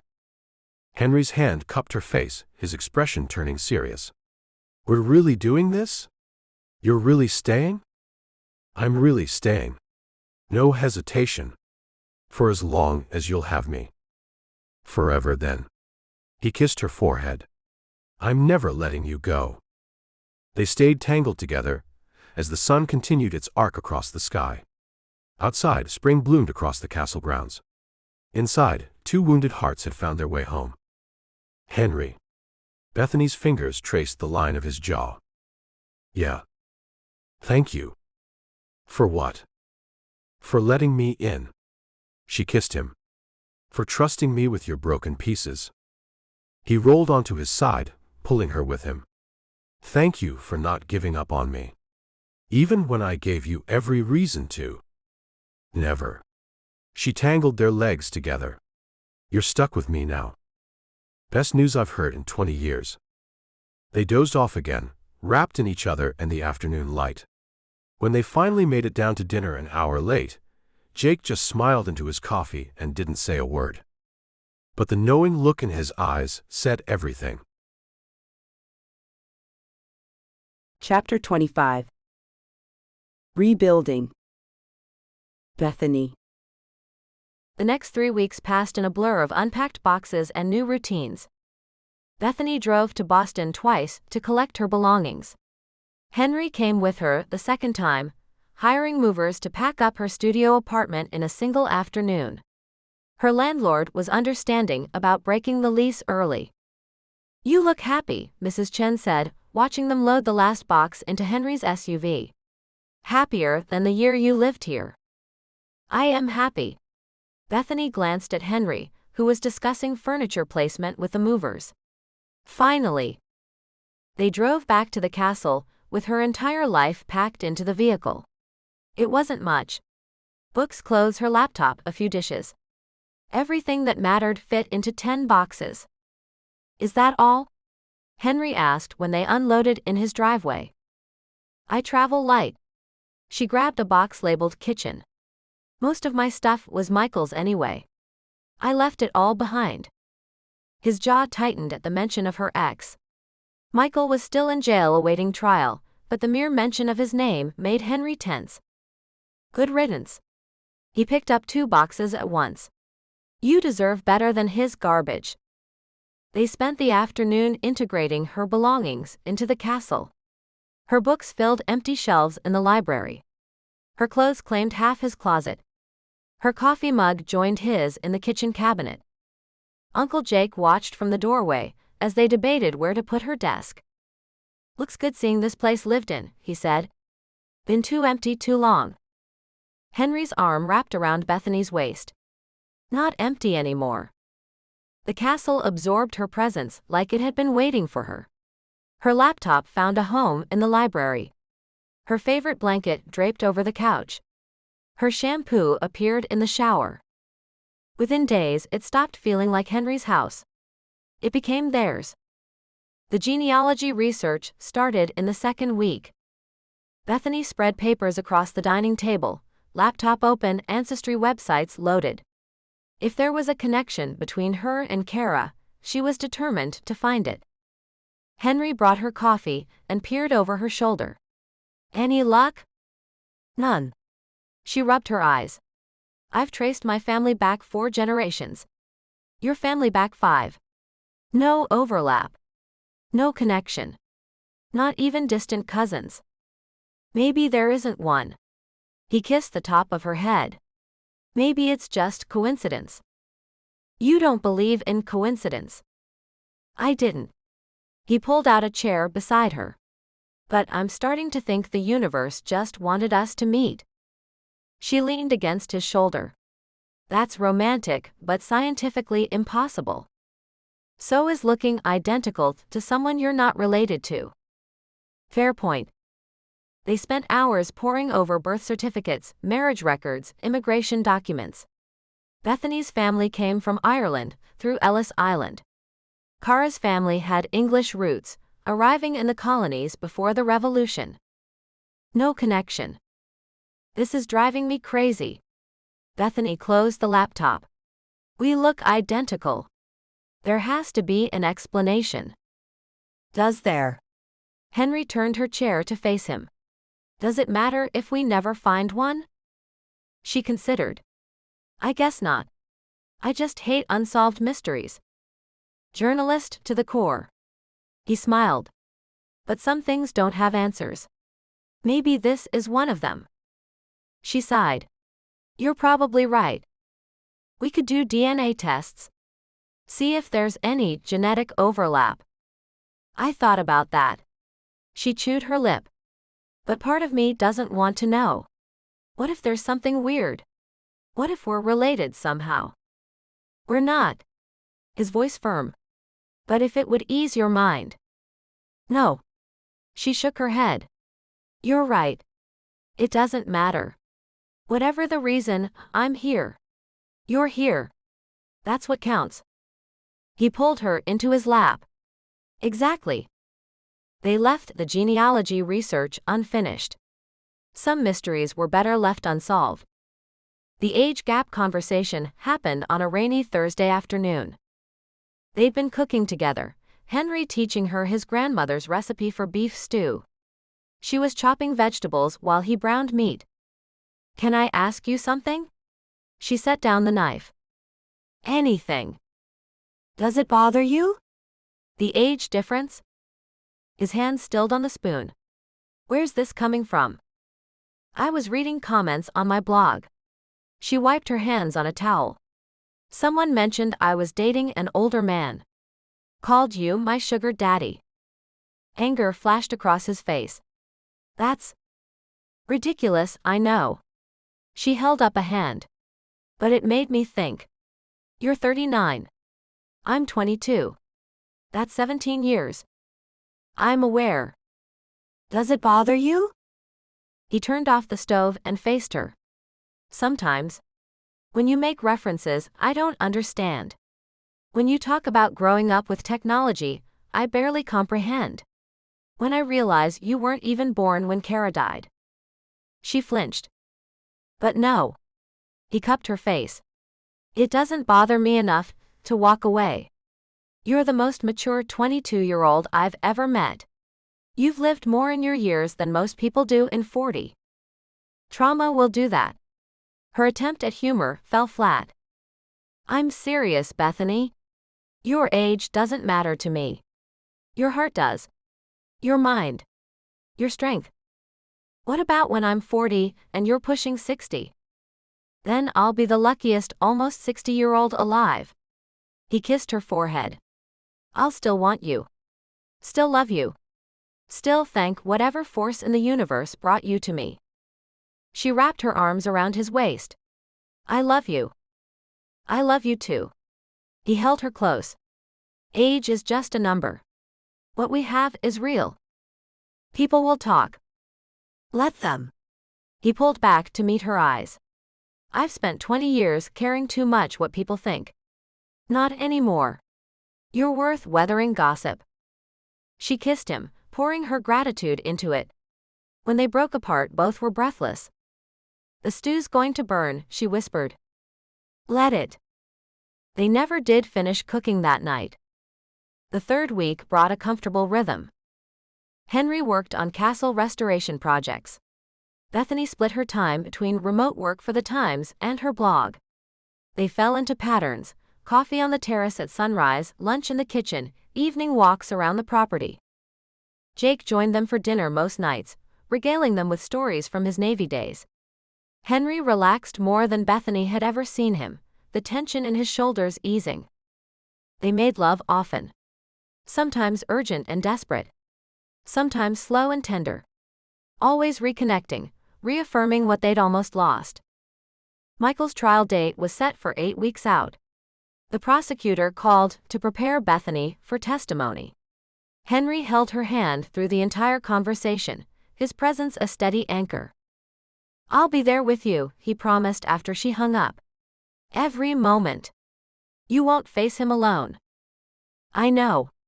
She leaned into him. I'm not scared anymore. He doesn't have power over me. Good. He kissed her temple. He never should have. Spring deepened into early summer. The castle gardens burst into bloom. Bethany planted herbs in the kitchen garden, something to nurture and watch grow. Everything settled into place. Like puzzle pieces clicking together. Until the morning she woke up nauseous. Week 6 started normal enough. Bethany woke early, intending to go for a run. But the moment she sat up, her stomach lurched. She made it to the bathroom before losing last night's dinner. Henry appeared in the doorway, hair mussed from sleep. You okay? Fine. She rinsed her mouth. Must be something I ate. But the nausea returned the next morning. And the next. By Thursday, she couldn't ignore it anymore. The queasiness. The exhaustion that hit her mid-afternoon. The strange metallic taste in her mouth. And her period was late. She stood in the bathroom, staring at the calendar on her phone. 5 days late. Maybe 6. She'd been so caught up in moving and settling in that she hadn't been tracking. 5 days wasn't unusual. Her cycle had always been irregular, especially under stress. But combined with the nausea. No. It couldn't be. They'd used protection every time. Except the torn condom. Her hand flew to her stomach. Bethany? Henry's voice from the bedroom. Breakfast is ready. Be right there. Her voice sounded strange even to her own ears. She studied herself in the mirror. Same face. Same body. But something felt different. Off. It was nothing.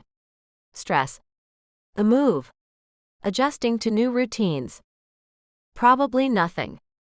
But the word whispered through her mind anyway, pregnant. She pushed it away.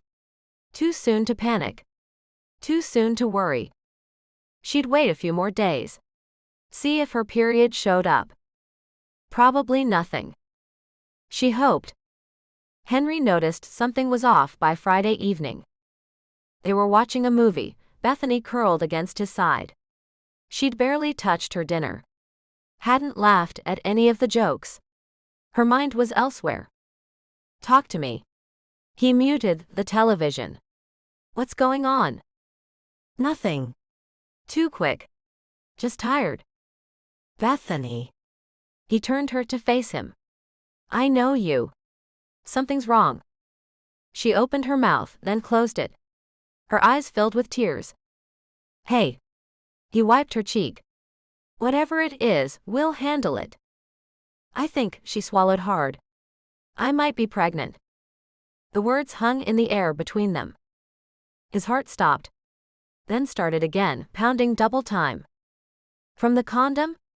His voice quiet. She nodded. My period's late. I've been nauseous. It could be nothing, but it might not be nothing. He pulled her closer. Have you taken a test? Not yet. Her voice small. I'm scared. Of what? Of everything changing. Of you regretting us. Of not being ready. The words tumbled out. We've only been together a few weeks. We're just figuring us out. A baby would be unexpected. He kissed her forehead. But not unwelcome.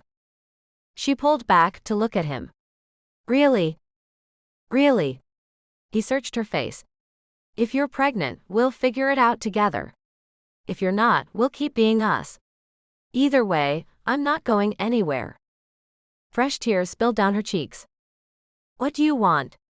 He cupped her face. If you are pregnant, what do you want? She took a shaking breath. I don't know. I haven't let myself think that far. Then think now. His thumb stroked her cheekbones. No judgment. No pressure. What do you want? She closed her eyes.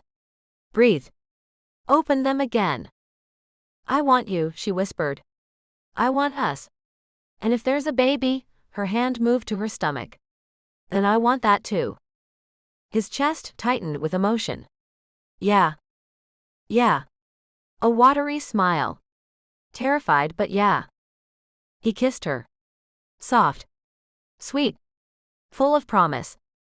Get a test tomorrow, he said. We'll take it together.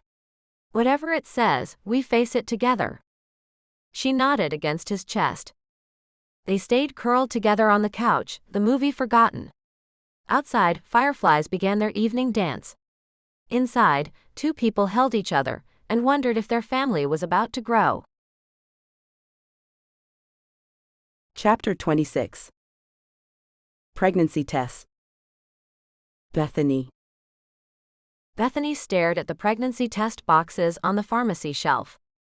Digital. Non-digital. Early detection. Regular. Pink boxes. Blue boxes. Too many choices for something that should be simple. She grabbed 2 different brands and hurried to the checkout counter before she could lose her nerve. The cashier was a teenager, eyes glued to her phone. Thank goodness. Bethany didn't think she could handle sympathetic looks or knowing smiles right now. She'd left the castle at dawn, telling Henry she needed to pick up a few things from town. Not a lie. Just not the whole truth. The drive back felt both too long and too short. Her hands shook on the steering wheel. The tests burned through the plastic bag in the passenger seat. What if it was positive? What if it wasn't? She didn't know which answer scared her more. Henry's SUV was gone when she pulled up. He'd mentioned checking on a property Jake was interested in. Good. She needed to do this alone first. The castle felt enormous and empty as she climbed the stairs to their bedroom. Her footsteps echoed off the high ceilings. Even her breathing sounded too loud. In the bathroom, she locked the door. Unnecessary. She was alone. But the click of the lock made her feel safer somehow. She opened the first box with trembling fingers. Read the instructions 3 times before they made sense. Morning urine. Most accurate. She'd waited until now on purpose. The test was simple. Pee on the stick. Wait 3 minutes. 1 line meant not pregnant. 2 lines meant pregnant. 3 minutes to change her entire life. She followed the instructions, then set the stick on the counter. She couldn't look at it. Not yet. Instead, she washed her hands. Twice. Studied her reflection in the mirror. Same face she'd had yesterday. Same brown eyes. Same dark hair pulled into a messy ponytail. But everything might be different now. Her hand drifted to her stomach. Flat. No visible change. But something might be growing there. A tiny cluster of cells that was half her, half Henry. The thought made her dizzy. She'd never wanted kids. Her childhood had been lonely after her parents died. She'd raised herself in a way. Figured she'd messed up too much to be responsible for someone else. But with Henry. The timer on her phone beeped. 3 minutes. Her heart hammered against her ribs. Sweat broke out on her palms. She could walk away. Not look. Pretend this wasn't happening. But she'd never been a coward. She picked up the stick. 2 lines. Clear. Unmistakable. Pregnant. The test clattered into the sink as her knees gave out. She grabbed the counter, steadying herself. Pregnant. She was pregnant. With Henry's baby. The second test. She needed to be sure. False positives happened, right? Her hands shook worse as she opened the digital test. Same routine. Pee on stick. Wait 3 minutes. But this one would spell it out in words. No ambiguity. No wondering if that second line was there, or just her imagination. She forced herself to sit on the closed toilet lid. She couldn't keep standing. Her legs felt like water. This time she watched the test. Watched the hourglass icon flash. Watched the screen process. The words appeared, pregnant. 3 plus. 3 plus weeks. Which meant she'd been pregnant for more than 3 weeks by the test's calculation. The timing matched. The broken condom. That first weekend after they reconciled. Her hand pressed against her stomach again. There was a baby in there. Right now. Growing. Becoming. Terror slammed into her. She was 22. She'd just moved in with Henry. Her career was just starting. She had student loans. She wasn't ready. But another feeling pushed through the fear. Softer. Warmer. Wonder. She was carrying Henry's child. The man she loved. The man who'd saved her life and then saved her heart. Part of him was growing inside her right now. The magnitude of it stole her breath. Tears spilled down her cheeks. Happy tears? Scared tears? Both. She looked at both tests again. Still positive. Still real. A baby. Her mind raced through implications. She'd need to find a doctor. Prenatal vitamins. Stop drinking coffee. Was she even taking care of herself right? What if she'd already done something wrong? Her blog. Her job. Her degree. Could she still finish? Still work? And Henry. What would he think? He'd said he wanted this. But saying it and facing reality were different things. What if he changed his mind? What if she did? She wrapped her arms around herself, rocking on the toilet seat. Did she want this? The question echoed in the empty bathroom. Michael's face flashed through her mind. The bruise he'd left under her eye. The fear he'd instilled. She'd sworn she'd never be trapped again. Never be dependent on anyone. A baby would make her dependent. On Henry. On her body. On circumstances beyond her control. But this wasn't Michael. This was Henry. Henry, who held her during nightmares. Who cooked her favorite meals. Who looked at her like she was his whole world. Who'd spent 20 years alone and then chose her. Henry, who would be an incredible father. The thought settled something in her chest. She wanted this. The realization came quiet but certain. Underneath the fear and shock and overwhelming terror, she wanted this baby. Wanted to see Henry hold their child. Wanted to build a family in this castle that had been lonely too long. Wanted to create something good and pure from all their broken pieces. She wanted this. The tears came harder now. Relief mixed with fear, mixed with joy, mixed with absolute panic. She was going to be a mother. She pressed both hands to her stomach. "Hi," she whispered. "I'm your mom. And I'm terrified. But I want you. I want you so much."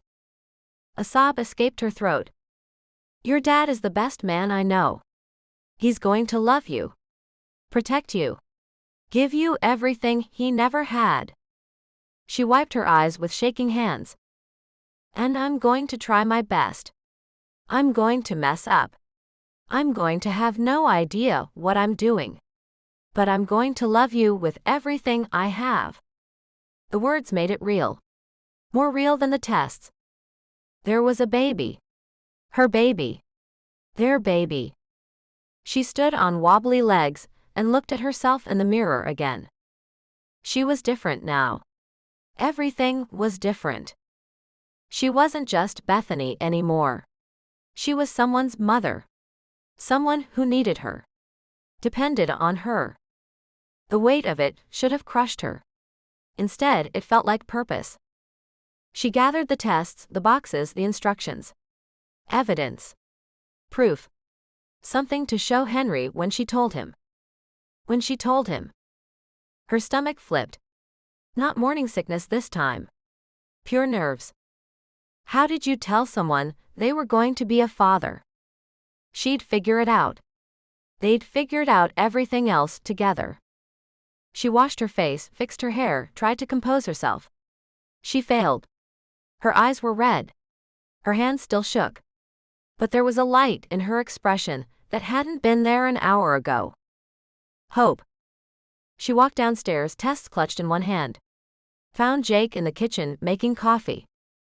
He took one look at her face and smiled. "Henry's in the workshop. How did you?" "I'm old, not blind." His eyes were kind. "Congratulations, kid." Fresh tears threatened. "Thanks, Jake." "He's going to be thrilled." Jake squeezed her shoulder. "Best thing that could happen to this family." She nodded, not trusting her voice. The walk to the workshop felt both too long and too short.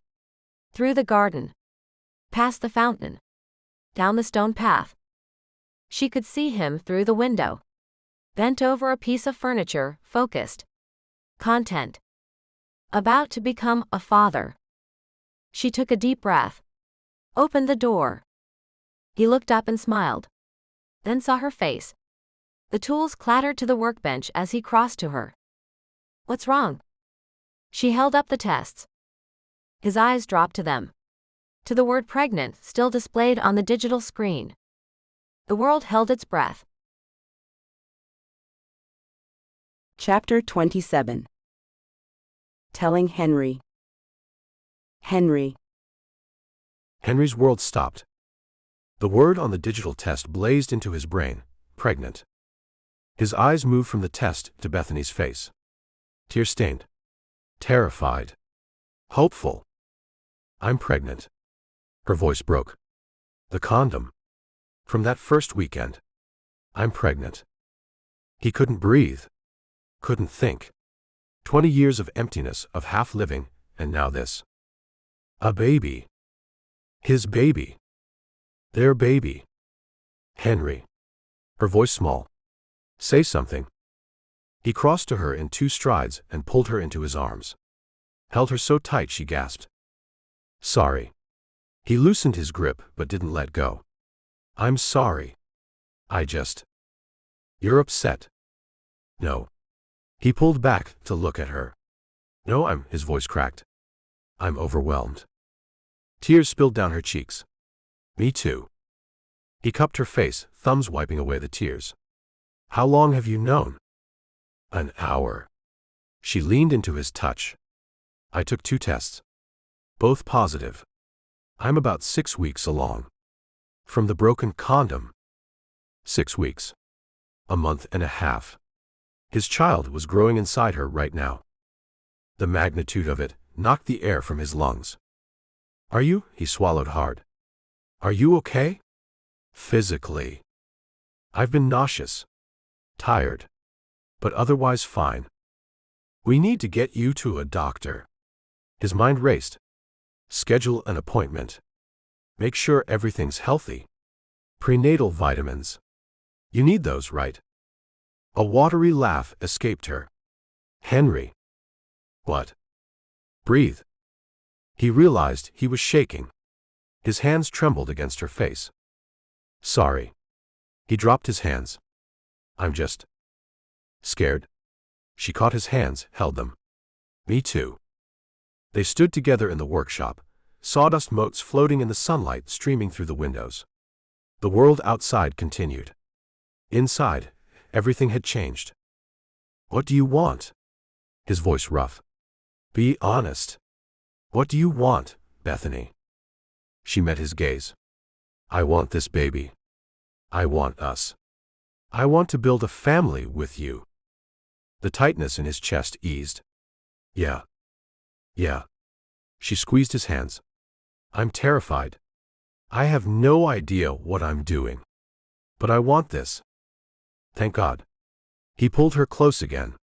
Thank God. You want this too. More than I knew was possible. He pressed his lips to her forehead. I never thought I'd get a second chance at any of this. At love. At family. At life. She buried her face in his chest. Her shoulders shook with sobs. He held her, one hand stroking her hair. It's okay. We've got this. We've got each other. I'm so scared, she whispered against his shirt. What if I'm a terrible mother? You won't be. You don't know that. Yes, I do. He tilted her chin up. You're strong and smart and caring. You survived things that would have broken most people. You'll be an incredible mother. Fresh tears spilled. What if something goes wrong? What if I lose it? The fear in her voice gutted him. Then we'll handle it together. But don't borrow trouble. Right now, today, you're pregnant. Our baby is growing. That's what matters. She nodded against his chest. He became aware of her stomach pressed against him. Flat. No visible change. But their child was in there. Right now. A tiny spark of life. His hand moved to her belly. Rested there. Palm flat against her shirt. Hi, he whispered. I'm your dad. And I already love you more than I thought possible. Bethany's laugh turned into a sob. You can't say things like that. I'll cry forever. Get used to it. He kissed her forehead. I plan to be embarrassingly sentimental about this. She looked up at him, eyes red but smiling. We're really doing this? Having a baby? We're really doing this. I don't know anything about babies. Neither do I. He grinned. We'll figure it out together. Jake will help. We'll read books. Take classes. Whatever we need to do. Jake already knows. She wiped her eyes. He took one look at my face and knew. Of course he did. Henry shook his head. Man's too perceptive for his own good. He said congratulations. I'll bet he did. Henry's smile widened. He's been waiting 20 years for me to give him grandkids. Technically, he's a great uncle. Try telling him that. Henry pulled her toward the door. Come on. Let's go tell him officially. Then we're calling a doctor. They walked hand in hand back to the castle. The spring morning felt different now. Brighter. Full of possibility. Jake was still in the kitchen, coffee mug in hand. He looked up as they entered, smiling. So? He raised an eyebrow. Pregnant, Henry said. 6 weeks. Hot damn. Jake set down his mug and pulled Bethany into a hug. Welcome to the family, kid. You're official now.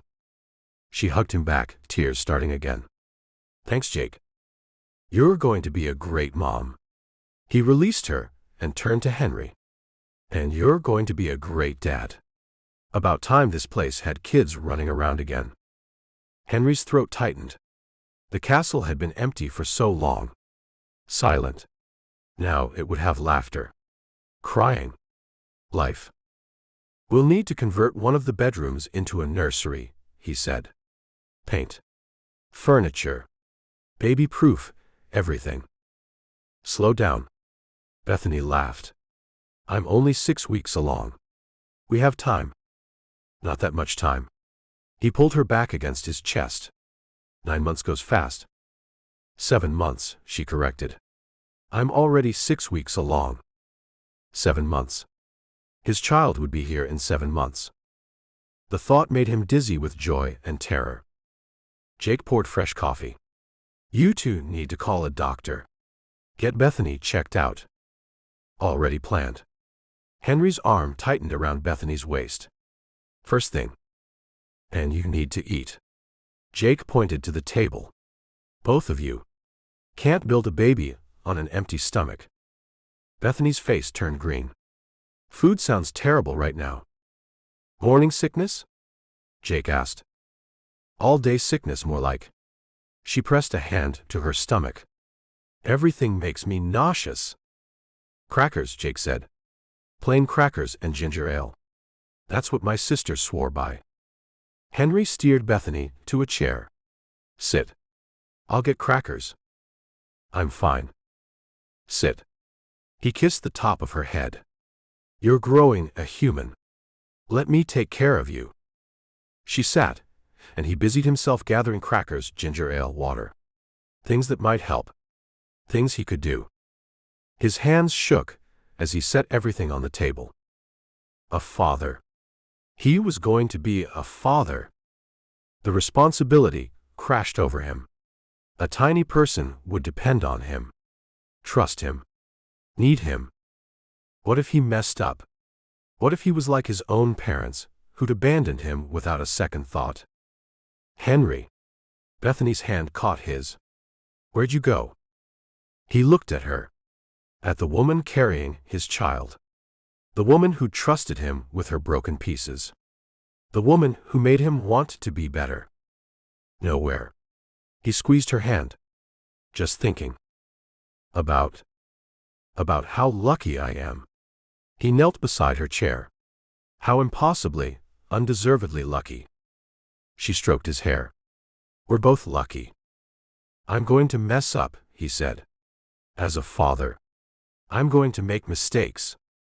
So will I. She cupped his face. But we'll mess up together. And we'll love this baby enough to make up for it. He turned his head to kiss her palm. When did you get so wise? About an hour ago, when I peed on a stick. Her smile was watery but real. Jake cleared his throat. I'm going to give you two some privacy. Got errands to run anyway. He grabbed his jacket and headed out, leaving them alone in the kitchen. Bethany nibbled a cracker. Henry stayed kneeling beside her, hand on her knee. "We should get married," he said. She choked on the cracker. "What?" "Married." He stood, pulled her to her feet. "We should get married." "Because I'm pregnant?" "No." He framed her face with his hands. "Because I love you. Because I want to spend my life with you. Because whether or not there was a baby, I'd want you to be my wife." "Henry." "I don't have a ring yet." He kissed her forehead. "But I will. I'll get you whatever you want. Big. Small. Doesn't matter." "This is crazy." But she was smiling. "We've only been together a few months. I've been waiting 20 years for you." His voice cracked. "I'm not waiting any longer. Marry me, Bethany." "You're serious?" "Dead serious." She looked up at him, eyes searching his face. Whatever she saw there made her smile widen. "Yes." His heart stopped. "Yes. Yes, I'll marry you." She pulled him down for a kiss. "You insane, wonderful, impossible man." "Yes." He lifted her off her feet, spinning her around. She laughed, the sound filling the empty spaces in his heart. When he set her down, both were breathless and grinning. "We're engaged," she said, like testing the words. "And pregnant," he added. "And terrified. And happy." He pulled her close. "Don't forget happy." She wrapped her arms around his waist. "How did this happen?" 2 months ago, I was running from Michael. Now I'm engaged and pregnant. Life works fast when it finally works right." She tilted her head back. "Promise me something." "Anything. Promise me we'll be okay. All three of us." He pressed his hand to her stomach again. Still flat. Still the same. But everything was different now. "I promise." He kissed her forehead, her nose, her lips. "We're going to be more than okay. We're going to be a family." She melted into him, and they stood together in the sunlit kitchen. Outside, spring bloomed across the castle grounds. Inside, new life grew. New hope. New beginnings. 7 months until their baby arrived. 7 months to prepare. To plan. To transform from 2 wounded people into a family. Henry had spent 20 years in darkness. Now the light was blinding. But he'd take it. Take all of it. The fear and joy and overwhelming terror of loving someone this much. Take it all and hold on tight. Because after 20 years of half-living, he was finally completely alive. Chapter 28. Proposal. Henry. Henry woke before dawn with a mission. Bethany slept beside him, one hand curled beneath her cheek. The other rested on her stomach. Even in sleep, she was protecting their baby. He dressed and slipped downstairs. Jake was in the kitchen, coffee brewing. "You're up early." Jake poured 2 mugs. "Need your help." Henry accepted the coffee. "I need a ring. Today. The best jeweler you know." Jake grinned. "Made some calls. There's a guy in Albany. Opens at 9. He's expecting you. You knew I'd want to do this right. Kid, I've known you your whole life." Jake clapped his shoulder. "Of course you'd want a proper proposal. Even if you got the yes first." Henry drained his coffee. "I'll be back by noon. Take your time. Get it right." The drive to Albany took 2 hours. The jeweler, an older man named Marcus, had a selection waiting. Jake said you needed something special. Marcus gestured to the display. "For someone you love very much." Henry studied the rings. Too flashy. Too simple. Too modern. Too traditional. Then he saw it. A platinum band with a single round diamond. Classic. Elegant. Timeless. Small accent diamonds along the band caught the light. "That one." He pointed. Marcus smiled. "Excellent choice. What size? Henry held up his pinky. Smaller than this. She has delicate hands. They guessed at the size. Marcus promised they could resize if needed. Henry left the shop with the ring box burning a hole in his pocket. The 2-hour drive back felt like 10. He found Bethany in the library, laptop open, working. She looked up as he entered. Where'd you disappear to? Errands. He kissed the top of her head. How are you feeling? Nauseous. But the crackers are helping. She gestured to the box beside her. Jake's been checking on me every 30 minutes. Good. He perched on the edge of her desk. Take a break with me? I should finish this article. It can wait. He pulled her to her feet. Come outside. It's beautiful. She let him lead her through the castle and out to the garden.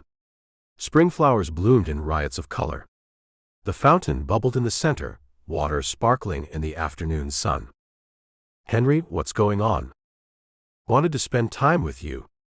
He guided her to a bench near the roses. Sit. She sat, eyeing him. You're acting weird. Am I? He knelt in front of her. Her eyes widened. Henry. He pulled out the ring box. Opened it. Her hand flew to her mouth. I know I asked before, he said. And you said yes. But you deserved better than a panicked proposal in the kitchen. Tears spilled down her cheeks. Bethany Marie Odell. He took her left hand in his. You crashed into my life when I'd given up on living. You made me want to be better. To heal. To love again. Her shoulders shook with sobs. You're carrying our baby. Our future. Everything I never thought I'd have. His voice cracked. Will you marry me? Will you be my wife? Yes. She could barely get the word out. Yes, yes, yes. He slid the ring onto her finger. Perfect fit. The diamond caught the sunlight, throwing rainbows across her skin. She pulled him up and kissed him. Desperate. Joyful. Full of promise. When they broke apart, both were crying. It's beautiful. She held up her hand, watching the ring sparkle. Henry, it's perfect. You're perfect. He wiped her tears. I love you. I love you too. She kissed him again. So much. They sat together on the bench, her hand in his, the ring glinting between them. The future spreading out before them, like the garden in bloom. When should we get married? She leaned against his shoulder. Tomorrow. She laughed. Be serious. I am.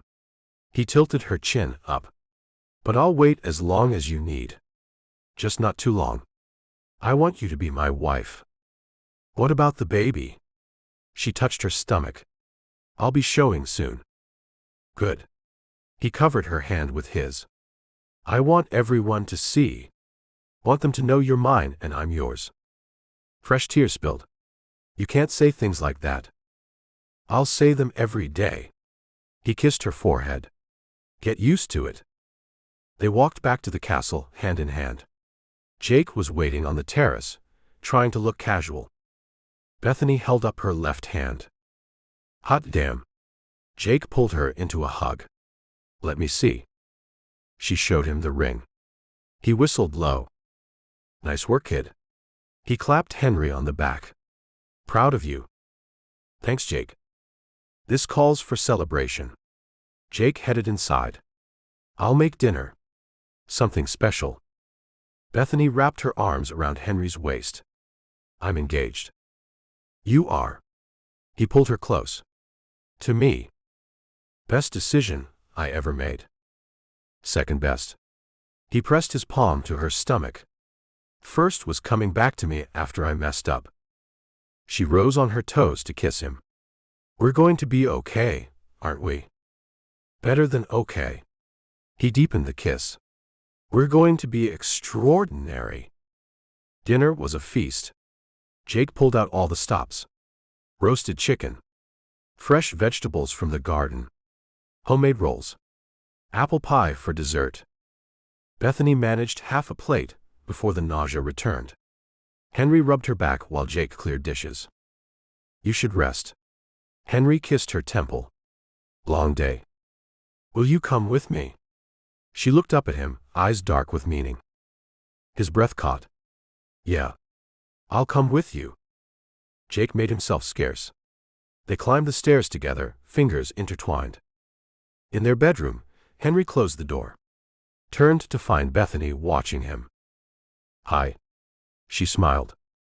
Hi. He crossed to her. How are you feeling? Better now. She touched his chest. We're engaged. We are. He covered her hand with his. You're wearing my ring. I am. She held up her left hand, watching the diamond sparkle. Mrs. Frakes. Not yet. He pulled her close. But soon. She tilted her face up. Kiss me. He did. Slow and deep. Savoring her. She melted into him, hands sliding up to his shoulders. When they broke apart, both were breathing hard. I love you, she whispered. I love you too. He framed her face. You and our baby. My whole world. Her eyes filled. Henry. He kissed her again. This time with more heat. More need. His hands tangled in her hair, pulling her closer. She responded in kind, fingers gripping his shirt. The kiss deepened, turned desperate. He walked her backward, until her legs hit the bed. She sat, and he knelt before her. You're so beautiful. His hands moved to her jeans, popping the button. Can I? Yes. She lifted her hips, helping him slide the denim down her legs. He kissed her knee. Her thigh. The soft skin of her stomach where their baby grew. I can't believe there's a person in there. His breath warm against her skin. Our person. She threaded fingers through his hair. He looked up at her. Thank you. For what? For this. For choosing me.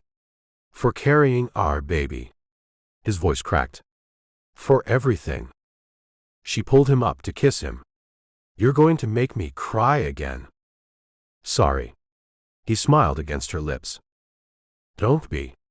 She reached for his shirt, pulling it over his head. Just love me. Always. He helped her remove her own shirt, then her bra. You're gorgeous. She blushed. I'm bloated and nauseous. You're carrying my child. He cupped her face.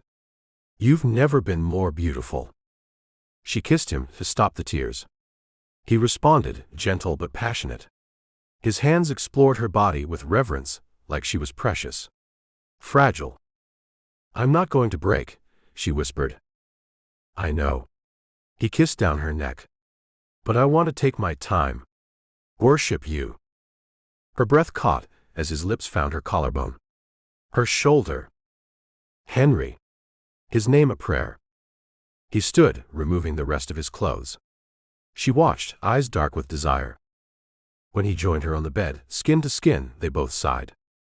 Perfect. She wrapped her arms around him. You're perfect. Far from it. He kissed her forehead. But I'm yours. Mine. She pulled him down. All mine. They moved together, unhurried. Each touch deliberate. Each kiss meaningful. No desperation. Just love and tenderness and promise. His hand rested on her stomach as they connected. Protecting their baby, even now. I love you, he whispered. Both of you. We love you too. She held his gaze, and in that moment they were complete. They came together slowly, building towards something bigger than themselves. A promise. A future. A family. He buried his face in her neck as they welcomed each other home, and the world outside faded away. She woke to kisses pressed along her shoulder. Morning. His voice rough from sleep. Morning. She stretched, enjoying the pleasant ache. What time is it? Early. He pulled her back against his chest. Sun's not even up yet. Can't sleep. Don't want to. He kissed behind her ear. Want to stay right here. She turned in his arms to face him. You're sweet. Only with you. He traced her jawline. How do you feel? Good. She smiled. Better than good. His hand moved to her stomach. And our baby? Still there. She covered his hand with hers. Still growing. He kissed her, slow and deep. When he pulled back, his eyes were serious. Let's get married soon. He stroked her cheek. Next month. Small ceremony. Just us, Jake, and whoever you want there. Next month. She bit her lip. That's fast. I've waited 20 years. He kissed her forehead. I don't want to wait anymore. She searched his face. Saw the love there. The certainty. The hope. Okay. She smiled. Next month. Let's do it. His grin was blinding. Yeah. Yeah. She kissed him. Let's get married. He rolled her onto her back, hovering over her. Best fiancé ever. Best fiancé ever. She pulled him down for another kiss. They stayed in bed until the sun rose, talking about weddings and babies and futures. Planning the life they'd build together in the castle that had been empty too long. When they finally made it downstairs, Jake had breakfast waiting. About time. He poured coffee. Thought I'd have to send a search party. Bethany blushed. Henry grinned. We set a date. He pulled Bethany onto his lap. Next month. Hot damn. Jake raised his mug. Now that's what I'm talking about. The phone rang. Henry reached for it, still holding Bethany close. Hello. His expression shifted. Hardened. When? He listened. How long? Another pause. We'll be there. He hung up and looked at Bethany. That was the prosecutor. Michael's trial. It's been moved up. 3 weeks from now. Her stomach dropped. 3 weeks. They have everything they need. The arson attempt was the final straw. He's not getting out this time. She leaned against his chest. I have to testify. I'll be there. He held her tight. Every moment. You won't be alone. Jake set down his mug. We'll all be there. Kid's going down for good this time. Bethany took a shaking breath. 3 weeks. Then Michael would be out of her life forever. Locked away where he couldn't hurt her. She touched her stomach. Where he couldn't hurt their baby. Okay. She straightened. 3 weeks. I can do that. We can do that. Henry kissed her temple. Together. She looked at her engagement ring. At the man holding her. At the life growing inside her. Michael had taken so much. But he hadn't taken this. Her future. Her family. Her happiness. And in 3 weeks, he'd never take anything from her again. Chapter 29. Doctor Visit. Henry. Henry's hand tightened around Bethany's as they sat in the waiting room. 2 weeks had passed since he'd slipped that ring on her finger, and each day brought them closer to the reality growing inside her. She squeezed back, her thumb tracing circles on his palm. Nervous. Terrified. He managed a smile. You. Same. The waiting room buzzed with quiet conversations and the soft hum of a fish tank in the corner. 3 other women sat scattered around the space, all in various stages of pregnancy. One woman's belly was so large, Henry wondered how she could still walk. That would be Bethany, in 7 months.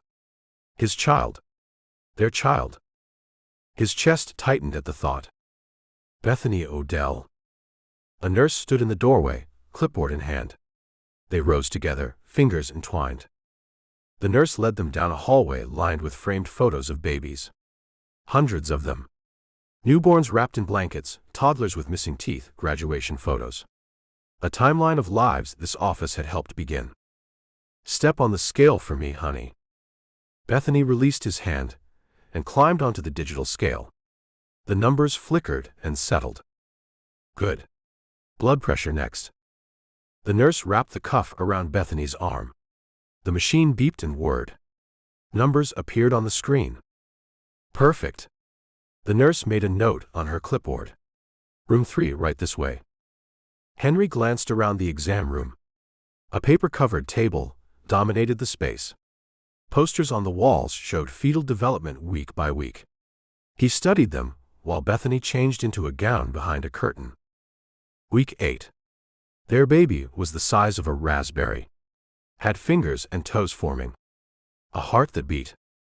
His chest tightened. "You can come out now," the nurse said.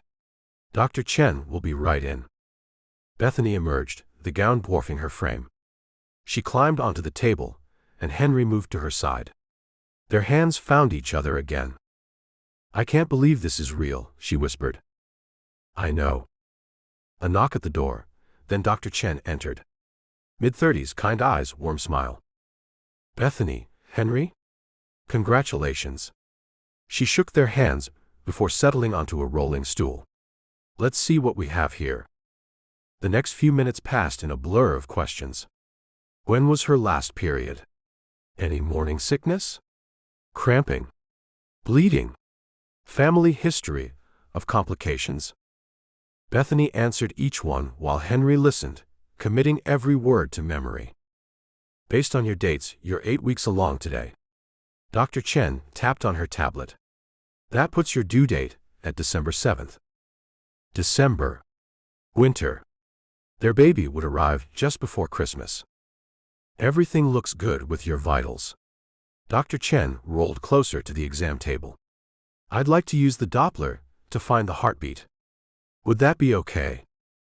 Bethany nodded, her fingers crushing Henry's. The doctor squirted gel onto Bethany's still flat stomach.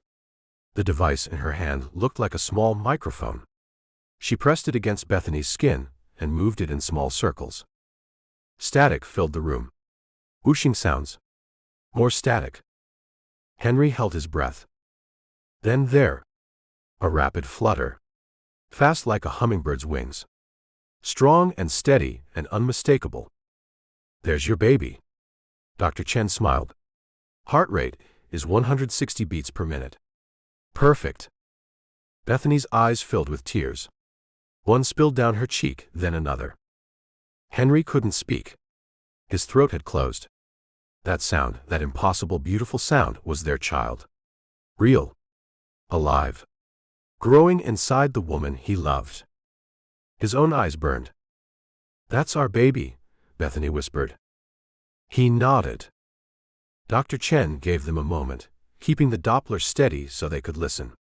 The heartbeat filled the room, filled Henry's chest, filled every corner of his awareness. He'd thought he knew what love felt like. What it meant to want to protect someone with every breath in his body. He'd been wrong.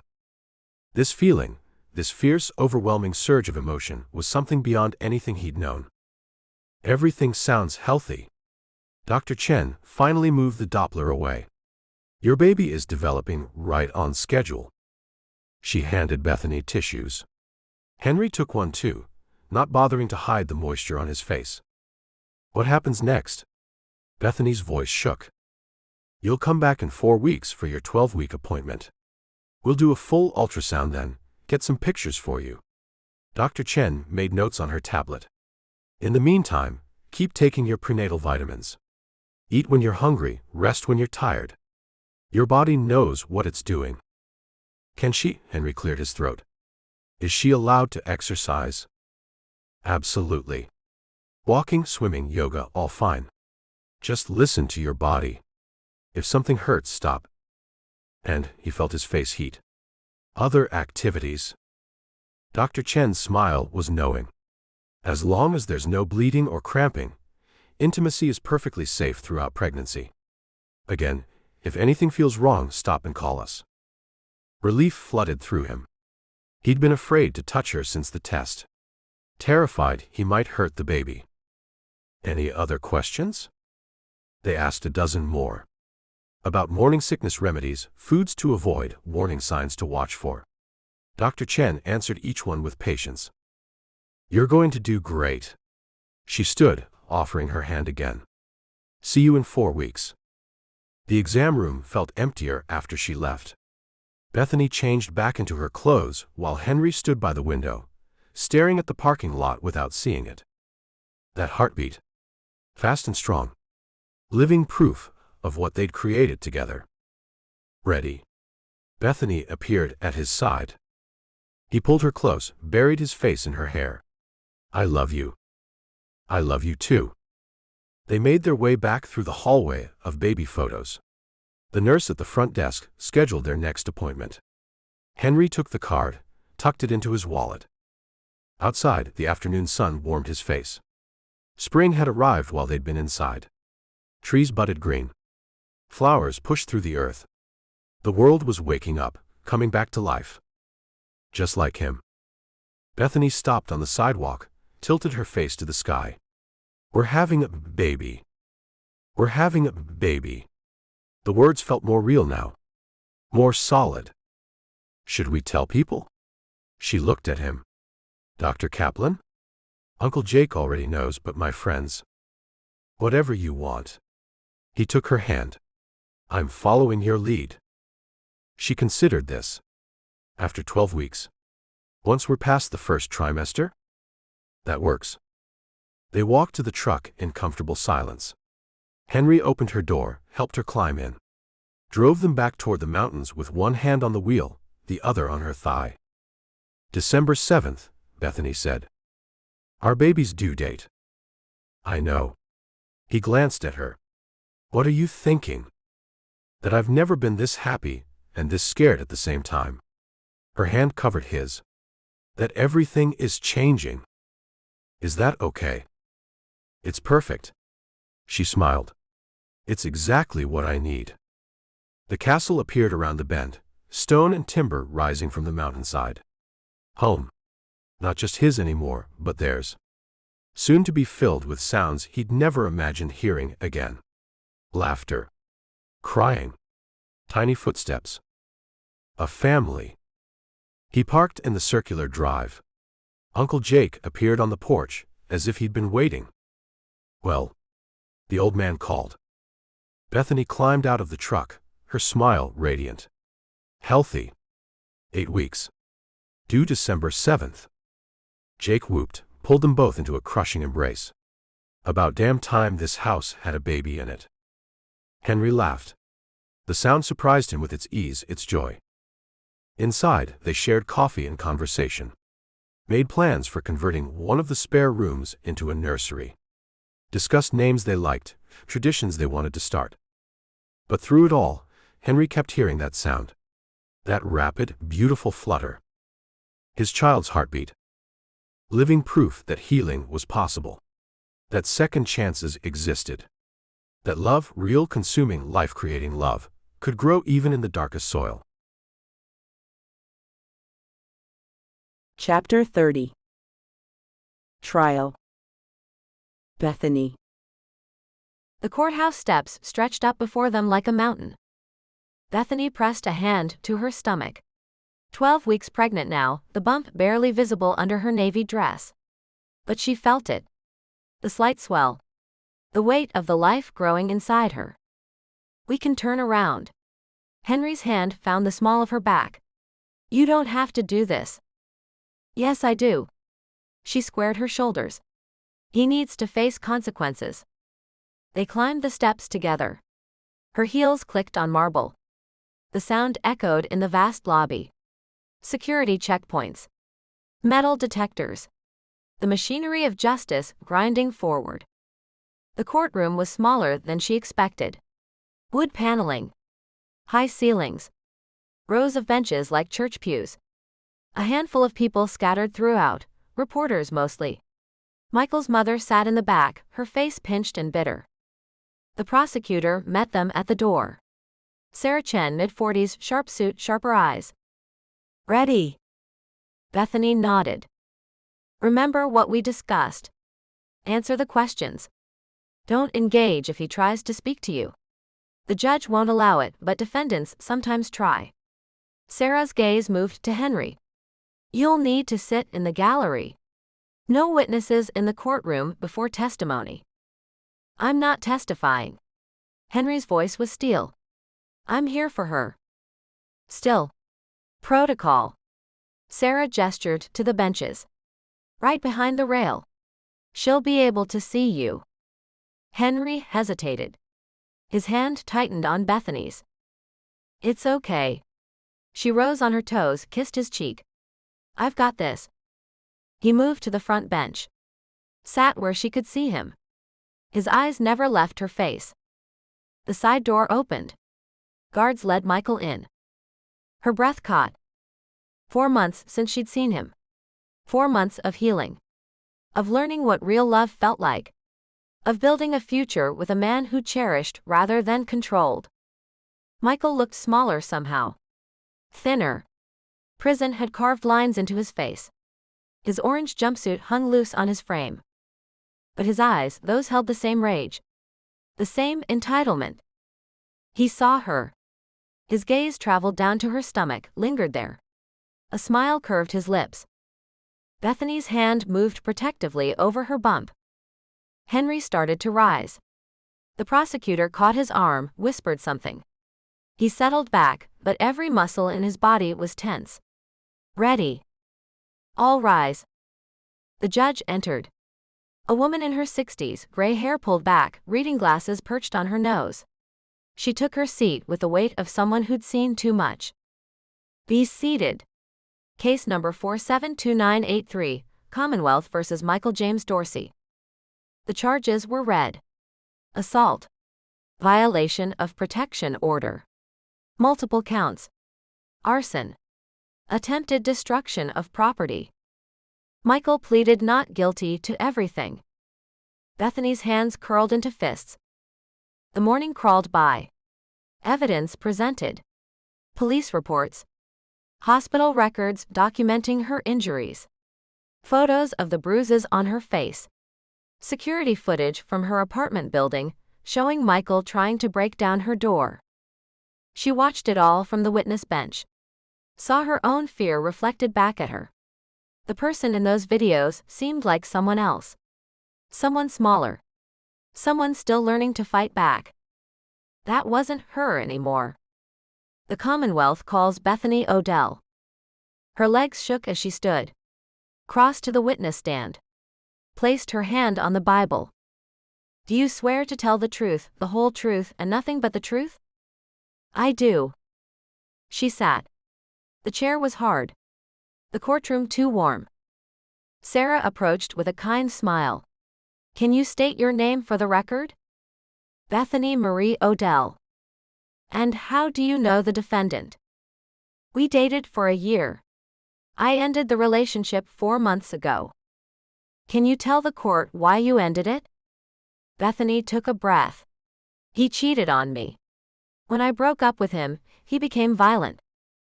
Violent how? He pushed me against a wall. Called me names. When I tried to leave, he hit me. Her voice stayed steady. I had a black eye for 2 weeks. Did you report this to police? Yes. He was arrested. But that wasn't the last time you saw him, was it? No. Bethany's gaze moved to Michael. He stared back, jaw tight. He violated the protection order multiple times. Showed up at my apartment. Called from different numbers. Threatened me. And then he tried to burn down my building. Gasps from the gallery. Michael's mother let out a sob. Sarah nodded.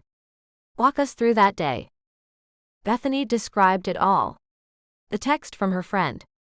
The news reports. The security guard who'd stopped Michael before he could light the fire. The terror of knowing he'd escalated that far. Ms. Odell, the defendant claims he was just trying to talk to you. That you overreacted. What do you say to that? I say he's lying. Bethany's voice rang clear. I say he hit me. Stalked me. Threatened me. Tried to destroy my home because I dared to leave him. That's not trying to talk. That's trying to control. Thank you. No further questions. The defense attorney stood. A tired-looking man in a wrinkled suit. He approached the stand, shoulders sagging. Ms. Odell, isn't it true you continued to contact my client after the breakup? No. You never called him? Only to tell him to stop calling me. So you did call him. Once. To tell him to leave me alone. The attorney consulted his notes. Isn't it true you were seen at a restaurant where my client works? I went there before I knew he worked there. As soon as I saw him, I left. But you did go there. By coincidence. Not to see him. The questions continued. Attempts to paint her as vindictive. As someone who'd led Michael on. Who'd wanted attention. Bethany answered each one calmly. Honestly. Let the truth speak for itself. Finally, the attorney gave up. No further questions. You may step down. Bethany's legs wobbled as she left the stand. Henry was there, hand at her elbow, guiding her to the bench beside him. You did great, he whispered. She leaned into his strength. Watched as other witnesses testified. The security guard. Police officers. Michael's former supervisor, who described the complaints from coworkers about his temper. The picture was damning. Michael's attorney put him on the stand. It was a mistake. Mr. Dorsey, tell the court your side of the story. Michael leaned forward. She's lying. I never hit her. She fell. I was trying to help. And the protection order violations? I just wanted to talk. To explain. She wouldn't listen. And the incident at her apartment building? I wasn't trying to burn anything down. I had a lighter in my pocket. The security guard overreacted. Even the judge looked skeptical. Sarah stood for cross-examination. Mr. Dorsey, you claim Ms. Odell fell. How did she fall? She tripped. On what? I don't remember. You don't remember how your girlfriend got a black eye? Ex-girlfriend. And no. Sarah held up a photo. This is Ms. Odell's face 3 days after you quote-unquote helped her. Does that look like someone who tripped? Michael's jaw worked. She bruises easy. And the protection order. You violated it 3 times. Why? I told you. I wanted to talk. Talk about what? About us. About fixing things. Did Ms. Odell want to fix things? She was confused. Did she tell you she wanted to get back together? Silence. Mr. Dorsey, answer the question. No. So despite her telling you no, despite a legal order to stay away, you continued to harass her. I wasn't harassing.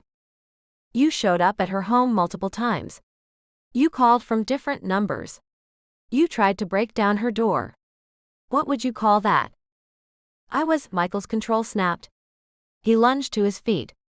She's the one who ruined everything.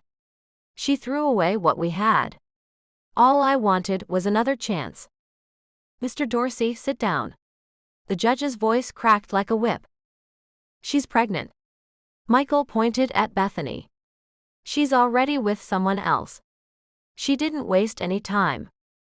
Guards moved in. Grabbed Michael's arms. That's enough. The judge glared. One more outburst and you'll be removed. They forced Michael back into his chair. He sat breathing hard, face flushed, eyes wild. The jury looked horrified. Sarah smiled. No further questions, Your Honor. The rest happened in a blur. Closing arguments. The jury deliberating for less than 2 hours. Guilty on all counts. Sentencing took longer. The judge reviewed Michael's record. The escalating pattern. The potential for further violence. Mr. Dorsey, your actions demonstrate a clear disregard for the law and for Ms. Odell's safety. You've shown no remorse. No understanding that your behavior was wrong. She looked down at her notes. I'm sentencing you to 7 years in state prison. No early release. Lifetime restraining order upon your eventual release. Any future contact with Ms. Odell will result in additional charges. 7 years. Bethany's breath left her in a rush. Michael exploded. Shouted. Thrashed against the guards. They dragged him from the courtroom, his voice echoing down the hall. Henry pulled Bethany against his chest. She buried her face in his shirt. It was over. Sarah approached, hand extended. Congratulations. He won't bother you again. Thank you. Bethany shook her hand. For everything. Outside, the autumn air was crisp and clean. Leaves swirled across the courthouse steps. The world looked different somehow. Brighter. Henry guided her to the truck. Opened her door, helped her in. Drove out of the city with his hand on her thigh. They didn't speak until the mountains appeared on the horizon. I'm proud of you. Henry glanced at her. You were strong in there. I didn't feel strong. That's what makes it count. She covered his hand with hers. 7 years. 7 years. By the time he gets out, we'll have a 6-year-old. The thought was dizzying. A child in 1st grade. Learning to read. Losing teeth. Growing up in a world where Michael couldn't touch them. We'll be ready, Henry said. The castle came into view. Stone and timber glowing in the late afternoon sun. Uncle Jake stood on the porch waiting. Henry parked. They climbed out together. Well? Jake called. Guilty. Bethany's voice broke. 7 years. Jake whooped. Pulled them both into a crushing hug. About damn time. Inside, they celebrated with coffee and pie. Talked about the future. The wedding now just 4 weeks away. The nursery taking shape upstairs. The life they were building together. But that night in Henry's arms, Bethany let herself cry. Released the fear she'd carried for months. The weight of testifying. Of facing Michael. Of reliving the worst moments. Henry held her through it all. Murmured comfort. Pressed kisses to her hair. It's over, he whispered. You're safe. Our baby's safe. He can't hurt you anymore. She believed him. For the first time in months, she believed with her whole heart. Chapter 31. Wedding Prep. Bethany. The first trimester ended with fanfare Uncle Jake orchestrated. Balloons. Streamers. A cake that read 1/3 done. Bethany laughed until tears streamed down her face. Henry pulled her close, his hand on the small but definite bump beneath her shirt. We should start planning, she said that night. The wedding. It's only a month away. What do you need? A dress. She turned in his arms. Something that will fit in 4 weeks when I'm even bigger. You're beautiful. I'm getting fat. You're growing our baby. He kissed her forehead. There's a difference. The next day, she drove to Boston with Dr. Kaplan. Her therapist had become a friend. Someone who knew her story. The bridal shop was small. Intimate. The owner, a woman named Rosa, took one look at Bethany's bump and smiled. How far along? 13 weeks. And when's the wedding? 4 weeks. Rosa nodded. Empire waist. We'll find you something perfect. An hour later, Bethany stood in front of the mirror. The dress was ivory silk, simple and elegant. It gathered beneath her breasts, flowed over her stomach. The bump showed, but the dress made it beautiful. Something to celebrate rather than hide. That's the one, Dr. Kaplan said. Bethany agreed. Week 14. The castle transformed. Uncle Jake strung lights through the gardens. White and gold, they glowed even in daylight. Henry refinished chairs from the attic. Sanded and stained until they gleamed. Bethany ordered flowers. Worked with the caterer. Made lists and checked them twice. At 14 weeks, the ultrasound revealed everything they'd hoped for. A healthy baby. All organs developing. Arms and legs moving. Do you want to know the sex? The technician smiled. Bethany looked at Henry, who squeezed her hand. Not yet, she said. Surprise us. That night, they hung the ultrasound photo on the refrigerator. Studied it over coffee. Traced the tiny profile, the curve of the spine. That's our baby, Henry whispered. I know. He kissed her. Long and slow. His hand slipped under her shirt, caressed the bump that seemed to grow by the hour. I love you. I love you too. Week 15. It happened during dinner. Bethany reached for her water glass and froze. Her hand pressed to her stomach. What's wrong? Henry was on his feet. Nothing. She pressed harder. There. Did you feel that? He moved to her side, placed his hand where hers had been. Waited. Then a flutter. Faint but unmistakable. Like butterfly wings. Henry's eyes went wide. Was that? The baby. Tears filled her eyes. That was the baby. They stood together, hands overlapping on her stomach. The next flutter came moments later. Stronger this time. Uncle Jake wiped his eyes and pretended he wasn't crying. That night, Henry couldn't stop touching her. His hand on her belly while they watched a movie. While they brushed their teeth. While they lay in bed, his front pressed to her back. The baby kicked again. Henry laughed against her shoulder. Hi, little one, he whispered to her stomach. We can't wait to meet you. Bethany's chest tightened with joy. Week 16, Wedding Eve. The castle buzzed with activity. The caterer arrived at dawn. Set up tables in the great room.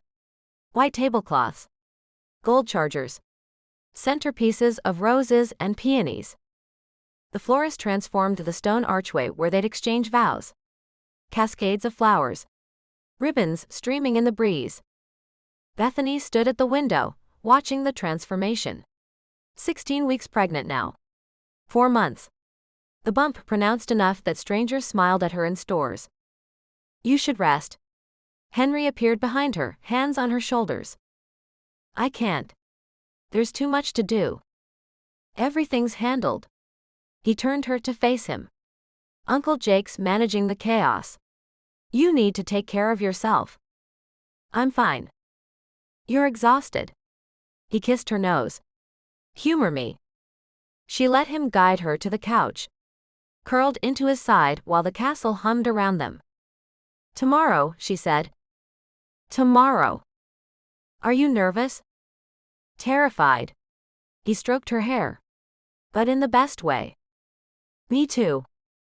Last-minute adjustments. The dress hanging in her room. Henry's suit pressed and ready. At 6 p.m, Dr. Kaplan arrived with an overnight bag. Tradition, she announced. The bride and groom don't see each other the night before the wedding. That's old-fashioned, Bethany protested. It's romantic. Dr. Kaplan smiled. Besides, you need girl time. When's the last time we had a proper sleepover? Henry kissed Bethany goodbye. A long, thorough kiss that made Dr. Kaplan clear her throat. Tomorrow, he murmured against her lips. Tomorrow. She watched him walk to his room. Uncle Jake following with a knowing grin. Without him, the castle felt cavernous. Dr. Kaplan unpacked wine for herself, sparkling cider for Bethany. They sat on the bed. Painted their nails. Talked about everything and nothing. Are you happy? Dr. Kaplan asked. So happy it scares me sometimes. That's normal. Is it? Bethany touched her stomach. I keep waiting for something to go wrong. That's the trauma talking. Dr. Kaplan squeezed her hand. Michael's locked away. Henry loves you. Your baby's healthy. You're allowed to be happy without waiting for the other shoe to drop. I'm working on it. I know you are. They talked until midnight. About the wedding. About the baby. About the future, vast and bright before them. Finally, Dr. Kaplan turned off the light. Get some sleep. Big day tomorrow. Bethany lay in the dark, one hand on her belly. The baby kicked. A reassuring thump against her palm. "Tomorrow we become a family," she whispered. "Your daddy and me and you." Another kick. As if the baby understood. She closed her eyes and let herself dream. Wedding morning. Dawn broke golden and perfect. Bethany woke to Dr. Kaplan opening the curtains. Sunlight streamed across the floor. Birds sang in the gardens. A morning made for weddings. "Ready?" Dr. Kaplan asked. Bethany pressed both hands to her stomach. Felt the baby move beneath her touch. "Ready." Downstairs, Uncle Jake hummed while he arranged chairs. The caterer tested the sound system. Flowers filled the air with perfume. In his room, Henry stood at the window. Watched the sun climb higher. Thought of the baby, safe in Bethany's womb. Today, he'd marry the woman who'd saved him. Who'd brought him back to life. Who carried his child beneath her heart. Today, everything changed. Today, his new life began. Chapter 32. Wedding. Bethany. The stone archway stood draped in flowers. White roses. Pale pink peonies. Ribbons streaming in the afternoon breeze. Bethany waited in her room, one hand on her stomach. 16 weeks. 4 months. The ivory silk dress flowed over her bump like a celebration. "Ready." Dr. Kaplan appeared in the doorway. "Ready." Uncle Jake waited at the bottom of the stairs. His eyes wet when he saw her. "You look beautiful, kiddo." "Don't make me cry. I just fixed my makeup." He offered his arm. "Henry's going to lose his mind when he sees you." They walked through the great room. Past tables set with white linens and gold. Past arrangements of roses and candles. Through the French doors to the gardens. Music played. Something soft and sweet. A handful of guests turned. The caterer and her staff. Rosa from the bridal shop. The florist. People who'd made this day possible. And Henry. He stood beneath the archway in a charcoal suit. No tie. The top button of his shirt undone. His hair still damp from the shower. Their eyes met. Everything else faded. Uncle Jake walked her down the aisle. Placed her hand in Henry's. Stepped back with a knowing smile. The officiant began to speak. Bethany heard nothing. She drowned in Henry's eyes. In the way he looked at her. The couple has prepared their own vows. The officiant nodded to Henry. He took both her hands in his. Drew a breath. "Bethany." His voice broke on her name. 4 months ago, I was a man frozen in the past. Living half a life. Convinced I didn't deserve happiness. Then you crashed into my world and everything changed. Laughter rippled through the guests. Bethany smiled through her tears. You saw past my walls. Past my guilt and my fear. You looked at me and somehow saw someone worth loving. He squeezed her hands. You brought me back to life. Made me believe in second chances. In healing. In a future I'd stopped imagining. He glanced at her stomach. Back to her face. You're giving me a family. A reason to wake up smiling. A home that's finally warm again. His thumb brushed across her knuckles. I promise to protect you. To cherish you. To love our baby with everything I have. I promise to be the man you see when you look at me. The man you believe I can be. His voice dropped to a whisper. I promise to spend every day earning the miracle of you. Bethany's tears fell. Henry. She cleared her throat. Started again. Henry. When I met you, I was running. From pain. From fear. From a life that had become a cage. You saved me from that avalanche. But more than that, you saved me from myself. She touched his face with her free hand. You showed me what real love looks like. Not control disguised as care. Not possession disguised as passion. Real love. Love that heals instead of hurts. That lifts instead of crushes. The baby kicked. Henry felt it through their joined hands. His smile was brilliant. You make me feel safe. Cherished. Seen for who I really am. Her voice strengthened. I promise to love you through the nightmares and the bad days. To remind you of your worth when you forget. To build this life with you one day at a time. She placed their joined hands on her stomach. I promise to love our baby. To raise them surrounded by the kind of love we've found together. And I promise to never stop choosing you. Every single day. For the rest of my life. The officiant had to wipe his own eyes. The rings? Uncle Jake produced the rings from his pocket. Simple gold bands. Henry slipped the ring onto Bethany's finger. She did the same for him. By the power vested in me, I now pronounce you husband and wife. The officiant beamed. Henry, you may kiss your bride. Henry cradled her face. Lowered his mouth to hers. The kiss was soft. Sweet. A promise sealed between them. Ladies and gentlemen, Mr. and Mrs. Henry Frakes. Applause erupted. Uncle Jake whooped. The guests rose to their feet. Henry broke the kiss, pressed his forehead to hers. Hello, wife. Hello, husband. The reception passed in a blur of joy. Dinner that melted on the tongue. Cake almost too beautiful to cut. Their first dance, Henry's hand protective on her lower back, careful of the baby between them. Uncle Jake danced with her next. Spun her until she laughed. You did good, kiddo. So did you. You raised an incredible man. He raised himself. I just kept him fed. The sun set in shades of gold and pink. Lights strung through the gardens began to glow. Someone produced champagne for the guests, sparkling cider for Bethany. Henry kept her close. His hand on her waist. His eyes never straying far. As evening deepened, guests began to leave. Hugs and congratulations. Promises to visit after the baby arrived. Finally, the last guest left. Henry locked the door. Turned to find Bethany waiting. Hi, she said. Hi. They stood in the great room, surrounded by flowers and candles. Husband and wife. Henry crossed to her. Cupped her face like something precious. I love you, Mrs. Frakes. I love you, Mr. Frakes. He kissed her. Deeper this time.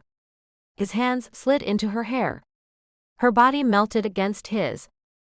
When they broke apart, both breathing hard, his eyes were dark.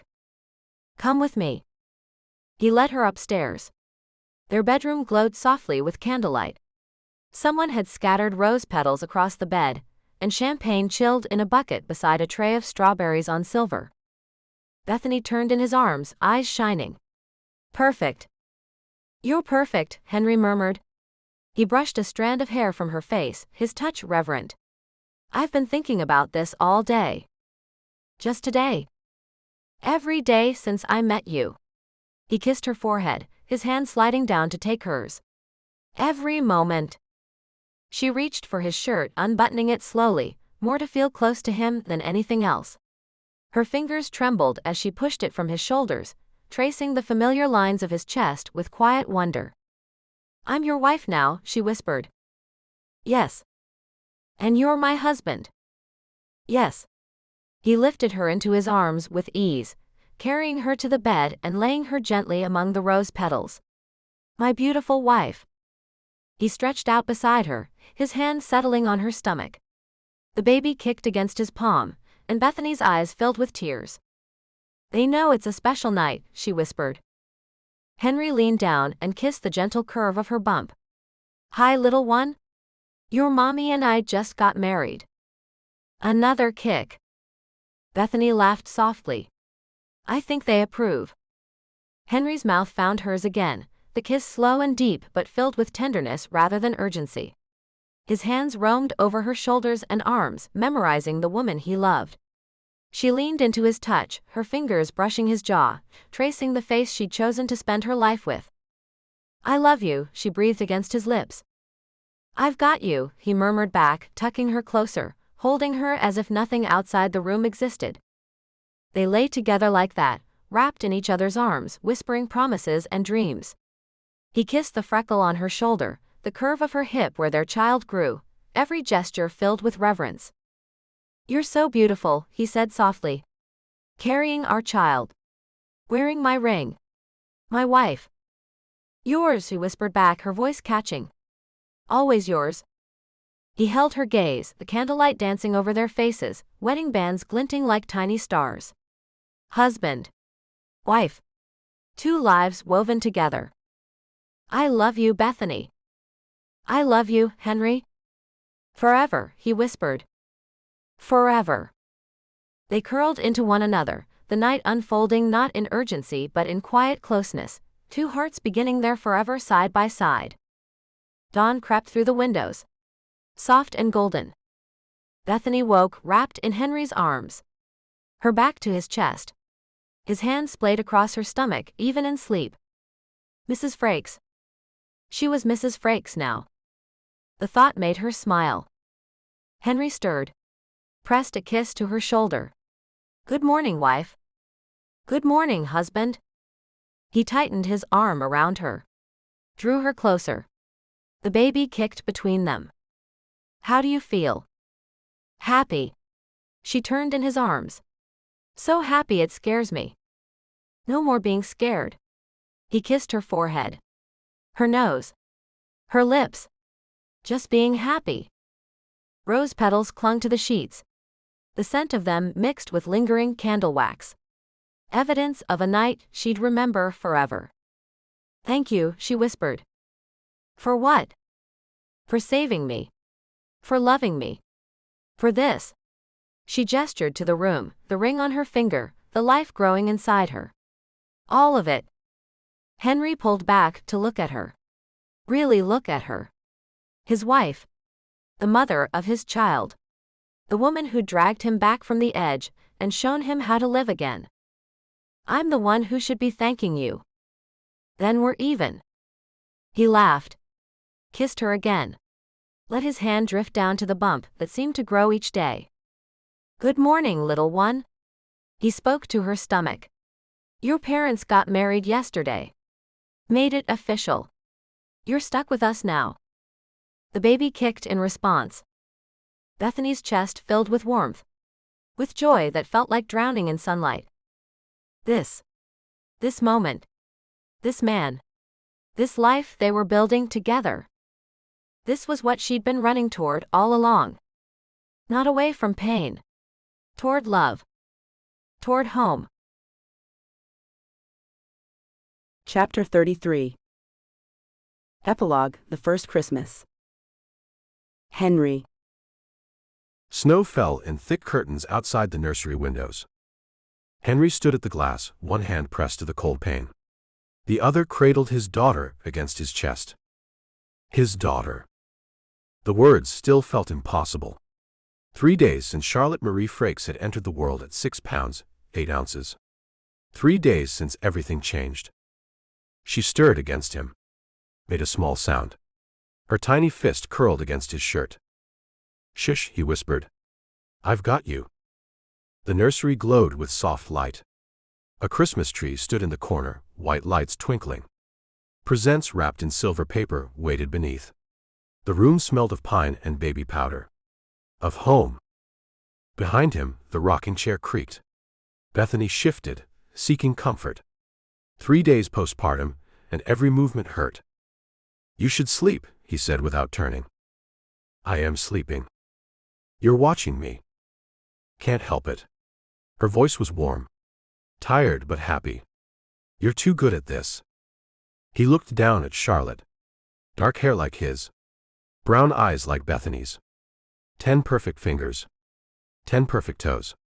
Pure miracle wrapped in pink. She's so small. She won't stay that way. Bethany rose with a wince. Crossed to stand beside him at the window.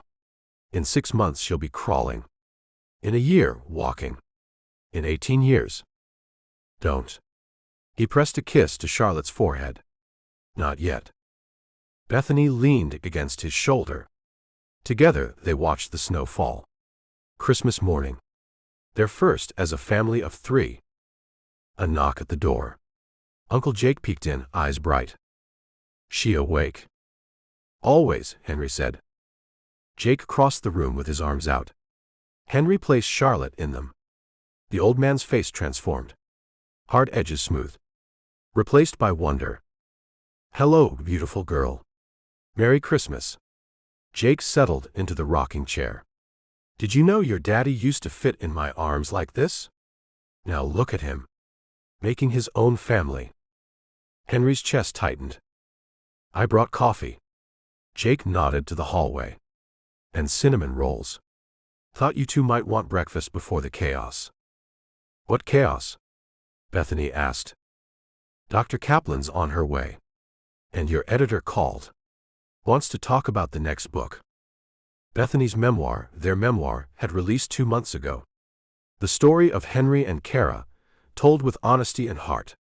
Sales had exceeded expectations. Movie offers had poured in. Bethany had declined them all. "Tell her I'll call after New Year's," Bethany said. "Already did." Jake rocked Charlotte. Hummed something low and soothing. "This one's going to be spoiled rotten. You know that, right?" "Good." Henry moved to Bethany's side. Wrapped an arm around her waist. "She deserves it." Jake looked up. His eyes shone. "You did good, kid. Both of you." The moment held. Heavy with meaning. With love too big for words. Charlotte fussed. Jake stood, gave her back to Henry. "I'll go get breakfast set up. Take your time." He left, closing the door behind him. Henry carried Charlotte to the window again. Showed her the snow. The mountains rising in the distance. The forest thick with evergreens. "This is where you'll grow up," he told her. "In these mountains. In this house. With people who love you more than anything." Bethany appeared at his side. Her hand on his back. "Tell her about Kara." Henry swallowed. "Your mommy and I had someone very special in our lives. Someone who made us who we are. Her name was Kara. She would have loved you so much." Charlotte yawned. Her eyes fluttered closed. "We never figured out why your mommy looks like her," Henry continued. "We searched. Asked questions. Ran every test. But some mysteries don't have answers. Some things just are. Maybe she sent me to you," Bethany said. "Maybe that was her gift." Henry looked at his wife. At the woman who dragged him back from the edge. Who taught him to forgive himself. To live again. Maybe. A phone buzzed. Bethany checked it, smiled. "Dr. Kaplan's here." She brought presents. Of course she did. They made their way downstairs. Henry carried Charlotte like she was made of glass. Bethany moved with care, one hand on the railing. The past 9 months had changed her body. The birth had been long and hard. But she'd done it. Brought their daughter into the world with strength that awed him. The great room smelled of cinnamon and coffee. The Christmas tree towered in the corner, covered in ornaments Henry and Bethany had collected over the months. A star topped it. The same star that had been in storage for 20 years. Dr. Kaplan rose from the couch. "There's my goddaughter." Henry gave Charlotte to her. Watched as his therapist transformed into the doting aunt she'd become. "She's perfect," Dr. Kaplan whispered. "Absolutely perfect." Uncle Jake brought out breakfast. Cinnamon rolls, still warm from the oven. Coffee strong and black. Orange juice for Bethany. They sat together. A family by choice. Not blood, but something stronger. Bound by love. By showing up for each other, day after day. "Speech," Uncle Jake said. "Henry, you're up." "I don't have a speech." "Make one up." Henry looked around the room. At Uncle Jake, who'd raised him. At Dr. Kaplan, who'd helped him heal. At Bethany, who'd saved him. At Charlotte, who'd completed him. "A year ago, I was alone." His voice was rough. Stuck in the past. unable to move forward, convinced I didn't deserve happiness. He met Bethany's eyes. Then an avalanche changed everything. Brought me someone who saw past my walls. Who chose me with all my broken pieces. Who loved me back to life. Bethany's eyes filled. This past year's been, he stopped. Started again. I've become a husband. A father. I've learned that healing isn't forgetting. It's letting scars teach you how to be gentle with others. He raised his coffee mug. To second chances. To the people who refuse to let us give up. To family. Merry Christmas. They raised their mugs. Clinked them together. To family, they echoed. After breakfast, presents. Charlotte slept through most of it. Woke when paper crinkled too loud. Dr. Kaplan gave them a silver rattle, engraved with Charlotte's name. Uncle Jake presented a hand-carved cradle he'd spent months building in secret. Bethany cried over both. For Henry, she'd framed the ultrasound photo. The first picture of Charlotte. Below it, she'd written, "The moment we became three." He hung it above the fireplace, right where everyone could see. The day passed in a haze of joy. Bethany nursed Charlotte. Henry changed diapers. Uncle Jake made lunch. Dr. Kaplan told stories about her own children, now grown. Evening came. Their guests left with hugs and promises. Henry locked the door behind them. Found Bethany in the nursery, rocking Charlotte. The Christmas lights cast colored shadows across the walls. "Hi," he said. "Hi." He crossed to them. Sat on the ottoman. Reached out to stroke Charlotte's cheek. "This is everything," Bethany whispered. "Everything I was running toward, when I didn't even know what I was looking for." "Me too." Charlotte opened her eyes. Dark and knowing. As if she understood how precious this was. How hard won. "I used to think I was broken," Bethany said. "Damaged beyond repair. Michael had convinced me I wasn't worth loving." "You were always worth loving." "I know that now." She looked at him. "You showed me. Every day. Every choice you made. You showed me what real love looks like." Henry's throat closed. "You saved me first." "We saved each other." Outside, the snow continued. Just like them. Henry stood. Lifted Charlotte from Bethany's arms. Held her close while Bethany rose with a wince. Together, they walked to the window. A family of three watching their first Christmas snow. "What do you think she'll be?" Bethany asked. "When she grows up?" "Happy." Henry kissed Charlotte's head. "That's all I want. For her to be happy." "She will be." Bethany leaned against him. How could she not? With you as her father. They stood in silence. The kind that held everything words couldn't. Below them, the castle spread out. Room after room that had been empty for so long. Now full. Full of laughter and crying. Of midnight feedings and diaper changes. Of love that filled every corner. "I should write this down," Bethany said. "For the next book." "What's the next book?" "This. Us. How it ends." She smiled. "Or how it begins." "What would you say?" Bethany thought for a moment. "I'd say that trauma tried to break us. The past tried to cage us. But we refused to stay broken. Refused to stay trapped." She looked at Charlotte. "I'd say that love, real love, is the most powerful force there is. It takes what's shattered and makes it whole." "That's good. I learned from the best." Henry pulled her closer. Their daughter between them. Their future ahead. "Merry Christmas, Bethany." "Merry Christmas, Henry." Charlotte made a small sound. Content. Safe. Loved. Outside, the snow fell. Inside, the fire crackled. And in the nursery of a castle in the mountains, a family began their first Christmas together. Not perfect. Not without scars. But whole. Healed. Home. The end. Sneak peek for his secret sitter. Chapter 1. Rex. I adjusted my tie for the third time as my driver pulled up to the Beverly Hills Grand Hotel. Another charity gala, another obligation to maintain appearances while my mind churned over the Montgomery acquisition deal that could make or break my company's billion-dollar valuation. The valet opened my door, and I stepped onto the red carpet with practiced confidence. Camera flashes popped from the small media contingent covering the Children's Hospital benefit. I nodded politely at the photographers while my phone buzzed insistently in my jacket pocket. 3 missed calls from my business partner about the Tokyo negotiations. "Mr. Jordan, so wonderful to see you supporting our cause," gushed the event coordinator, a perfectly polished woman whose name I should remember but could not place.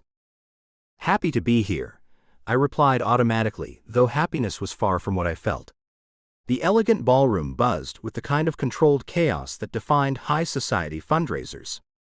Crystal chandeliers cast warm light over designer gowns and expensive suits, while servers wove through clusters of Law's elite carrying champagne flutes and elaborate hors d'oeuvres. My phone vibrated again. I pulled it out discreetly, seeing another urgent message about the acquisition timeline. The Montgomery deal represented 4 years of careful positioning, and if we closed it successfully, my cybersecurity company would reach the billion-dollar valuation we had been chasing. But the window was closing fast, and every hour mattered. "Rex? There you are," called Brody Pierce, one of my investors, approaching with a martini already in hand. "How are the Tokyo talks progressing?" "Moving forward," I said, keeping my response vague. The last thing I needed was Brody's amateur commentary on complex international negotiations. "The timeline is aggressive, but we are managing it." "That is what I like to hear. This Montgomery acquisition will put us on the map in a major way." He clapped me on the shoulder with the enthusiasm of someone who stood to make millions without doing any of the actual work. I nodded and excused myself, weaving through the crowd toward the auction display tables. Elaborate vacation packages and luxury experiences were arranged with museum-quality presentation. A week in Tuscany, VIP access to film premieres, private wine tastings with celebrity chefs. The kind of extravagant offerings that made wealthy people feel generous while spending money on themselves. A server appeared at my elbow with a tray of champagne. I rarely drank at business functions, but the stress of the past 72 hours had my shoulders tight with tension. I accepted a glass and took a careful sip, feeling the bubbles fizz against my tongue. "Sir." Another champagne. The same server had circled back, her smile warm and professional. I hesitated, then accepted a second glass. The alcohol would take the edge off my anxiety, and I could nurse it through the evening's speeches and auction presentations. Besides, I was not driving, and one night of relaxation would not kill me. The champagne worked faster than I expected. The knot between my shoulder blades began to loosen, and for the first time all evening, I actually looked around the ballroom instead of checking my phone every 30 seconds. The event really was beautifully orchestrated, with fresh flowers and elegant lighting creating an atmosphere of sophisticated warmth. I found myself watching the staff as they moved efficiently through the crowd. Most charity events relied on hired help who went through the motions with professional detachment, but tonight felt different. One server in particular caught my attention as she helped an elderly couple navigate the silent auction tables. Instead of rushing them along, she listened patiently as they debated between competing bids, offering gentle guidance about the auction process. There was something genuine about her interaction that stood out in a room full of calculated networking. She actually seemed to care about the people she was helping, not just completing her assigned tasks. Her auburn hair was styled in an elegant updo, and even from across the room, I could see the warmth in her smile as she assisted another guest. When she laughed at something the elderly woman said, the sound carried across the ballroom noise like music. I found myself studying her profile, noting the graceful way she moved and the authentic interest she showed in every interaction. She was beautiful, certainly, but it was her genuine warmth that made her magnetic in a room full of artificial pleasantness. My phone buzzed again, jarring me back to reality. Another text from Tokyo about contract terms. I glanced at the screen, then made a decision that surprised me. I declined the call and slipped my phone back into my pocket. The ballroom had become stifling, filled with the competing perfumes and the weight of 100 conversations about money and status. I needed air and a moment to think clearly before the evening's main presentations began. A set of French doors led to a quieter balcony overlooking the hotel's garden courtyard. I stepped outside and breathed deeply, grateful for the cool evening breeze. The city lights twinkled beyond the hotel grounds, and the distant hum of traffic was oddly soothing after the intensity of the ballroom. This was exactly what I needed to clear my head and refocus on what mattered. Oh, I am sorry. I did not realize anyone was out here. I turned to find the server I had been watching, framed in the doorway with the warm light from the ballroom behind her. Up close, she was even more striking than I had noticed from across the room. Her blue eyes were bright with intelligence, and there was something refreshingly unpretentious about her presence. "Please do not let me chase you away," I said, surprised by how much I wanted her to stay. "There is plenty of room, and the fresh air is worth sharing." She hesitated for a moment, then stepped onto the balcony, carefully closing the door behind her. "It gets overwhelming in there sometimes. All those people, all that energy." "You are working the event." It was an obvious question, but I found myself genuinely curious about her experience. "Yes, through the agency. It is for a good cause, though. The Children's Hospital does incredible work." Her voice carried real conviction, not the practiced enthusiasm of someone reading from a script.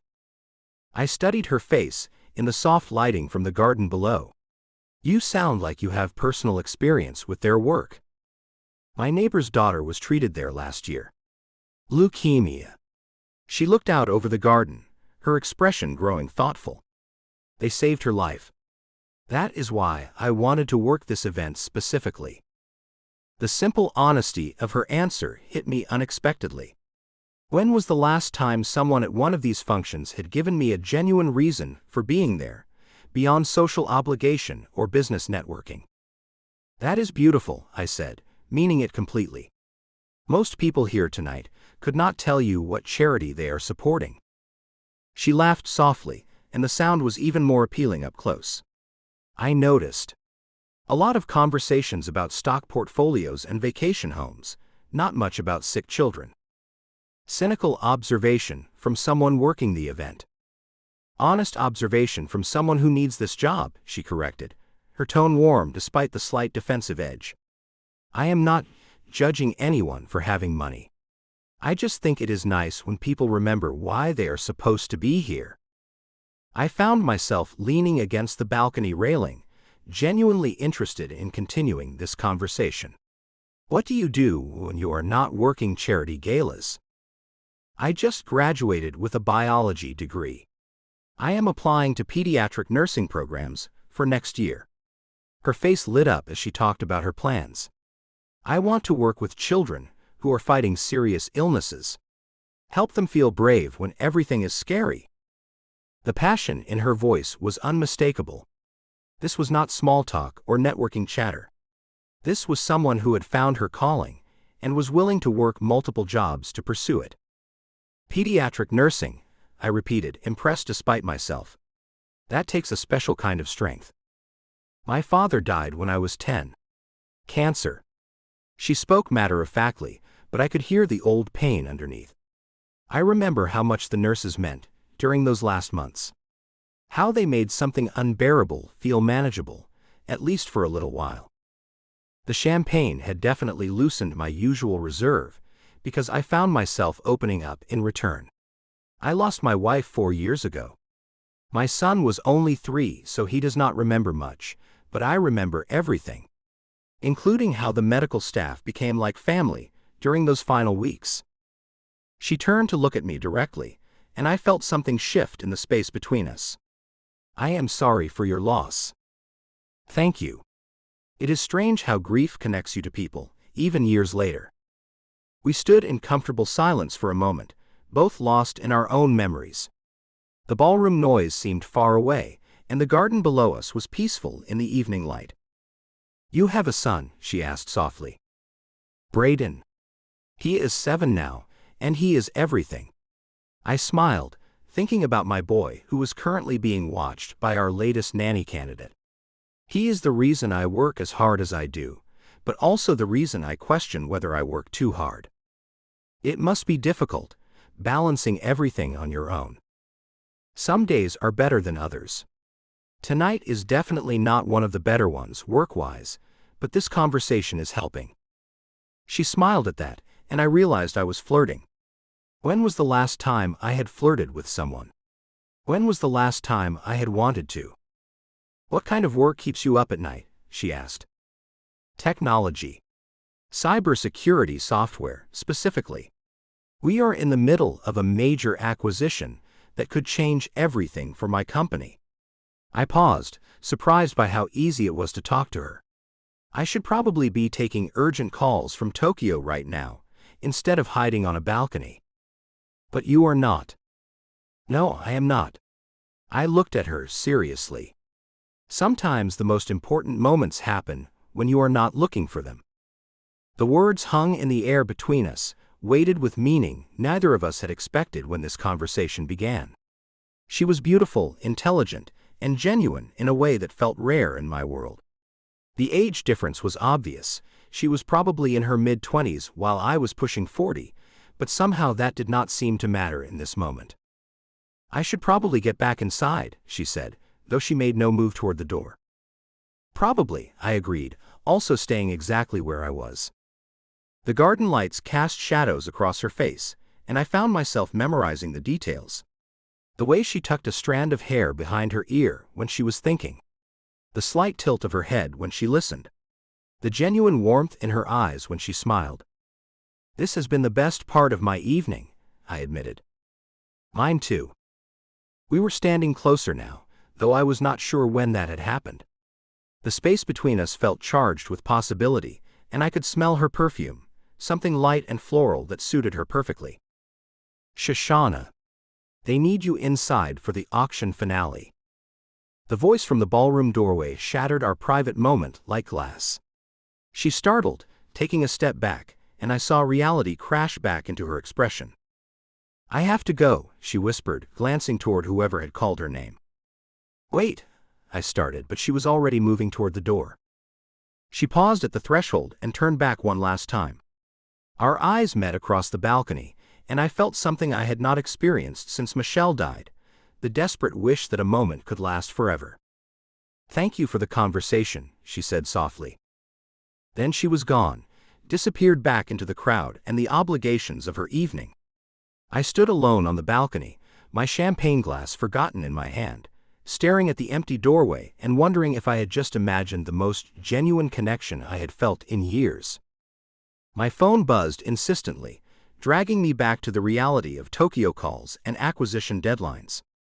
But as I answered the urgent summons from my business partner, all I could think about was auburn hair and blue eyes, and the woman whose name was Shoshana.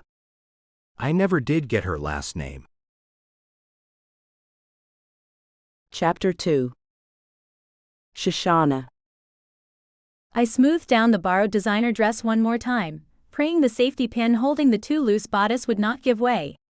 3 hours into this charity gala, and I still felt like an imposter in this world of champagne flutes and $1,000 handbags. The black evening gown was beautiful, a sleek creation that cost more than my monthly rent, but it belonged to the event agency's collection, not my closet. The professional stylist had transformed me this afternoon. Elaborate updo, flawless makeup that felt like a mask, contacts instead of my usual glasses. I adjusted the dress as I navigated through the Beverly Hills Grand Hotel ballroom, carrying a tray of champagne flutes. The crystal glasses caught the light from the massive chandeliers, creating tiny rainbows across the white tablecloths. Everything here sparkled, the jewelry, the confident smiles of people who had never worried about paying rent. "Excuse me, miss? Could you help us understand this auction process?" An elderly woman in pearls waved me over to the silent auction display. "Of course. I set my tray on a nearby table and moved to assist her and her husband. They were studying a vacation package to Napa Valley, their faces confused by the bidding format. "You write your bid amount here," I explained, pointing to the form attached to each item. "The auction ends at 10 o'clock tonight, so if someone outbids you before then, you can come back and bid higher." "Oh, how exciting!" The woman clapped her hands together. "Harold, we should bid on the wine tasting. Remember how much we enjoyed our anniversary trip?" I helped them navigate the process, explaining the minimum bid increments and pointing out the estimated values. Their genuine excitement about supporting the children's hospital made me smile. This was why I had requested to work this specific event when Jasmine told me about the opening. "You are so helpful, dear," the woman said, patting my arm. "Most of the staff tonight seem rushed, but you take time to explain things." "The children's hospital means a lot to me," I admitted. "My neighbor's little girl was treated there last year. They saved her life." "How wonderful! We must bid generously then." The couple moved on to examine other auction items, and I watched them go with genuine warmth. This was the part of event work I enjoyed, helping people connect with causes that mattered. I moved through the crowd, refilling glasses and clearing empty plates.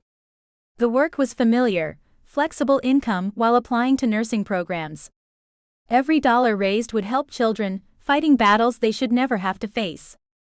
That was what I wanted to do. Pediatric oncology nursing had been my dream since I was 10 years old and watched my father fight cancer. He lost that battle, but the nurses who cared for him had shown me how medical professionals could bring hope to impossible situations. "Miss, we need more champagne at table 12. The event coordinator's voice cut through my thoughts, sharp with impatience. "Right away." I hurried toward the kitchen, my borrowed heels clicking against the marble floor. I refilled my champagne service and checked my reflection in the stainless steel refrigerator. The elaborate styling looked perfect, though I felt like I was playing dress-up. I returned to the ballroom, noting how the crowd had grown more animated. The auction presentations began at 9 o'clock. The auctioneer drew enthusiastic bids, and I watched from the back while serving drinks. By 9:30, my feet were screaming, and the elaborate updo was giving me a headache. I needed fresh air before the final auction items. The balcony offered the perfect escape. I slipped out through the French doors, grateful for the cool evening breeze. The garden below was lit with care, and the city lights twinkled in the distance. "Oh, I am sorry, I did not realize anyone was out here." Her voice carried a slight tremor of uncertainty. My heart jumped as I noticed the man standing at the balcony railing. He was tall and elegant in his expensive suit, with the kind of confident posture that marked him as someone important. Dark hair, strong jawline, and when he turned to look at me, the most intense green eyes I had ever seen. I knew that he was a guest, not staff. Everything about him screamed wealth and success. I was aware of how I must look, just another server taking an unauthorized break. "Please do not let me chase you away," he said, and his voice was warm despite the formality. "There is plenty of room, and the fresh air is worth sharing." I hesitated, knowing I should return to work, but something about his expression made me pause. He did not look annoyed or dismissive like most guests when they encountered staff in unexpected places. If anything, he seemed pleased by the company. "It gets overwhelming in there sometimes," I admitted, stepping onto the balcony but maintaining a respectful distance. "All those people, all that energy." She smoothed her dress nervously. "You are working the event?" His question was obvious but seemed genuine, rather than condescending. "Yes, through the agency. It is for a good cause though. The Children's Hospital does incredible work." Her voice carried real conviction, though I noticed she kept her distance, maintaining the proper space between staff and guest. He studied my face with an intensity that made my cheeks warm. I could see he was in his late 30s, with sophisticated confidence. The age difference felt significant. He belonged in this world while I was visiting in borrowed clothes. "You sound like you have personal experience with their work." His observation caught me off guard. Most guests did not engage with staff beyond basic service requests and not in personal conversation. My neighbor's daughter was treated there last year. Leukemia. I looked out over the garden, remembering Emma's brave smile during her worst days. They saved her life. That is why I wanted to work this event specifically. That is beautiful. His response carried genuine emotion, not the practiced sympathy I heard when discussing serious topics with strangers. I glanced at him, surprised by the sincerity in his voice. Most people here tonight could not tell you what charity they are supporting. He laughed, and the sound was warm and appealing. Cynical observation from someone working the event. Honest observation from someone who needs this job, I corrected, her tone warm despite the slight defensive edge. I am not judging anyone for having money. I just think it is nice when people remember why they are supposed to be here.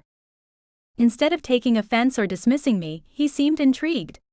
He moved closer to the railing, and I found myself relaxing despite the unusual situation. When was the last time someone from this social stratum had shown genuine interest in my thoughts? What do you do when you are not working charity galas? The question surprised me. We were having a conversation, not just polite small talk. I just graduated with a biology degree. I am applying to pediatric nursing programs for next year. My face lit up as I talked about my plans. I could never hide my excitement about this dream. I want to work with children who are fighting serious illnesses. Help them feel brave when everything is scary. His expression grew thoughtful, and I saw something shift in his eyes. Pediatric nursing. That takes a special kind of strength. My father died when I was 10. Cancer. The words came easier than usual, perhaps because this stranger felt safe somehow. I remember how much the nurses meant during those last months. How they made something unbearable feel manageable, at least for a little while. I lost my wife 4 years ago. My son was only 3, so he does not remember much, but I remember everything. Including how the medical staff became like family during those final weeks. His admission hung in the air between us, creating an unexpected bond. We were strangers, but we shared the particular grief that comes from watching someone you love fight a losing battle against illness. I am sorry for your loss, I said softly. Thank you. It is strange how grief connects you to people, even years later. We stood in comfortable silence, both lost in memories. The distant sounds of the gala seemed far away, and the garden below us was peaceful in the evening light.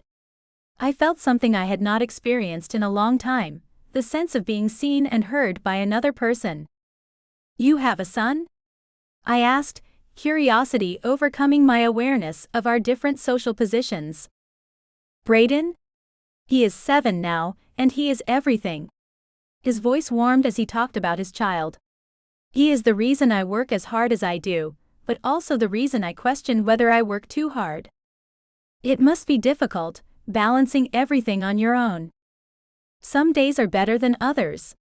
Tonight is not one of the better ones work-wise, but this conversation is helping. The way he looked at me when he said that made my breath catch. There was something in his expression that felt close to flirtation, though that seemed impossible. Men like him did not flirt with women like me. What kind of work keeps you up at night? I asked, curious about his life. Technology. Cybersecurity software, specifically. We are in the middle of a major acquisition that could change everything for my company. He paused, seeming surprised by his own openness. I should be taking urgent calls from Tokyo right now, instead of hiding on a balcony. But you are not. No, I am not. He looked at me with an expression that made my heart race. Sometimes the most important moments happen when you are not looking for them. The words hung between us, weighted with meaning that felt both thrilling and impossible. He was successful and sophisticated, someone who moved in circles I could observe from the outside. But in this moment, none of that seemed to matter. We were just two people who had found an unexpected connection on a hotel balcony. I should get back inside, I said, though every instinct told me to stay. You should, he agreed, but neither of us moved. The garden lights cast shadows across his handsome face, and I realized I was memorizing details: the way his hair caught the light, the intensity in his green eyes, the confident set of his shoulders.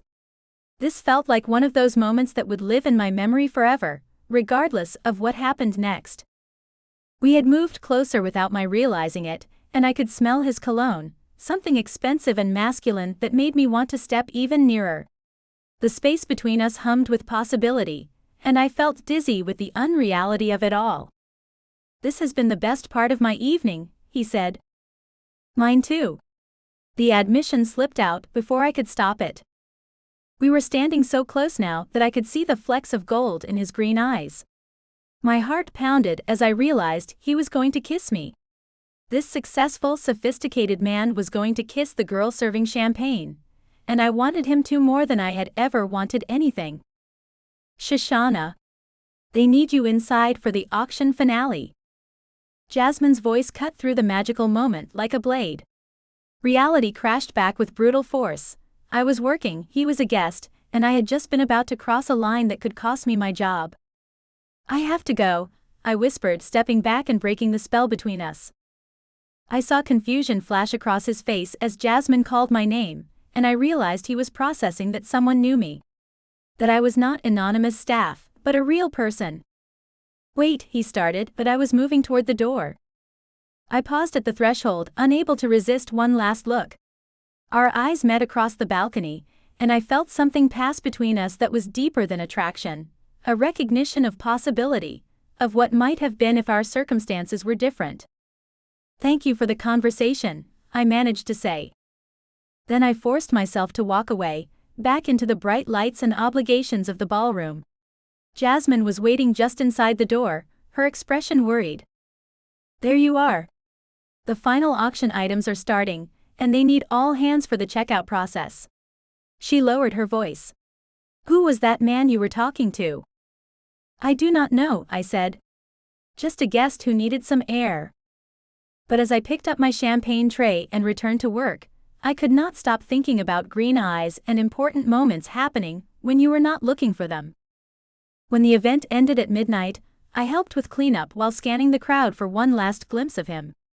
But he was gone. "Good night, everyone did excellent work tonight," said the event coordinator. I changed out of the borrowed dress in the hotel bathroom, removing the elaborate styling that had transformed me for one evening. As I put my glasses back on and pulled my hair into a ponytail, I felt like Cinderella after midnight, back to my real life but with the memory of magic. I walked to my car, the contrast with the evening's elegance stark. As I drove home to Jasmine's apartment, I allowed myself to dream about what might have happened if that moment had not been interrupted. But deep down, I knew the truth. Still, as I fell asleep on Jasmine's couch, I could not stop thinking about the way he had looked at me. For 30 minutes, I had been someone worth knowing. And maybe that was enough. Chapter 3. Rex. I stared at my untouched coffee, my usual sharp morning focus derailed by memories of auburn hair and bright blue eyes. The acquisition contracts spread across my home office desk might as well have been written in ancient hieroglyphics for all the attention I could pay them. The Montgomery deal required my signature by 5 o'clock this afternoon. 4 years of careful positioning, and if we closed successfully, my cybersecurity company would reach the billion-dollar valuation we had been chasing. But every time I tried to focus on the contract terms, I found myself back on that hotel balcony, listening to a woman named Shoshana talk about pediatric nursing with such genuine passion it made my chest tight. I rubbed my eyes and forced myself to read the same paragraph for the 4th time. The champagne from last night had worn off hours ago, leaving behind only the crystal-clear memory of the most authentic conversation I had experienced in years. She had been working the event, serving drinks to people who barely acknowledged her existence, yet she possessed more grace and substance than half the guests combined. "Mr. Jordan?" Mrs. Chen's voice carried from the kitchen, followed by the sound of her approaching footsteps. "Yes?" I called back, grateful for the interruption. She appeared in my office doorway, her expression tight with the particular frustration that came from dealing with household staff drama. I am afraid I have bad news about Braden's nanny situation. My stomach dropped. Let me guess. Sandra quit. She left a note this morning. Something about schedule, incompatibility, and personal obligations. Mrs. Chen held up a folded piece of paper. She will not be returning. I leaned back in my chair, staring at the ceiling. That made 3 nannies in 2 months.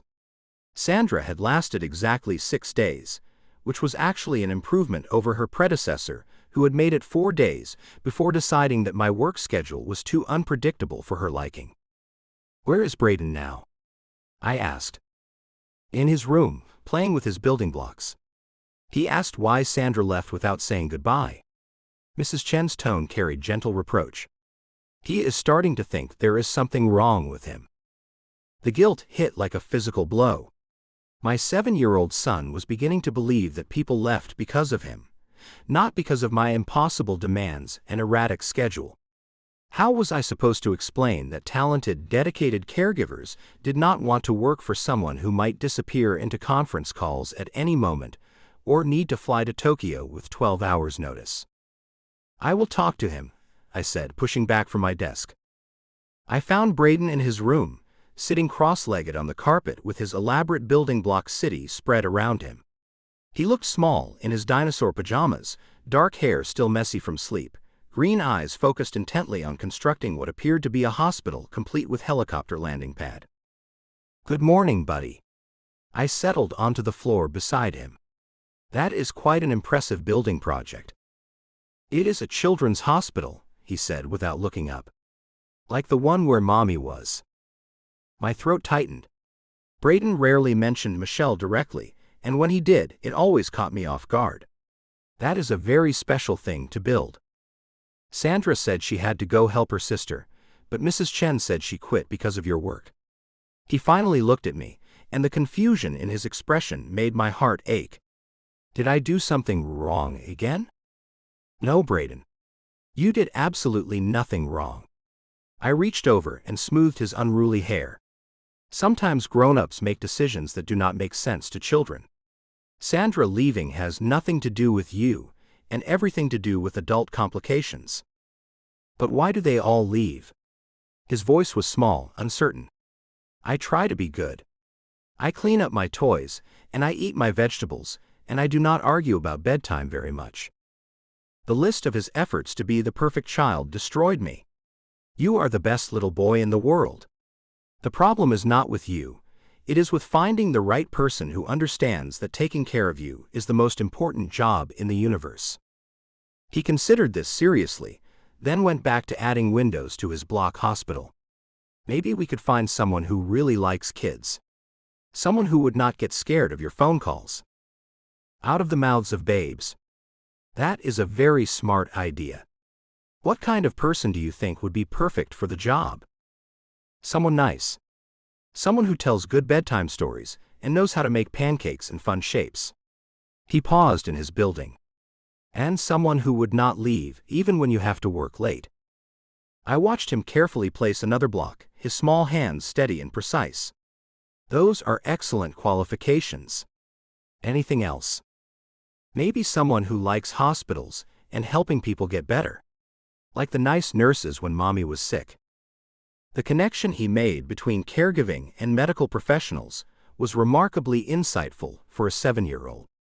Perhaps it was his way of processing the loss of his mother, or maybe he simply understood that the people who had shown us the most kindness during our darkest time had been healthcare workers.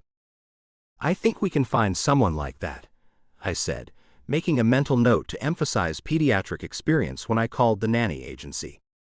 My phone buzzed against the hardwood floor where I had set it down. Another urgent message from my business partner about the Tokyo negotiations. The Montgomery acquisition was not going to wait while I figured out my childcare crisis. I have to make some phone calls this morning, I told Braden, hating the familiar disappointment that flickered across his face. But this afternoon, we will work on finding you the perfect new caregiver, okay? Okay, Daddy. He picked up another block, but his enthusiasm for the project had dimmed. I kissed the top of his head and retreated to my office, already dialing the premium nanny agency I had used before. The same agency that had provided the last 3 spectacular failures. Premier Childcare Services, this is Monica speaking. This is Rex Jordan. I need to schedule interviews for a new nanny position, starting as soon as possible. Oh, Mr. Jordan. I heard about Sandra's departure. I am so sorry it did not work out. Monica's voice carried professional sympathy with an undercurrent of frustration. Finding qualified candidates willing to work for demanding clients was clearly not easy on her end either. I need someone exceptional this time, I said, settling back into my desk chair. Someone with child development background, preferably medical or educational experience. Someone who understands that flexibility is required, but that my son's well-being comes first. I understand. We do have several candidates who might be suitable. One in particular just became available, recent biology graduate with pediatric aspirations and excellent references. She has been working flexible positions while applying to nursing programs. Something about the description made me pause. A biology graduate with pediatric aspirations sounded remarkably similar to the woman from last night's gala. But Los Angeles was full of young women pursuing medical careers. The coincidence would be astronomical. What is her background? I asked. Shoshana Bailey. 24 years old, graduated last year with a biology degree. She took time off for family caregiving and recently relocated to Los Angeles. She has been doing event staffing and occasional babysitting while preparing nursing school applications. Her references emphasize her natural way with children and her genuine dedication to caregiving. My coffee mug slipped from my fingers, hitting the desk with a sharp crack. Coffee spread across my contracts, but I barely noticed. Shoshana Bailey. The woman from the balcony had a last name, and she was applying to be my son's nanny. Mr. Jordan? Are you there? Yes, I am here. I grabbed a handful of tissues and began blotting coffee from the acquisition paperwork. Did you say Shoshana Bailey? That is correct. Would you like me to schedule an interview? She is available as early as tomorrow morning. Tomorrow morning. Less than 24 hours after our encounter at the gala, the mystery woman who had captivated me would be sitting in my living room, interviewing to take care of my child. The universe had either a magnificent sense of humor or a cruel streak. Yes, I heard myself saying. Schedule the interview for 9 o'clock tomorrow morning. Excellent. I will send you her resume and references this afternoon. I think you will be very impressed with her qualifications. I hung up the phone and stared at the coffee-stained contracts, my mind reeling. What were the chances that the woman who had made me feel more alive in 30 minutes than I had in 4 years would apply to be Braden's nanny? And what were the chances that she would not recognize me when she arrived for the interview? My phone rang again, jolting me back to reality. The caller ID showed my business partner's number, and I knew I could not avoid the Montgomery discussion any longer. Rex, we need those contracts signed and returned by 5 o'clock, he said without preamble. Tokyo is getting nervous about the delay. I am reviewing them now. I shuffled the coffee-dampened papers, trying to focus on billion-dollar valuations instead of blue eyes and auburn hair. Good. This deal puts us in the big leagues. Once it closes, we can start thinking about expansion into European markets, maybe even a public offering within 2 years. The financial implications should have excited me. This was everything I had worked toward since starting the company. But all I could think about was a woman who wanted to help sick children feel brave when everything was scary. Rex? You sound distracted. Just tired. Late night, at the charity function. I forced myself to concentrate on the contract language. I will have the documents back to you by 4 o'clock.